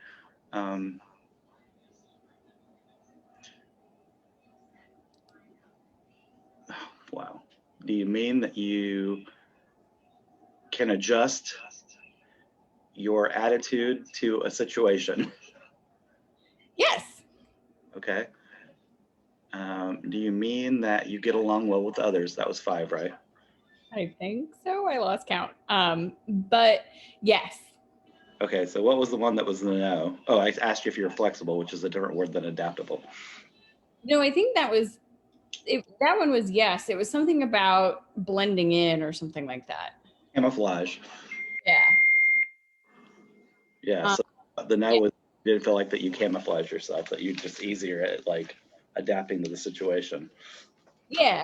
So I was thinking of it as like a go with the flow kind of thing. Yeah, okay. The idea of being I'm adaptable to a situation. So not that I necessarily blend in, but that I can kind of, be flexible and work with whatever is going on in the moment. Oh, okay, good. I understand that. How I struggled to come up with questions. Oh, it is. It's so hard. It's hard. Like I get like 3 and then I'm like, okay, now I don't know what to ask. Adaptability, I think, probably has a lot of different meanings, but Yeah, but even thrifty too. Like it could go in a lot of different directions, because I think somebody could say that they're thrifty, and that could be something like you mentioned where people are extremely overly conscious about their spending, and are much more like budget focused. Or that people are living on limited means and Right. have to be thrifty. I don't think that's necessarily the case for some people, but some people choose to be thrifty on the other hand. Right. Yeah, exactly. Would you guys mind sharing this when we get to the bigger room? I just think this is a super interesting discussion. I've just been listening to you. I hope that's okay. But The part maybe- about where it's Go ahead. hard to think of questions to ask. Yeah, and the part about thrifty, like there's 100 ways to interpret that word, or adaptable. Well, the other thing I wanted to share with Kathleen was that I used to date this girl who lived up by Chicago, Illinois, and her idea of like we call like a slang term would be white trash. So her idea of white trash was completely different than what I would think of, and it's really a negative connotation and a really negative term to say to somebody or about a group or a population of people. But what my interpretation was not hers. And she said that white trash to her was people who had means, but they acted like they didn't. That was her interpretation. And I was like, well, that's really strange. What do you mean by that? And she's just like, well, you can be wealthy and act like white trash. Oh my gosh. Yeah, wow. That's a whole different meaning. I like that. That's a great story. You should share that. If you're open to sharing that, it's totally up to you. I don't want you to feel pressured to share it. But yeah, good story. I've never thought about that. And I know it's really bad for labeling theory, because I'm a big proponent on like labeling theory. So I don't like labeling people until I get more information about them, especially with diagnosis. But like, we come up with all kinds of phrases, even now with the thing about being transgendered and things like that. Like transgendered, I'm like learning all the words about like gender fluid and things like that, and like what people want to be called, because I also treat transgender individuals. So Sure. Yeah. Well, I think you made a good point just about there's in terms of like mentality or how people interpret something as well too. So like somebody could have what they consider to be a thrifty mentality, and somebody else could interpret that as white trash, or vice versa. In terms of how they do it. And some of it may be like means, like you said, they have to be thrifty because they're on a budget, or it could be just approach as well. And whether it's a positive or negative thing, there's like so many different connotations to it. you can win the lottery and still live the same way that you've been living, just in a thrifty way. So yeah, I don't know. That is true. So cool. Well, I think this was an interesting exercise. Was it helpful or was it confusing? It's a little confusing at first, but then like once you've done it and you're like, well, wait, what do I mean by this?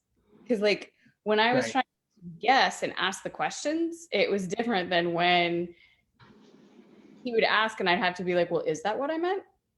And so then I think doing it that way where I picked the word was more helpful for me to kind of get at the process, if that makes sense. So it was more helpful to pick the word than to actually be the one asking. Right. And I think that's probably because just in my role as a clinician, I spend a lot of time asking people what they mean by things. Sure. Like I'm spending a lot of time sort of stabbing in the dark and guessing, and I don't necessarily get asked what I mean by something. Sure. So it was interesting to have that be reversed in this instance. Well, right. And I think that's sort of part of the point of the exercise, is to really think about it. Like, how do our clients, we struggle with this sort of labeling, really, how do they experience life? So like, I'm glad to hear that part was helpful. The other thing that I wanted to say was that I felt like that I needed to explain myself further, and just instead of saying yes or no. It's really hard to just say yes or no. Really hard just not to add more detail. Well, I mean, we have the added benefit of being clinicians, right? Like that does But if you have limited processing power or limited like ability to have that vocabulary, right? Like say I have limited emotion words, like it gets harder, right? Like, and so it is hard for our clients. Yeah. I think it is. I don't know. I did a lot of work with a young woman for years because for a long time her vocabulary was either I am the most happy I've ever been or I'm suicidal, and there was no emotion in between. And so a lot of it was trying to tease out, okay, what is this emotion exactly? And so that's what this reminded me of. I was like, well, is it this? Yes or no? And then we keep going from there. So would you do like a decision tree with her then? It was more verbal because she was somebody who needed to walk at the same time. So we would just kind of walk and talk and like talk through what does it mean to be this? And so I would spend time like explaining like, okay, what's the difference between sad and suicidal? Or what's the difference between sad and frustrated? Or what's the difference between frustrated and annoyed or something like that? And it was really challenging for me to come up with what those differences were. Oh, I bet. But that sounds fascinating. Seriously. It was. She did great too, because she really was able to put language to what she was feeling, and then it made it so much easier to kind of work with her and not be constantly in crisis mode. Did this patient have a lot of trauma, or did they have a borderline personality? No, we suspected for a little while, but I think it was more bipolar disorder. Okay. So all of the individuals that I work with have some sort of like either personality disorder or serious mental illness. And so a lot of times there are very big feelings going on. Mm-hmm. And learning how to sort through them and parse them out is definitely a challenge for the individuals that are on the autism spectrum. Good. So, but it looks like our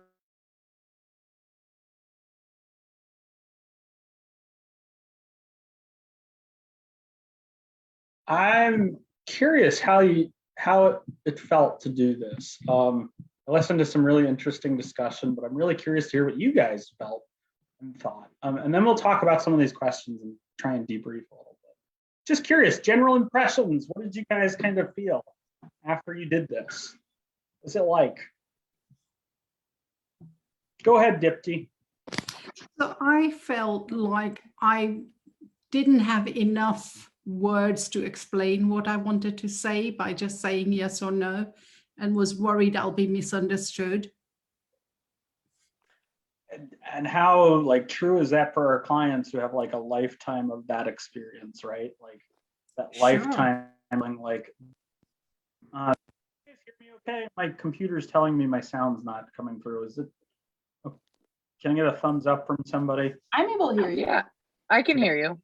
Cool. Thanks, guys. It's a great reflection, Dipti. I really appreciate that. Anyone else have any general impressions?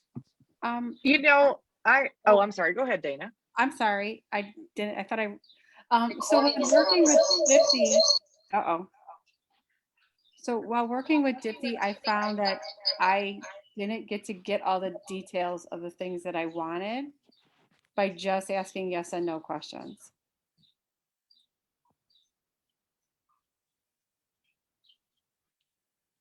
Sorry, I was just muting my mic because I wanted to make sure we didn't get feedback. Okay. And it's no problem, but that's a really interesting point. And we had that discussion breakout in one of the groups I was observing, just how you want to ask more, and you feel like you might be misinterpreted, right? Like there's so much more you want to say. Any other general impressions? Can I speak, Sean? Go for it. Yeah, so one of the things that stood out for me was just the need to clarify in my own mind a sort of a complex characteristic that Tom had offered up through asking these yes/no questions. And so it seemed to like really sort of orient me to sort of digging into what I understood a particular word to mean. And then what was really nice was that it sort of matched up with how, you know, how Tom was perceiving himself. That's so cool. I love it when people get it like the way they think, because I find that happens very rarely when we do this exercise. David, I see your hands raised. Was that just you, David, who was saying? Yeah, that was just me. I'm going to lower my hand. Thomas, I see you raising your hand.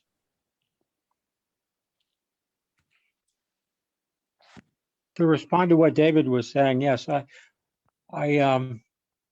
chose the word forgiving, and then I realized right away how hard it was to answer yes and no questions to that, because a lot of that is what I aspire to be, but I'm, you know, I don't walk on water, so sometimes forgiveness comes after an initial reaction that may be more negative, but usually not spoken. Oftentimes I'll hold that back and work on the forgiveness thing. But it was an interesting set of questions. David asked great questions that really got to the heart of it, in terms of, for example, could I forgive somebody who had wronged me? Could I work with somebody and help somebody who had wronged me? And of course, you know, that makes you think about times when you have been wronged, the people that have wronged you. That's so good. It was a good exercise. I enjoyed it. Glad. Alethea, I see you have your hand up. Hi. So I'm a psych nurse, and I really liked this exercise because, so I work in a hospital where all of our patients are court ordered to be there. They're recently coming out of the prison system and a lifetime of pretty challenging circumstances. And I tend to do open-ended, meandering conversations and questions with them. And for the most part, with a lot of my patients, I get one-word answers or shrugs or I don't knows. So asking Andrew yes or no questions to follow up on his short answers was so helpful for me, because often with the patients, I just kind of take them at their first yes or no. And I'm like, okay, so anyway. And so it was good to have the specific challenge of pursuing a closed answer like that. And I do feel like it helped me get to the meaning of what he was really trying to say. What was the word he picked? What was that? What was the word he picked? He picked persistent, which with my patients, like a lot of them are in our facility because of persistence that led to some pretty negative outcomes, where there's a lot of people who've been charged with sexual assaults and with various types of abuse, a lot of domestic violence, a lot of inappropriate sexual contact with children, things that they were persistent in not taking no for an answer. So it was fun to explore that in this setting because it can mean so many different things. That had to be so interesting. And then I saw, so thanks for sharing that. I really appreciate it. And I saw Adriana had her hand up. Adriana, do you still want to go or no? Sure. I just had in this experience, both, you know, doing it the first time in the breakout group, one of the things I was thinking about is how kind of validating it is for me to hear all the questions of trying to clarify, because I have a tendency with my clients to try to over clarify or get them to over clarify, I should say. I think one of the most common things I probably say in sessions is, what do you mean by that? Like when they use certain adjectives and describe things, because I've learned a lot with my clients that I don't always know what they mean, which I think is kind of your point of this whole exercise, you know. But I ask that constantly, you know, just like, can you tell me more about that? Like, what do you mean? And if I had to do that on it with yes or no, it would, I think that a lot of their meaning would be lost. Right. And half of it is exactly what you said. The other half of it is like, when we're looking at the world through binary or yes or no, like, how do you access that, right? Like, how do you build a bigger meaning? And it's challenging, right? Like, And I think you did a great job at articulating that. I totally appreciate these insights, guys. So you all got a chance to be a helper and a speaker. So whoever wants to answer these, just go ahead, raise your hand or jump in. I found that the raising hands feature seemed to work okay. But any way you want to do it. So helpers, how easy or difficult was it to get a clear, concise meaning of what the speaker's selected word was? And so you can either answer this by raising your hand, jumping in, or using the chat.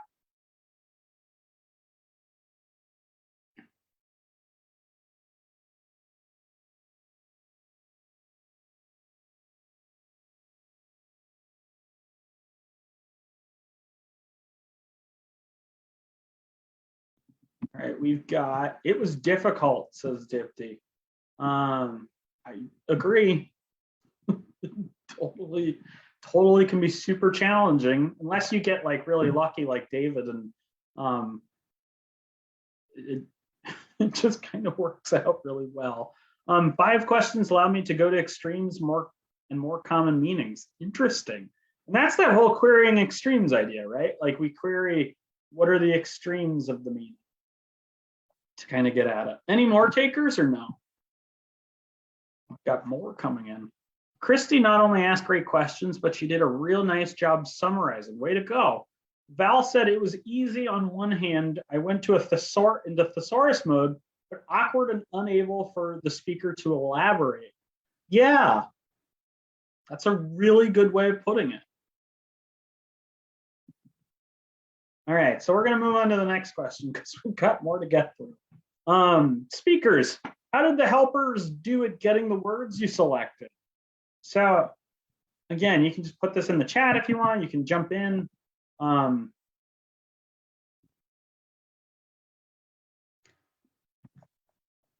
Andrew says it went very well. Great. Sounds like you guys were really good sleuths. So everybody's asking great questions. Each question, I felt like it was peeling away layers of a word to get to the core of the individual the best way you can. That, I love that, Joanne. That was beautiful. Val says the helper asked excellent questions. Alethea says Andrew asked questions that were more based on my daily actions and less like finding symptoms, which really helped determine the meaning, right? Like, and that goes back to what we talked about with that study on fit, right? Like we want to get at improving quality of life. So finding ways to really connect to meaning, like it's like we're still getting at symptoms, it's just we're getting at it in a way where we get more. So I love that. Hold on, I keep jumping. Did any of you find it difficult to nail down the meaning of a word? And you can just put these in the chat. Yes, says Susan. I'm guessing, as are many other people. So you're all in good company, and that this is hard, except for Jane, who's an expert, or got really lucky. I don't know which. I'm going with she's an expert, but you know. So you should all consult Jane. I'm just teasing. So it sounds like a lot of you had a really hard time nailing down meaning, which again, like that makes sense, right? Like easy word reminds me of testifying in court, where it's important to clarify what a lawyer means by a word in their questioning. Well said, Thomas. Well said. If you can imagine how it's deficit in, or Joanne, were you trying to say something? Oh no, you're muted. I'm sorry. So if you did, can you imagine how a deficit in the ability to use language accurately in context might make you appear to others? And how difficult would it be to have high self-esteem or even motivation? So this one, I'm going to ask you guys to actually unmute your mics, jump in, or raise your hands, because this, I think, takes a little more unpacking.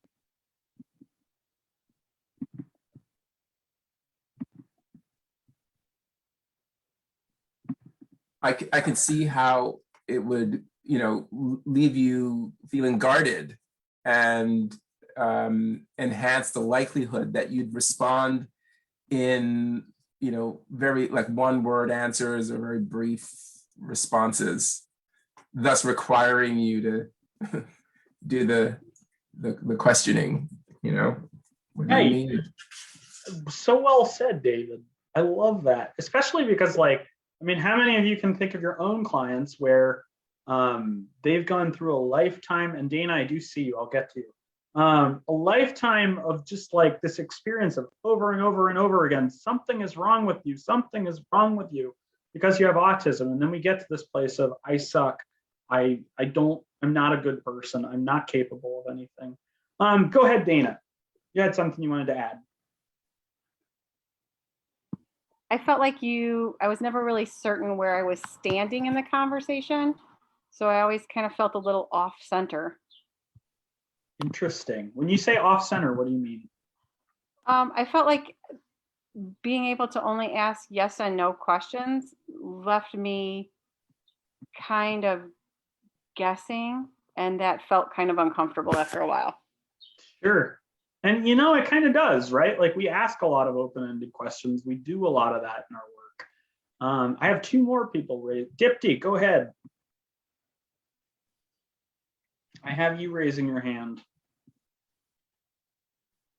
Right. Dana was my partner. I hope you don't mind me saying that, Dana. And Dana asked some really wonderful questions that were, I agreed to, and it helped me to think about myself in a wider way. I felt good. I felt motivated.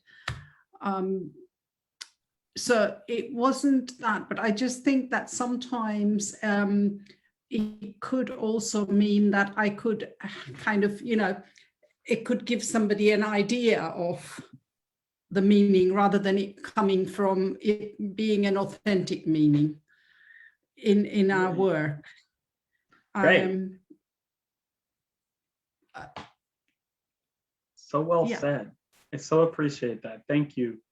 That was a beautiful way of saying it. Thanks for sharing. Appreciate that. Valerie, go ahead. Yeah, I felt like in both as the speaker and the helper, that it felt like a barrier to not be able to use more words to elaborate. It felt like it was just almost like a frustration. And I could almost feel it coming from the other side too. Like my partner was Rebecca, and also Adriana was there as well. And it was like we didn't even have our cameras on. You could just even feel it just voice to voice. Like we each almost had a wish to say more, and we just couldn't get to know more about the point the other person was making. So it helped me to really get a better feeling for what it must be like for some of my clients to just have that barrier there and just feel like I know there's someone on the other side of it, but I can't reach them. And I felt that in both roles. Right. And I mean, when we think back to that lack of confidence, like how much of this is part of it, right? Like that, the barrier of like not being able to get at the meaning that our client wants to deliver, and feeling like it is a disservice asking them these things, and then feeling like they're not understood. One of a mother that I worked with used to say, some things are worth fighting for. And mental health therapy is totally one of those things. So I'm just going to keep saying that over and over again, hoping you guys will think of that. You take nothing away from today, take that away. Therapy is worth fighting for. Sorry, self-plug there. But Beth, you had your hand raised. And then I see some comments in the chat too. I felt like my partner, who was Taylor, asked some really thoughtful questions that made me think about my word in a different way, which I thought was really helpful. So my word was generous. Okay. I always, in my world where I have my rose-colored glasses on, but as this lovely, lovely thing, and he kind of got me to see where it can get me in trouble at times. And so I felt like that was really helpful. Can you elaborate on that? I'm really curious. Pardon me? Can you just elaborate on what you mean by it gets you in trouble? I'm just curious about where generosity goes wrong. That just sounds interesting. So here's my generosity story. Okay. This car that I was saving for my son, who has high functioning autism. And so he's like working up the courage to get ready to possibly maybe take driver's ed. Wow. And I know. And so I had this car for him, and a friend of mine needed a car. And so I let them borrow this car, and they ran it into a lake. Oh my God. So that car is gone. So that's where it can kind of get me in trouble, and where, you know, I really want to see things in this wonderful, wonderful way. Like, not doing that can potentially, you know, it has consequences, and everything we do has consequences. Right. So wow. It's really good for him to like make me draw that distinction. Yeah. Whereas I knew like that was a bad thing that happened, and I knew that that was a consequence of my generosity. But I try to put that in the back. Sure. Gosh, that is, wow. I'm so sorry that happened to you. You know But what? also, It's fine. The car was really, really old, and it's probably safer for my child to have a newer car. well, that In all decision reality. sounds like it's very much made for you now. So, Yes. we're going to keep moving because we've got lots to cover and we've got an hour and a half left. But thank you all for being willing to like really jump in here and talk, because it really does bring this stuff to life. Like for me, the best MI trainings have been when people share stories just like that, where you talk like you guys are. So I appreciate it. I know sometimes it feels like I'm calling on you and it's not so fun, but I really appreciate it. So thinking back on our Thomas Gordon's communication chart, consider the following client with high functioning autism in police custody. So when Isaiah, 30-year-old HFA, was in police custody and being interviewed by an officer about a sex offense, the officer asks Isaiah, "Do you have a legal guardian?" Without so much as a thought, Isaiah replied, "My mom." The officers went to check the guardianship database, and lo and behold, he had no guardian. So at face value, those of us who work with clients with guardians, we don't take a second glance in instances like this. However, when we hear the word guardian, our brains register a person to make decisions on our behalf. However, for Isaiah's brain, his brain constructed a similar meaning, but not the same, a parent. And this is based off a real story, but it actually created him a lot of difficulty when he was in the legal system, because he needed assistance making decisions, but he didn't have a legal guardian. And so he was being treated like somebody without a developmental delay, but actually has a developmental delay and has needed that extra layer of decision making.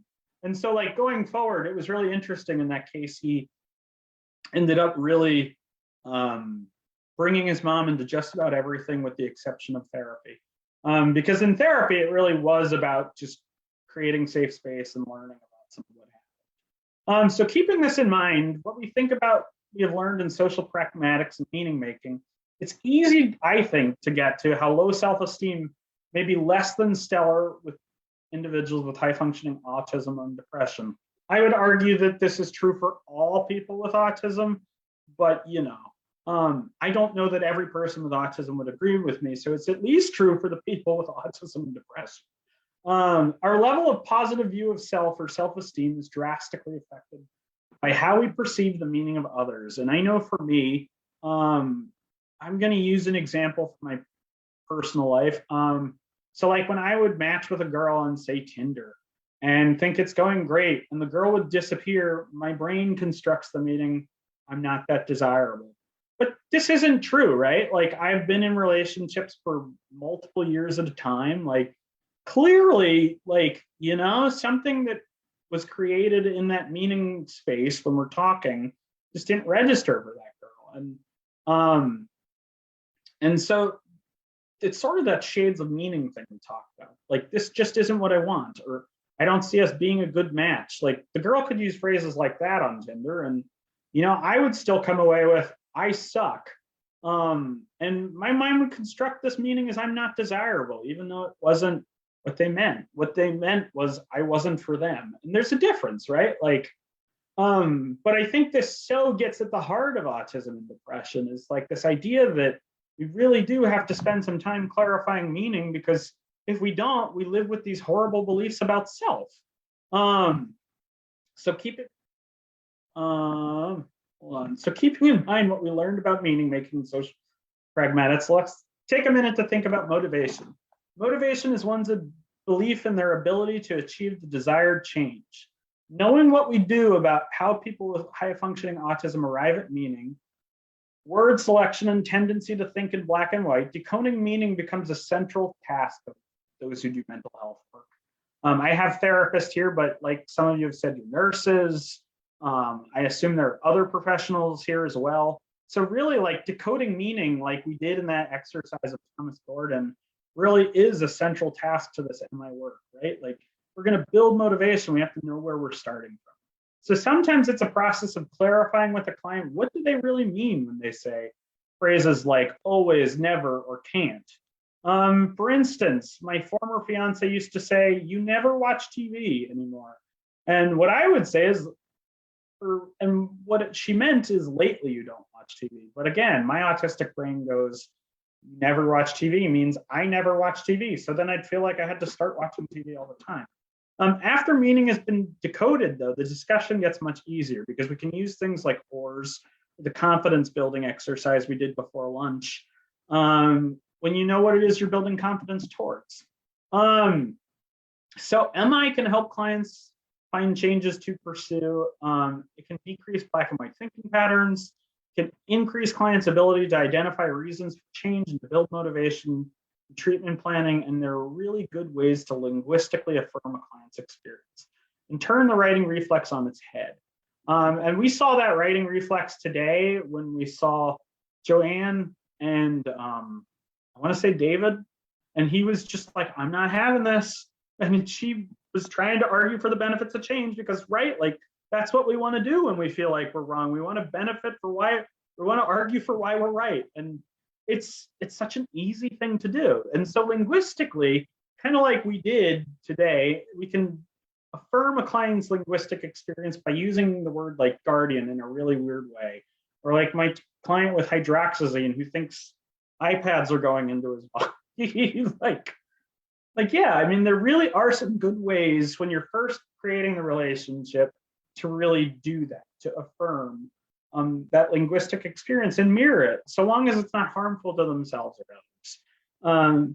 But it also, as we get further into the relationship, that changes, right? Like we get more latitude because the relationship deepens. So MI is a great tool for black and white thinking pattern resolution, as it is geared towards ambivalence to decode meaning. So rather than looking at someone who's going yes or no as resistant, it might just be they have some yes and some no in them about whatever this thing they're uncertain about making a change is. So a strategy you can do to do this, and we alluded to this earlier, is asking permission. So if you're going to share information, like say, like David was saying, like, how do I introduce this autism diagnosis? You might say, can I share with you some information that I think might be relative? Or you can use elicit, provide, elicit, right? So elicit, you ask an open-ended question like, can I share information with you? provide, then you provide the information. So this is what autism is, and this is what it kind of sounds like. And then the elicit to it might be another open-ended question. Like, so based on what I told you, do you feel like this fits or not? Like, does autism fit with you? You can also use this menu of options strategy we've talked about. When you say never, do you mean sometimes? Do you mean all the time? Do you mean something else entirely? Because again, we're giving options because sometimes depending on where someone's cognitive ability is, you have to provide that scaffolding. Again, this is the chart from earlier today. So yeah, do we have any questions so far, or should we just keep rolling? If you guys just want to put them in the chat, or you can just jump in.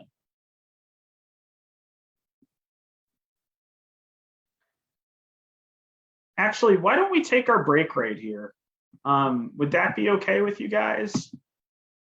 Could you expand on elicit, provide, elicit? Yeah, I definitely can. Karen, you're saying you're good to the break? Is that fair to presume? Okay. So let me expand on what I mean by elicit, provide, elicit. So elicit or evoking might be another way to, like, we're going to ask an open-ended question, right? So I want to go back to where it just was. So give me a sec. Let's see if I hit the right button. So elicit, provide, elicit. So we want to ask questions that elicit change talk. So let's say I just asked my client how confident they are they can sleep more. And they're like, I'm at a 3 out of 5. I might elicit change talk in that scenario by saying, so what are some times you felt like you were successful at sleeping more? And they might go on and tell me about like, oh, like this was really nice when I slept. I took melatonin before. It's like, oh, melatonin's really helpful for you. And then I might say, I might provide some information then. And again, like you really have to know your client. Like I have a strict rule personally about always, if I'm going to share information, unless it's something where they're harming themselves or others, or like they do something that's really uncomfortable, like they come up beside me and touch me, I'm like, okay, no, like not okay. Like, unless it's like one of those things, really, like, some people feel really comfortable to provide information. So it might be like psychoeducation on sleep. Like, you know, you sleep better if you eat less candy before bed. And then elicit might be asking another open-ended question to really elicit change talk, right? And so it might be, okay, so we've talked about candy eating. We've talked about using melatonin. What other things do you think you might be able to do or have made you successful? Oh, I was exercising last time. So that elicit, provide, elicit, really that tool, you're trying to evoke this change talk, right? So like ambivalence, it's kind of this idea where we have both sustained talk, like I'm going to keep not changing, and then the desire to change, right? So like we're trying to get more of this talk than this talk. And so if you do like mighty coding, for instance, people will grade you on how much you actually avoid this talk. Sometimes I as a person, and there's a lot of different like perspectives on this within the MINT community, which is the Motivational Interviewing and Network of Trainers, which I'm a part of. But there's a lot of perspectives on this, but really the more you can cultivate this change talk, the more you're going to hear change talk. Does that answer your question? Where'd you go? Allison, did that answer your question? Okay, thanks. Any other questions before we break for our last break and then kind of roll through the rest of the course? All right, so I'm not getting any takers, so why don't we break for 15 minutes and come back at 52 or 53, okay? Does that work by you guys?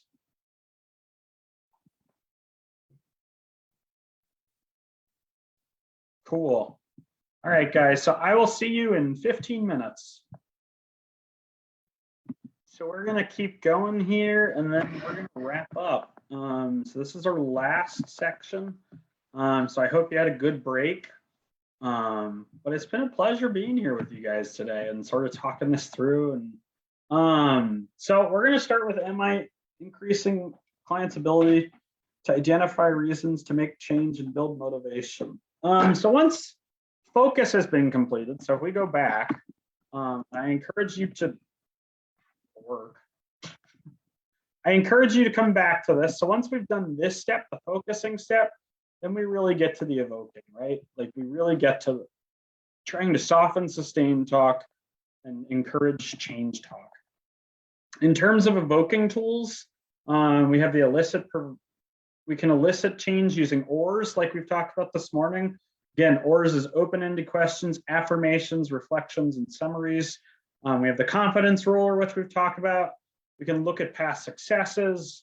We can ask open-ended or close-ended questions to evoke an answer and use discourse. So kind of like we talked about creating doubt. In terms of moving towards change talk, we can select small achievable goals. We talked about giving recommendations with permission, and elicit, provide elicit. So when it comes to social pragmatics, this is an easy area to build alignment with the client and to really initially start out just really mirroring and flipping that writing reflex on its head. But I just want to illustrate what I mean by this writing reflex, right? So this is a video called "It's Not About the Nail." I can just feel it, like literally feel it in my head. And it's Hold on, I just want to move this. It's really important. relentless. And I don't know if it's going to stop. I mean, that's the thing that scares me the most, is that I don't know if it's ever going to stop. Yeah. Well, you do have a nail in your head. It is not about the nail. Are you sure? Because, I mean, I'll bet if we got that out of there. Stop trying to fix it. No, I'm not trying to fix it. I'm just pointing out that maybe the nail is causing. You always do this. You always try to fix things when what I really need is for you to just listen. See, I don't think that is what you need. I think what you need is to get the nail See, you're out. not even listening now. Okay, fine. I will listen. Fine. It's just, sometimes it's like, there's this achy, I don't know what it is. And I'm not sleeping very well at all. And all my sweaters are snagged. I mean, all of them. That sounds really hard. It is. Thank you. Ow! Come on. If you would just don't try to see things so I'm just curious. Has anyone ever had that experience with somebody they love, or they just try to fix it? And it's like, that's not what we need. Love that. That was good. It is good, right? Like, it's really funny. But has anyone with a loved one, or maybe one of your clients, felt like you're in this situation where like they just don't hear you because they're just arguing to you? Like, this is why. Or if you just dealt with this nail in your head, right? Like, does anybody have that experience with a loved one? Yes, sometimes my wife does that to me. Okay. That's why we started saying, do you want me to fix this or do you want me to empathize? Oh, that's good, Emily. I'm going to use that sometime. I really like that. But yeah, it's sort of this scenario where we create resistance by actually trying to do the opposite. Like, not by trying to, like, I think people are well-intentioned and like, Joanne, I'm going to pick on you again. So like, you should get bonus Pessy content. I don't know if Maddie can do that for you, but I feel like you deserve it. But like when Joanne and David were talking and like, she was like, and he was feeling like, she doesn't get it, right? Like, this is that thing. This is that writing reflex that is just so easy to do. And that's why MI is a skill, because it's not something we come pre-programmed knowing how to do. But we're going to talk a little bit about how to use this in terms of anxiety. So adult presentations of anxiety and high functioning autism. So take Denaldi, who's a 19-year-old female who has autism and agoraphobia with panic attacks. She has a nice routine over the summer, and she goes to her job in the morning and watches SpongeBob in the afternoon. With college starting, she's been irritable when her parents bring it up, and she repeats herself about SpongeBob in pajamas. And every time they bring it up, she puts on more clothes. If her parents try to push the issue, she puts on more pajamas. She stated that though she wants to go to college, she is clearly having some distress. In some instances, her parents report that when they bring up college, she reports her fingers going numb, heart palpitations, and nausea in her stomach. So how might we use MI to build some rapport with Denali? According to the research, what creates resistance, just like what we saw in the video and we saw in this beautiful demonstration this morning, was that persuading someone tends to get them further into their position. Arguing for the benefits of change, telling someone how to change, warning someone about the consequences of not changing, creates this situation called a righting reflex. And it's really the situation where one person's defending themselves and he or she starts talking them out of change. So when we look back at this section, we're actually increasing sustained talk when we do any of those things, right? So we're increasing by arguing or persuading or telling someone how to change without permission, or giving information without warrant, or warning someone about the consequences of not changing. Writing creates a situation in which a person's defending themselves and actually increases. And it actually destroys your alignment with the client. I'm not saying you always have to agree with your client, but what I am saying is that arguing for the benefits of change isn't necessarily going to make them change. If anything, it's going to make it harder. So try allowing your client to correct you, which may feel weird, but it's actually I find it to be a really good strategy to allow my clients to tell me when I'm wrong, especially if it's about something they're really interested in. So if I was your client and you were like, yeah, autism and mental health, not a thing. Maybe you're intentionally just saying that. And then I get going and I'm like, well, about the numbers and confidence of clinicians, it get me going, right?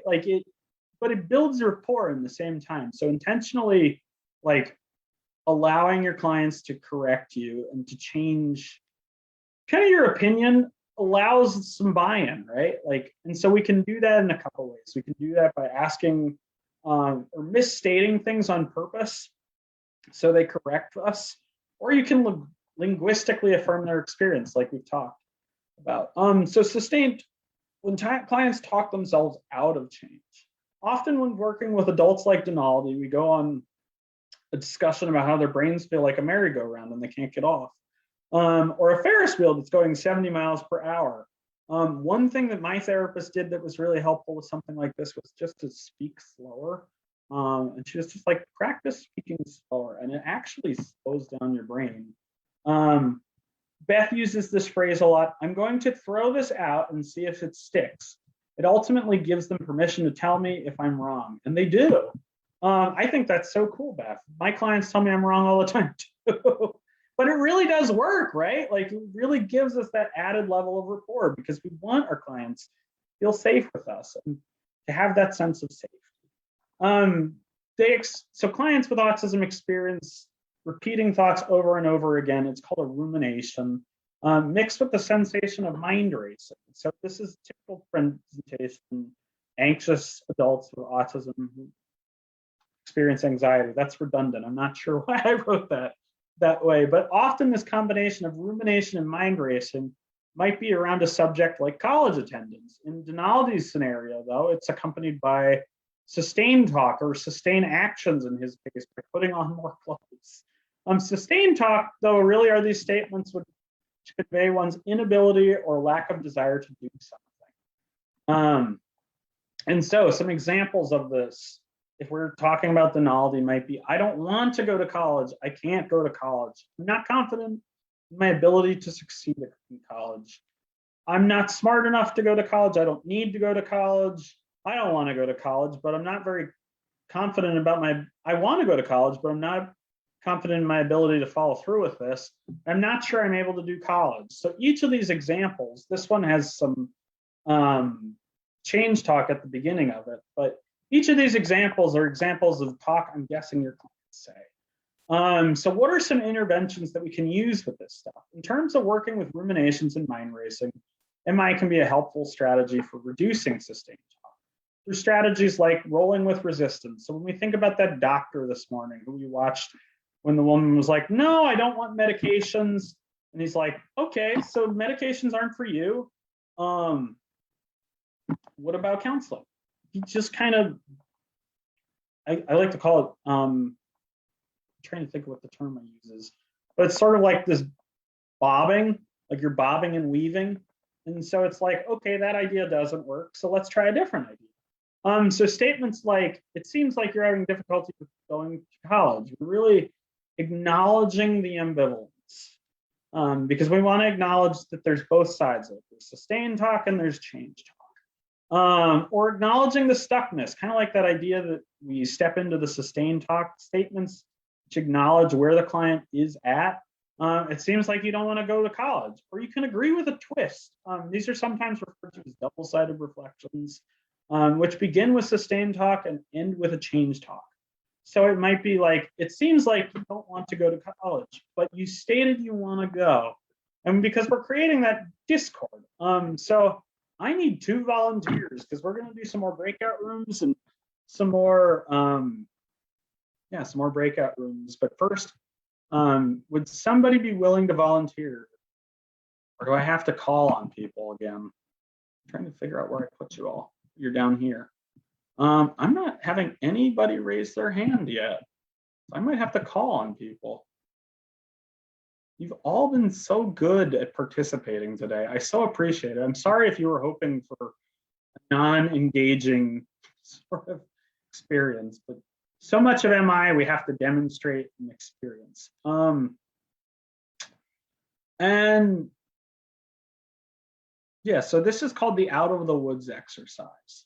And we're going to practice how we'd respond to change talk.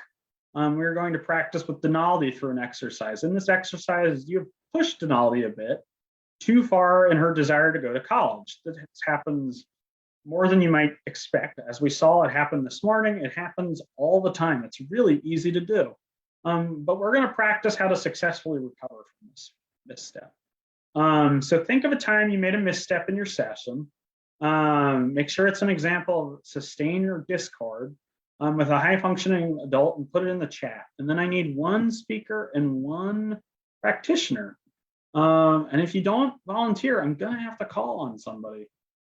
And again, if you don't feel like you can participate, just let me know. But I'm just going to pick on somebody who hasn't gone today. How about Nina and Carrie? Can I have you guys participate with me? Okay. All right. Is that Nina or is that Carrie? This is Nina. Okay, Nina, thank you. Since you went first, do you want to be the speaker or the practitioner? Oh, Carrie has a little one screaming. So sorry, go ahead. What? I can be the speaker. Okay, you'll be the speaker, and then I need a practitioner. Who haven't I heard from? Let's see. Beth, can I have you? No, I see her shaking her head at me. No, so I'll call in someone else. Andrew, can I have you participate? Be my practitioner. That'd be fine. Okay, so what I need you guys to do is practice the following outline. For the step of the speaker, pick any one of the following sustain or discord statements your classmates put in the chat. So we didn't have any put in the chat, so why don't you just come up with a sustain statement? And Nina, you said you were going to be the speaker, correct? Yes. All right, so what I need you to do is give a sustained statement about something you've thought about making a change to. And then David, what I need you to do is try giving an am I inconsistent response, such as giving advice or information without permission, disagreeing, or even confronting. And then what I need you to do, Nina, is respond naturally. Most likely, I'm guessing it's going to be more sustain or discord talk.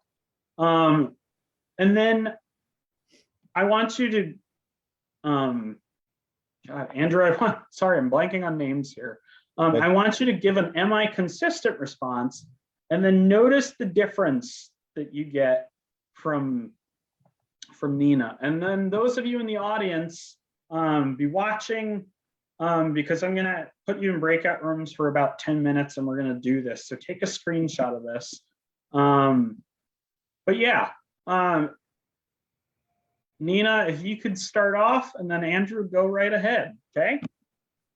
And this might feel weird because you're making an am I inconsistent response. Right. Okay, so one change I would like to make is I would like to meditate more. So if you were going to say about how you couldn't meditate more, or make a statement about how you can't do that, or sustain or discord. I just feel like I don't have the discipline to meditate daily, but it's something I'd like to be able to do. Well, let me tell you, first you need to put aside all those things that are less important to you, even if it means upsetting your family or not having an outing or whatever it is. The meditation has to be the most important thing.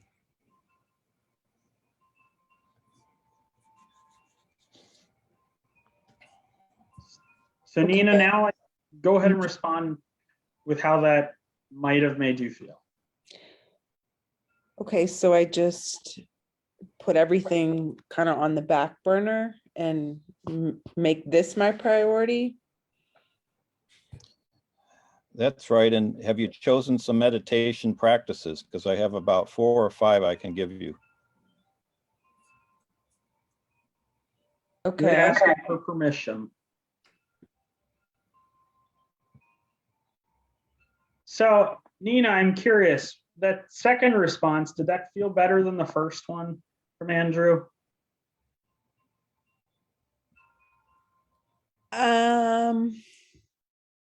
No, it still felt a little trying to fix it, I guess. Okay, so you felt that writing reflex showing up. So Andrew, if I could have you ask an open-ended question, so can we do that same response again? That'd be okay. But this time, Andrew, what I'd like you to do is use an open-ended question, an affirmation, a reflection, or a summary. When you do that, am I consistent response? Does that sound okay? Yes. All right, so let's start again from the beginning, okay, Nina? So just give your same response. Andrew, your am I inconsistent response. Respond to that, Nina, and then try one of the open-ended questions, affirmations, reflections, or summaries, Andrew. And then try responding to that, Nina. So I would like to work on meditating daily, but I just don't feel like I have the discipline to be able to do it.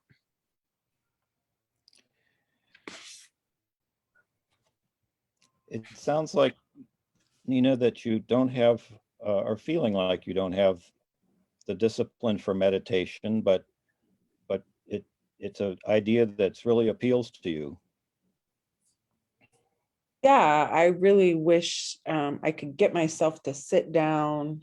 I do enjoy when I am able to make myself do it. I'm glad that I did it. I never regret it, but it's like I just can't quite get there to make myself do it. Well, again, it sounds like it's a real, the times that you have tried it and found the time, you've definitely benefited from it. Yes.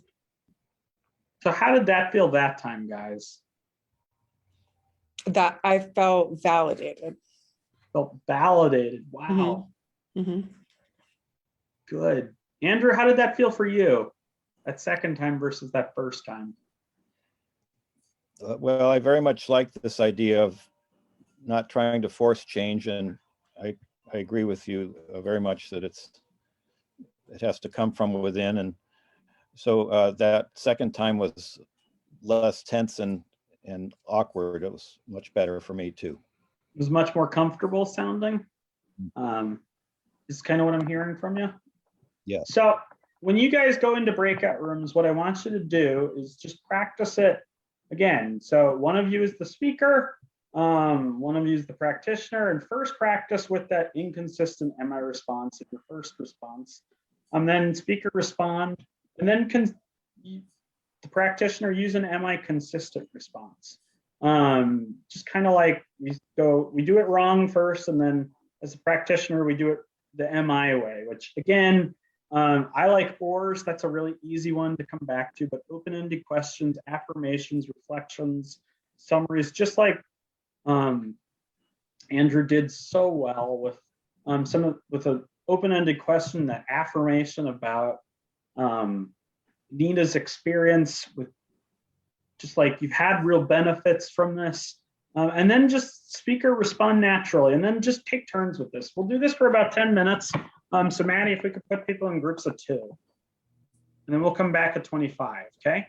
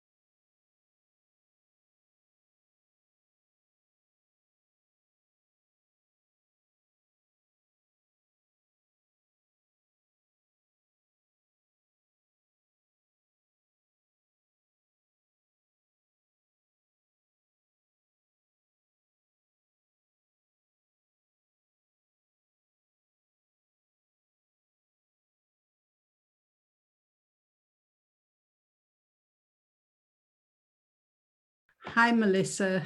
Hi, Dipti. Hi. So what would you like to do? Would you like to be the speaker or the practitioner? Can I go be the speaker first?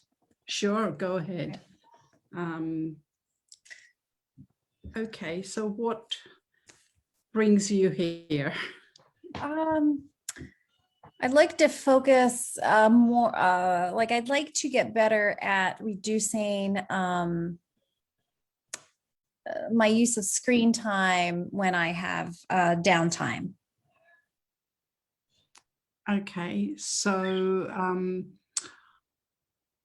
you are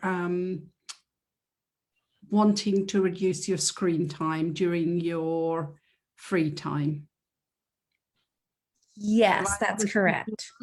And how have you tried to achieve this? Well, I've tried to, put my phone in another room and just kind of check off some of the to-do things on my to-do list, or, just tried to leave my computer at home when, knowing that I might have some downtime at work, just kind of doing those things. Okay. And so are you saying that you are able to leave the phone away or the screen away and manage to get some downtime? Yeah, I find myself when when I'm not actively seeing a patient, just picking up my phone and doing the endless scroll through social media. And I'm trying to break away from that. Okay. Sorry, can we take a pause? Sean was. Yeah. Is that okay if we take a pause?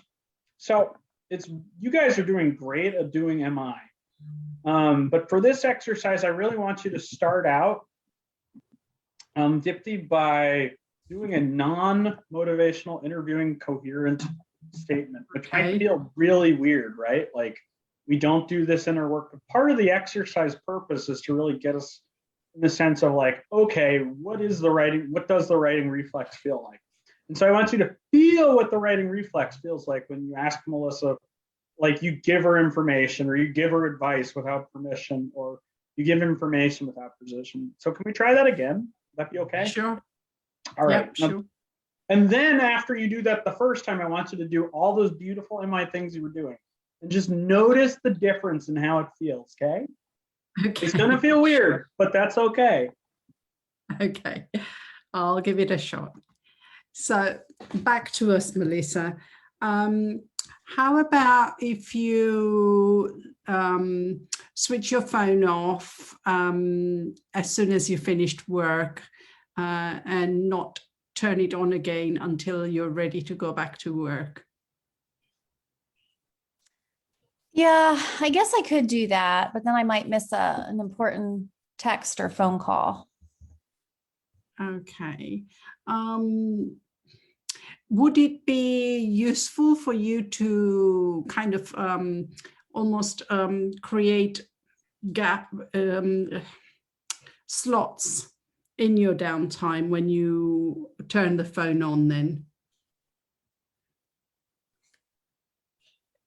So rather than have it all the time where you're scrolling, so literally limit it to 10 minutes every 4 hours or something, so you can catch the any important texts or calls. I hadn't thought about doing that. That might be helpful. Okay. What is it about the phone that feels so attractive to you? I think it's like every other human being. It's avoiding doing those tasks that I don't want to do. Okay. So in order to avoid the tasks, the phone is more attractive. Yeah, because it's easier. Okay. I'm finding this really difficult. I'm really not trying to be difficult. No, not you. You're totally right. It's just the only thing. You keep going, and you only have to do like one interchange of each. So you do one interchange of am I inconsistent, one interchange of consistent, and just feel the difference. So you totally got it right. You just kept going. Yeah. So. Okay. So what I've done, I started with the MI and I finished with the advice giving. That's okay. You got it. Though I think there was one time you gave advice. I heard you give it. You were like, do this. And did you feel her sort of like do that? Like, yeah, well, I felt the energy, the defense energy come up. What was the difference like for you? Yeah, it was definitely, I kind of felt that there was a different space between us when I was when I was exploring what it was like, to when I was giving advice. There was a much more kind of energized energy. The response was much more stronger. Did you hear the uptick in her voice the second time after you asked that open-ended question so well? Yeah. How did you feel, Melissa? I felt exactly, what you were talking about, just that defensiveness, like, yeah, right, I can turn my phone off. It's not possible. So yeah, that was my kind of my natural inclination. Was just to be defensive. Yeah, and it almost, even when I was saying it, it felt like I don't know anything about your life and why you might need the phone on, and here I am giving advice. Right, it's that pre-problem solving, as I've learned to call it. Yes. Problem solving, I love that. Why don't you guys swap and try it out? No. Okay. Okay. So I really struggle with exercise. I know I'm not a gym person, but I really like yoga and Pilates and meditation. But I really struggle to prioritize the time for me, and I'd like to do more of that, especially in the Zoom world where I'm sitting on this chair a lot. So I hear you saying your struggle is you'd like to be more active. Yeah, I kind of not so much more active because I am active when I'm not working, but I'd like to just dedicate that kind of real special kind of yoga or Pilates, energy for myself rather than walking the dog or cooking or cleaning or running around after someone. So have you looked into, maybe a class in your, your community rec center or the Y or anything like that? Oh, I think we're done. I think so too. Thank you, ladies. Is it taking us back or are they adding? I think they're coming in. No, we just came in. Oh. To the 10 minutes. Are we kind of feeling like we've done this? We get this. This was helpful. Can I ask a couple questions before we go back? Sure. Or would you rather just go back? What's your preference? I don't mind the question. All right. So how did it feel saying an "am I" inconsistent response? I felt mean, like rude. I did. I felt like a bad person. Like I was crushing someone's dreams. Is what I felt like. Well, and so it feels. Go ahead. And I felt like, well, isn't there any options? All you're telling me is, well, no, you can't. You can't do it. What? There's no options here. There's no way to go. What? I don't know. Just felt like hopeless. Good words. So then how did it feel to do an "am I consistent" response? A lot better. Like I was helping her towards her goal and helping her figure it out. And maybe my goal was unrealistic and choosing a different goal for where I am at the frame of my lifetime, where I am right now in my life. So looking at goal, an option, a different goal. What's your goal? Well, made up goal was to go on to be a nurse practitioner with a sick husband at home and no money, no way to take care of him. Wow. Yeah. So that was kind of like, okay, maybe I need to rethink my goal.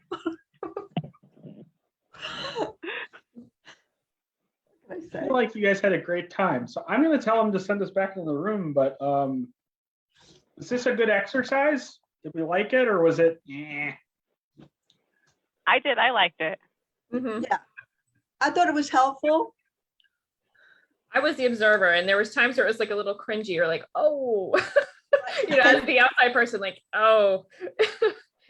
Well, right. And the goal of this is so you become more aware of your own MI practice, right? Like we want to get in the habit of noticing, because we all do this. Like even I do. And I mean, I'll never be perfect, but no one is, right? Like part of the spirit of MI is being gentle with yourself and accepting, okay, that probably is not something I should be saying, but really the goal here is to be more self-aware. So you guys are totally getting it. I'm curious to get feedback because we've got about half an hour left, and I always like to have these sorts of conversations at the end. But those of you who decided to be a speaker, what did you notice about your sustained talk that you gave? Like when you gave the sustained talk, what was it like giving? People can just raise their hands, they can jump in, they can put it in the chat, whatever works for you guys.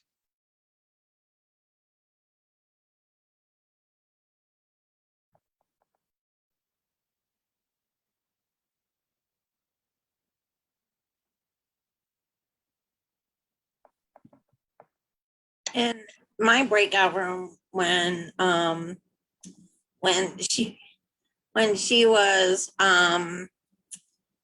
kind of telling me, which is what it felt like she was telling me what to do. Right. There were crickets. Oh God. Like I wanted to respond, but it wouldn't have been nice. Right.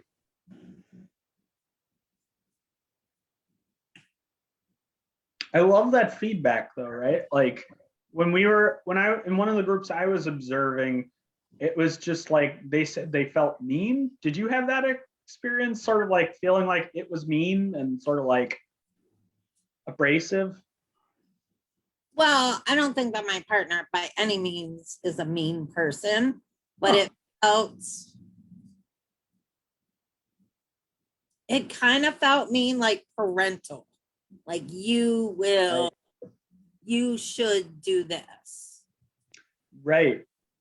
And when we think about our clients with guardians, like how much of their life is already like that, right? Like, I mean, and so you're doing such a great job at hitting it. Like, it's not necessarily that your partner's mean, but it's the approach that sort of evokes those kinds of feelings, right? Like that, we talked about how the research says it evokes this, I'm going to go further into my sustain sort of experience. So thanks for sharing, Beth. Anybody else? I will say one more thing. She did record very nicely and it was a productive conversation. Cool. What was your thing that you were sustained talking about? It was a dumb thing. I want to find more time to learn how to decorate cakes.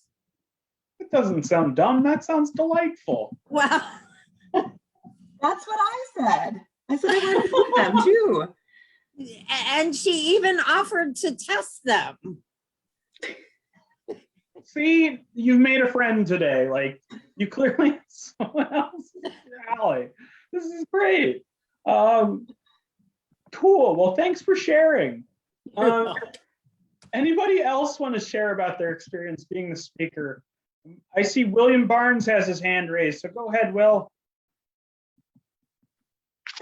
I was just going to say that I feel like it's easier to give advice, or it's easier to come up with like a solution for other people's problems than it is to actually put it in words. We're getting feedback, so I'm trying to figure out how to mute my mic. It might be me. You have two devices going? Well, I was using my cell phone earlier. Okay, yeah, that's probably why, because you had two devices really. To do solution focused problem solving than it is just to like be empathetic and to try to understand what the person is going through. And I think that sometimes, even as therapists, maybe sometimes we want to jump to, well, this is what I think you should do, and here's your psychoeducational material to read, and you want to give them all these solutions instead of actually.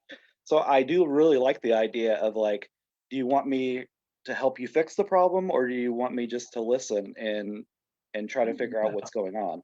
So I like that.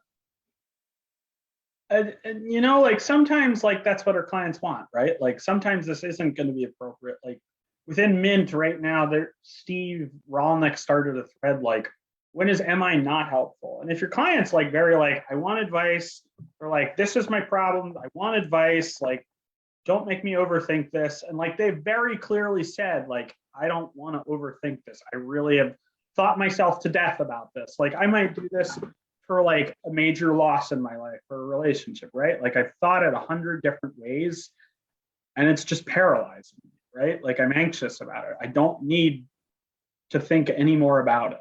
And in some cases, like it might be really not useful to use MI, but I like how you had, like in some cases, it might be helpful to really get them to sit back and think and reflect. Well, go ahead. I was telling the person that I did mine with that sometimes I think that we have patients who come in and they want a quick solution to the problem, even as much as like, okay, just send me to the psych APN or the psychiatrist so I can get medication. And then you have other people who they just want somebody to talk to and to let them talk about the problem. And so I've experienced both. And sometimes you kind of have to teeter out which one it is when they come in for like the first assessment. And so I kind of like the idea of being more empathetic and letting them talk. But then some people may respond that they don't like that as much because they want solutions. Well, right. And some people come for solutions. Like some people may come to you because you're the expert on autism in your community, right? Like they're going to come to you. They're like, okay, this is what I had a lady come in just a week ago and it was like, okay, I'm thinking about leaving my husband. Why can't my husband empathize? And it was very like, okay, this is the theory that might apply. And like, this is kind of some of the things we can think through. And it was very like you're saying, like it's, they came to me for my expertise. It wasn't so much like they wanted to think it through. Like they did want to think it through, but they wanted my knowledge.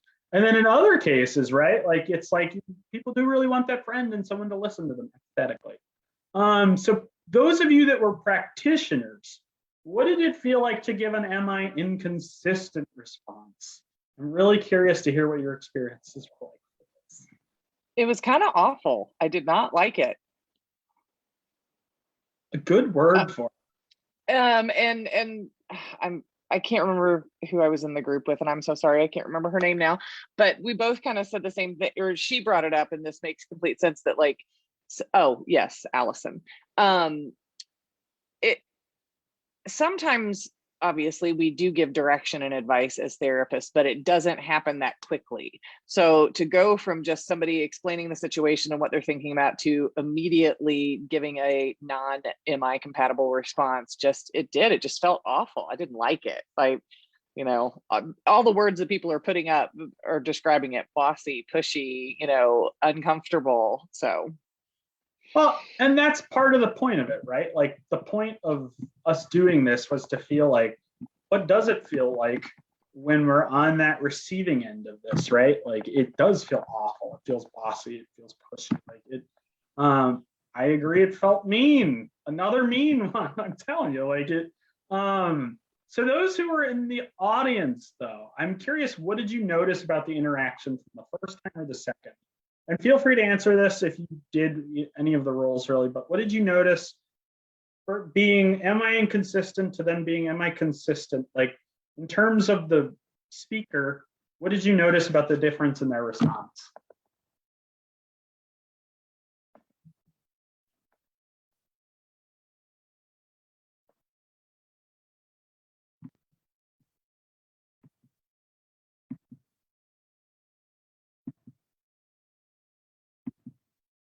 Go ahead, Carrie.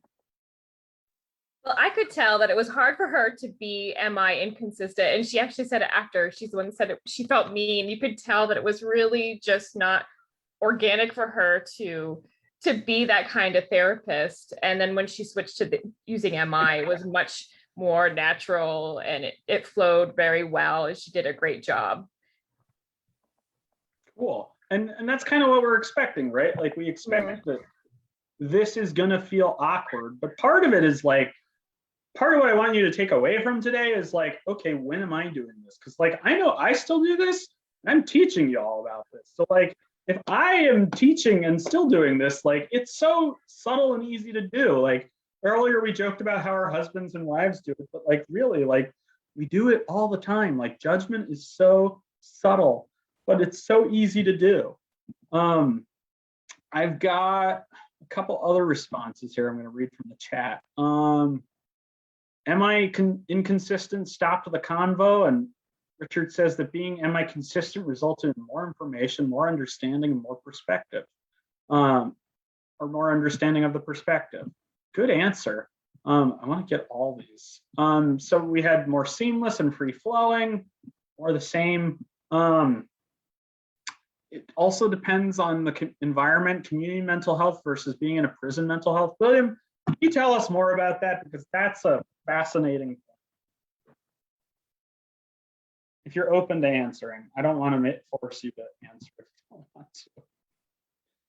Well, I think I've done both. I've done community and I've worked in the prisons. And so when you go through their training, when you work in a prison, they kind of make you aware of all the boundary testing that prisoners or inmates do and what they try to use.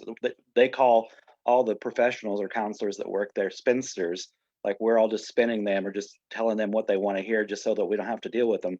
However, what I've noticed is that sometimes the motivational interviewing is really helpful, but sometimes you have to be a little stern in your approach with some prison inmates.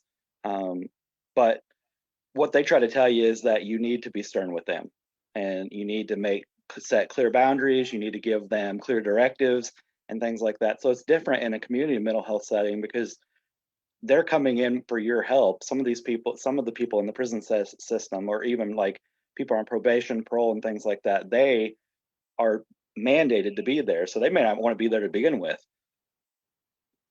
Right. It's a really different starting place. I mean, one, you're like, people are coming to you by choice. The other, they aren't. Or do you still work in the prison then? Or no? I mean, I'm the director of behavioral health. I work in a mental health setting. I'm also a clinician.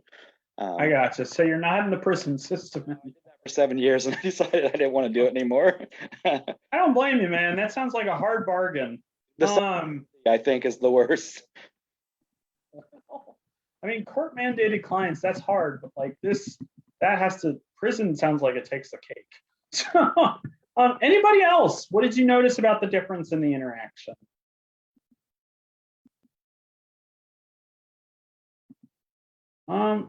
Prison ain't bad, says Roger. Richard, not Roger. Well, I am glad that there are those of us who like working in the prison system, because not all of us do. So Andrea Beagle says she loves it. Do you work in the prison system, Andrea? Oh, you did? Okay. What do you do now then? You can just put it in the chat if you want. I'm in a PHP program now. You're a PhD? Yeah. Oh, cool. What are you going for? I'm in the PHP program. I'm the program coordinator there, and I have clients too. Got it. I thought you said you were in a PhD program. That's why I asked you what you were going for. I'm sorry. But anyways, Thomas writes, the inconsistent response seemed like stating the obvious without helping the person to do what you state, like telling the ADHD kid, you just need to pay attention. Oh, that's so good, Thomas. I mean, it's so true though, right? Like, how many times do our autistic clients get told, like, oh, if you just had more empathy, you'd be better off? It's like, no shit. Like, it's not very helpful when we don't empathize and we just give people advice. I mean, it feels really natural, right? Like, it's so subtle and easy to do. William writes, I have heard parents say, you just need to be more organized. Oh, I hate that. Because the kid like knows it, right? Like I think of a kid who is suicidal and had autism and PTSD, and his dad was just like, you need to keep working at school. It's like, no shit, Dad. Like, your kid's suicidal and you're telling him yeah, I get the sentiment. Anything else before I move on to the research stuff? Because that's kind of where we're going to wrap up today. And then we'll just kind of close out. All right, so I'm not having any takers, so I'm going to keep moving. Oh, wait, Beth has a raised hand. Go ahead, Beth. Sorry, I couldn't find the emoji for it for a minute. Okay. So, like I've had people tell me, well, I don't know how to do that. And I will hear their parents say things like, well, everybody knows how to do that. And I have a friend who was in a convent and left the convent, was trying to hang curtains. And every time she would put the curtains on the rod on the window, they would fall down. And this kept happening over and over again. And then she called a friend of hers and she was crying. She's like, I have a master's degree. How do I not know how to hang curtains? And her friend said, well, has anyone ever showed you? And I'll often tell that story to parents when they say their kids should know when to take the trash out, you know, especially if they're on the spectrum. Like, did you show them what that means to you? Right. I love that. That's so good. I imagine that comes in really handy to share that with them and just kind of It reframe it does. for them. It Yeah. kind of feels like it does. And I think about like what comes to mind is residential work. Like we call them group homes in Wisconsin, maybe for better or worse. I don't know if that's the appropriate term is adult family home, but the term for the company I work for. But like you think about all the people who just, or like I think about all the people who I've worked with where it's like, oh, if this person just understood how to make their food, it's like, well, if they understood that, why would they be in residential? Like, you know, like it just makes me so angry. So I feel that. I feel that indignity sort of sense. So thanks for sharing that, Beth. Really appreciate it. Any other takers before I go on?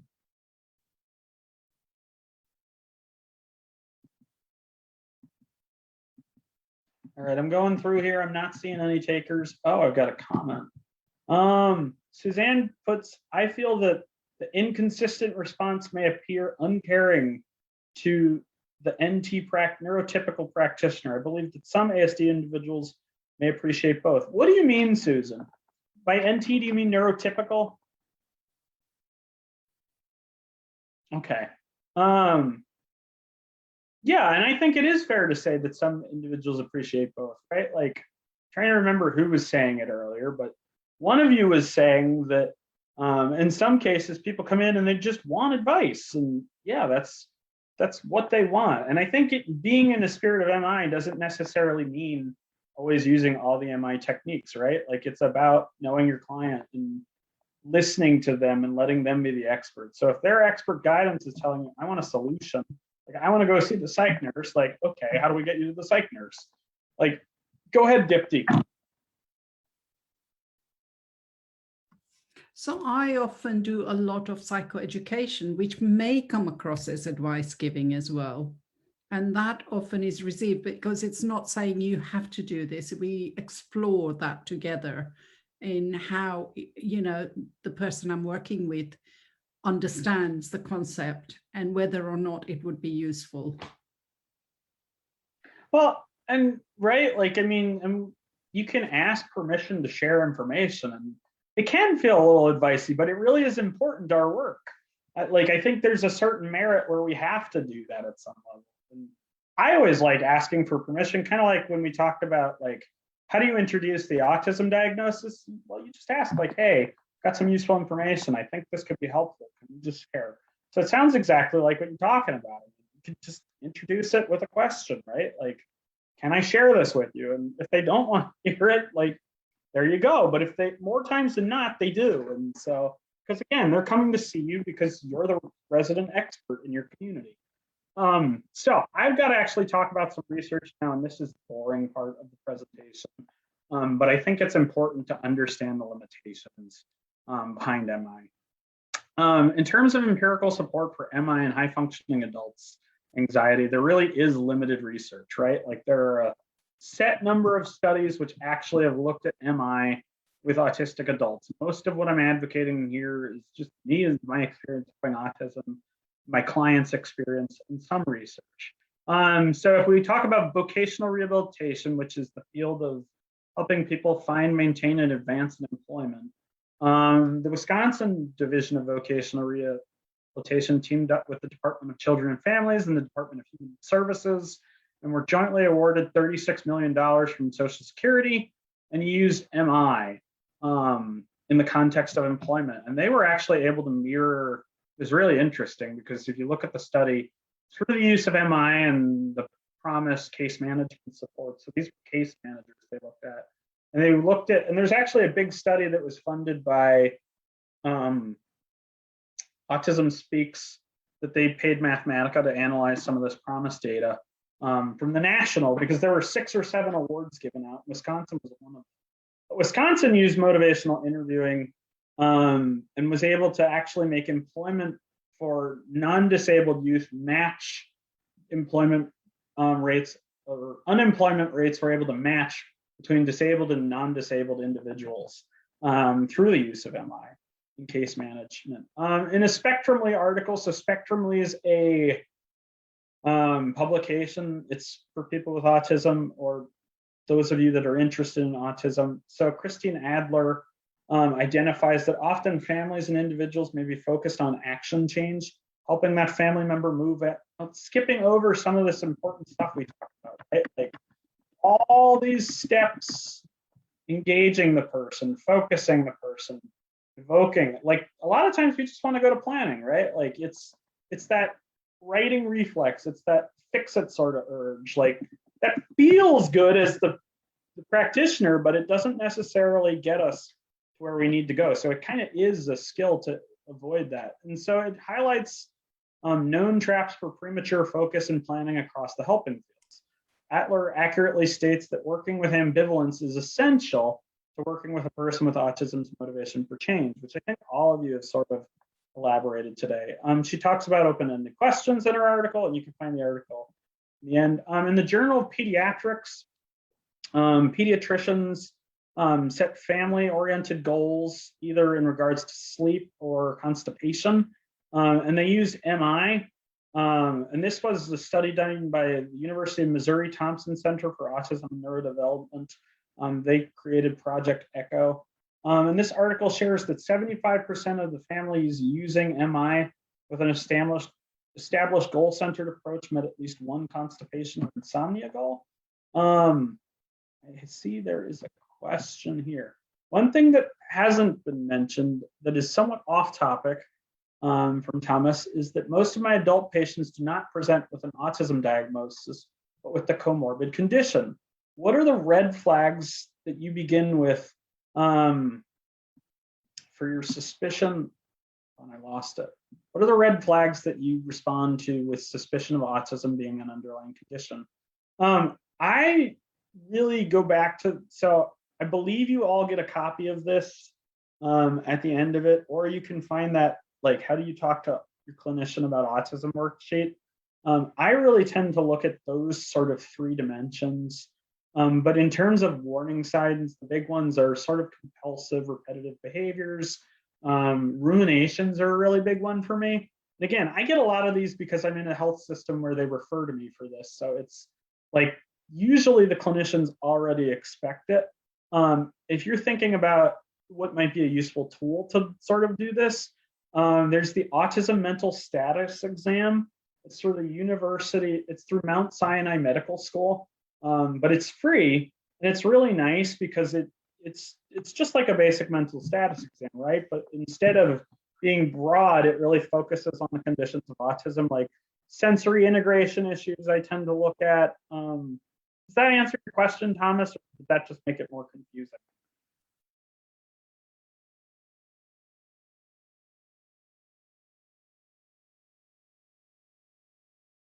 Thomas? Yes, that gets it. Okay. Thank you. No problem.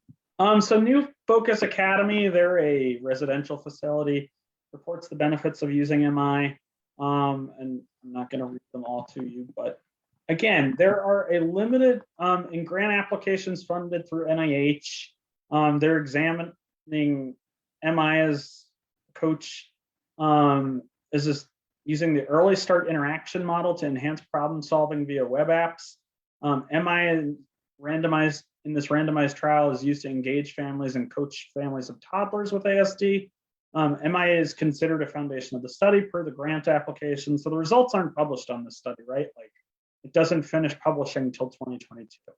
The expected science findings, they'll advance our knowledge of MI. Another study, I don't think I mentioned it here, compared Early Start Denver model, which is an applied behavioral analysis technique, to Early Start Denver model with motivational interviewing coaching for parents.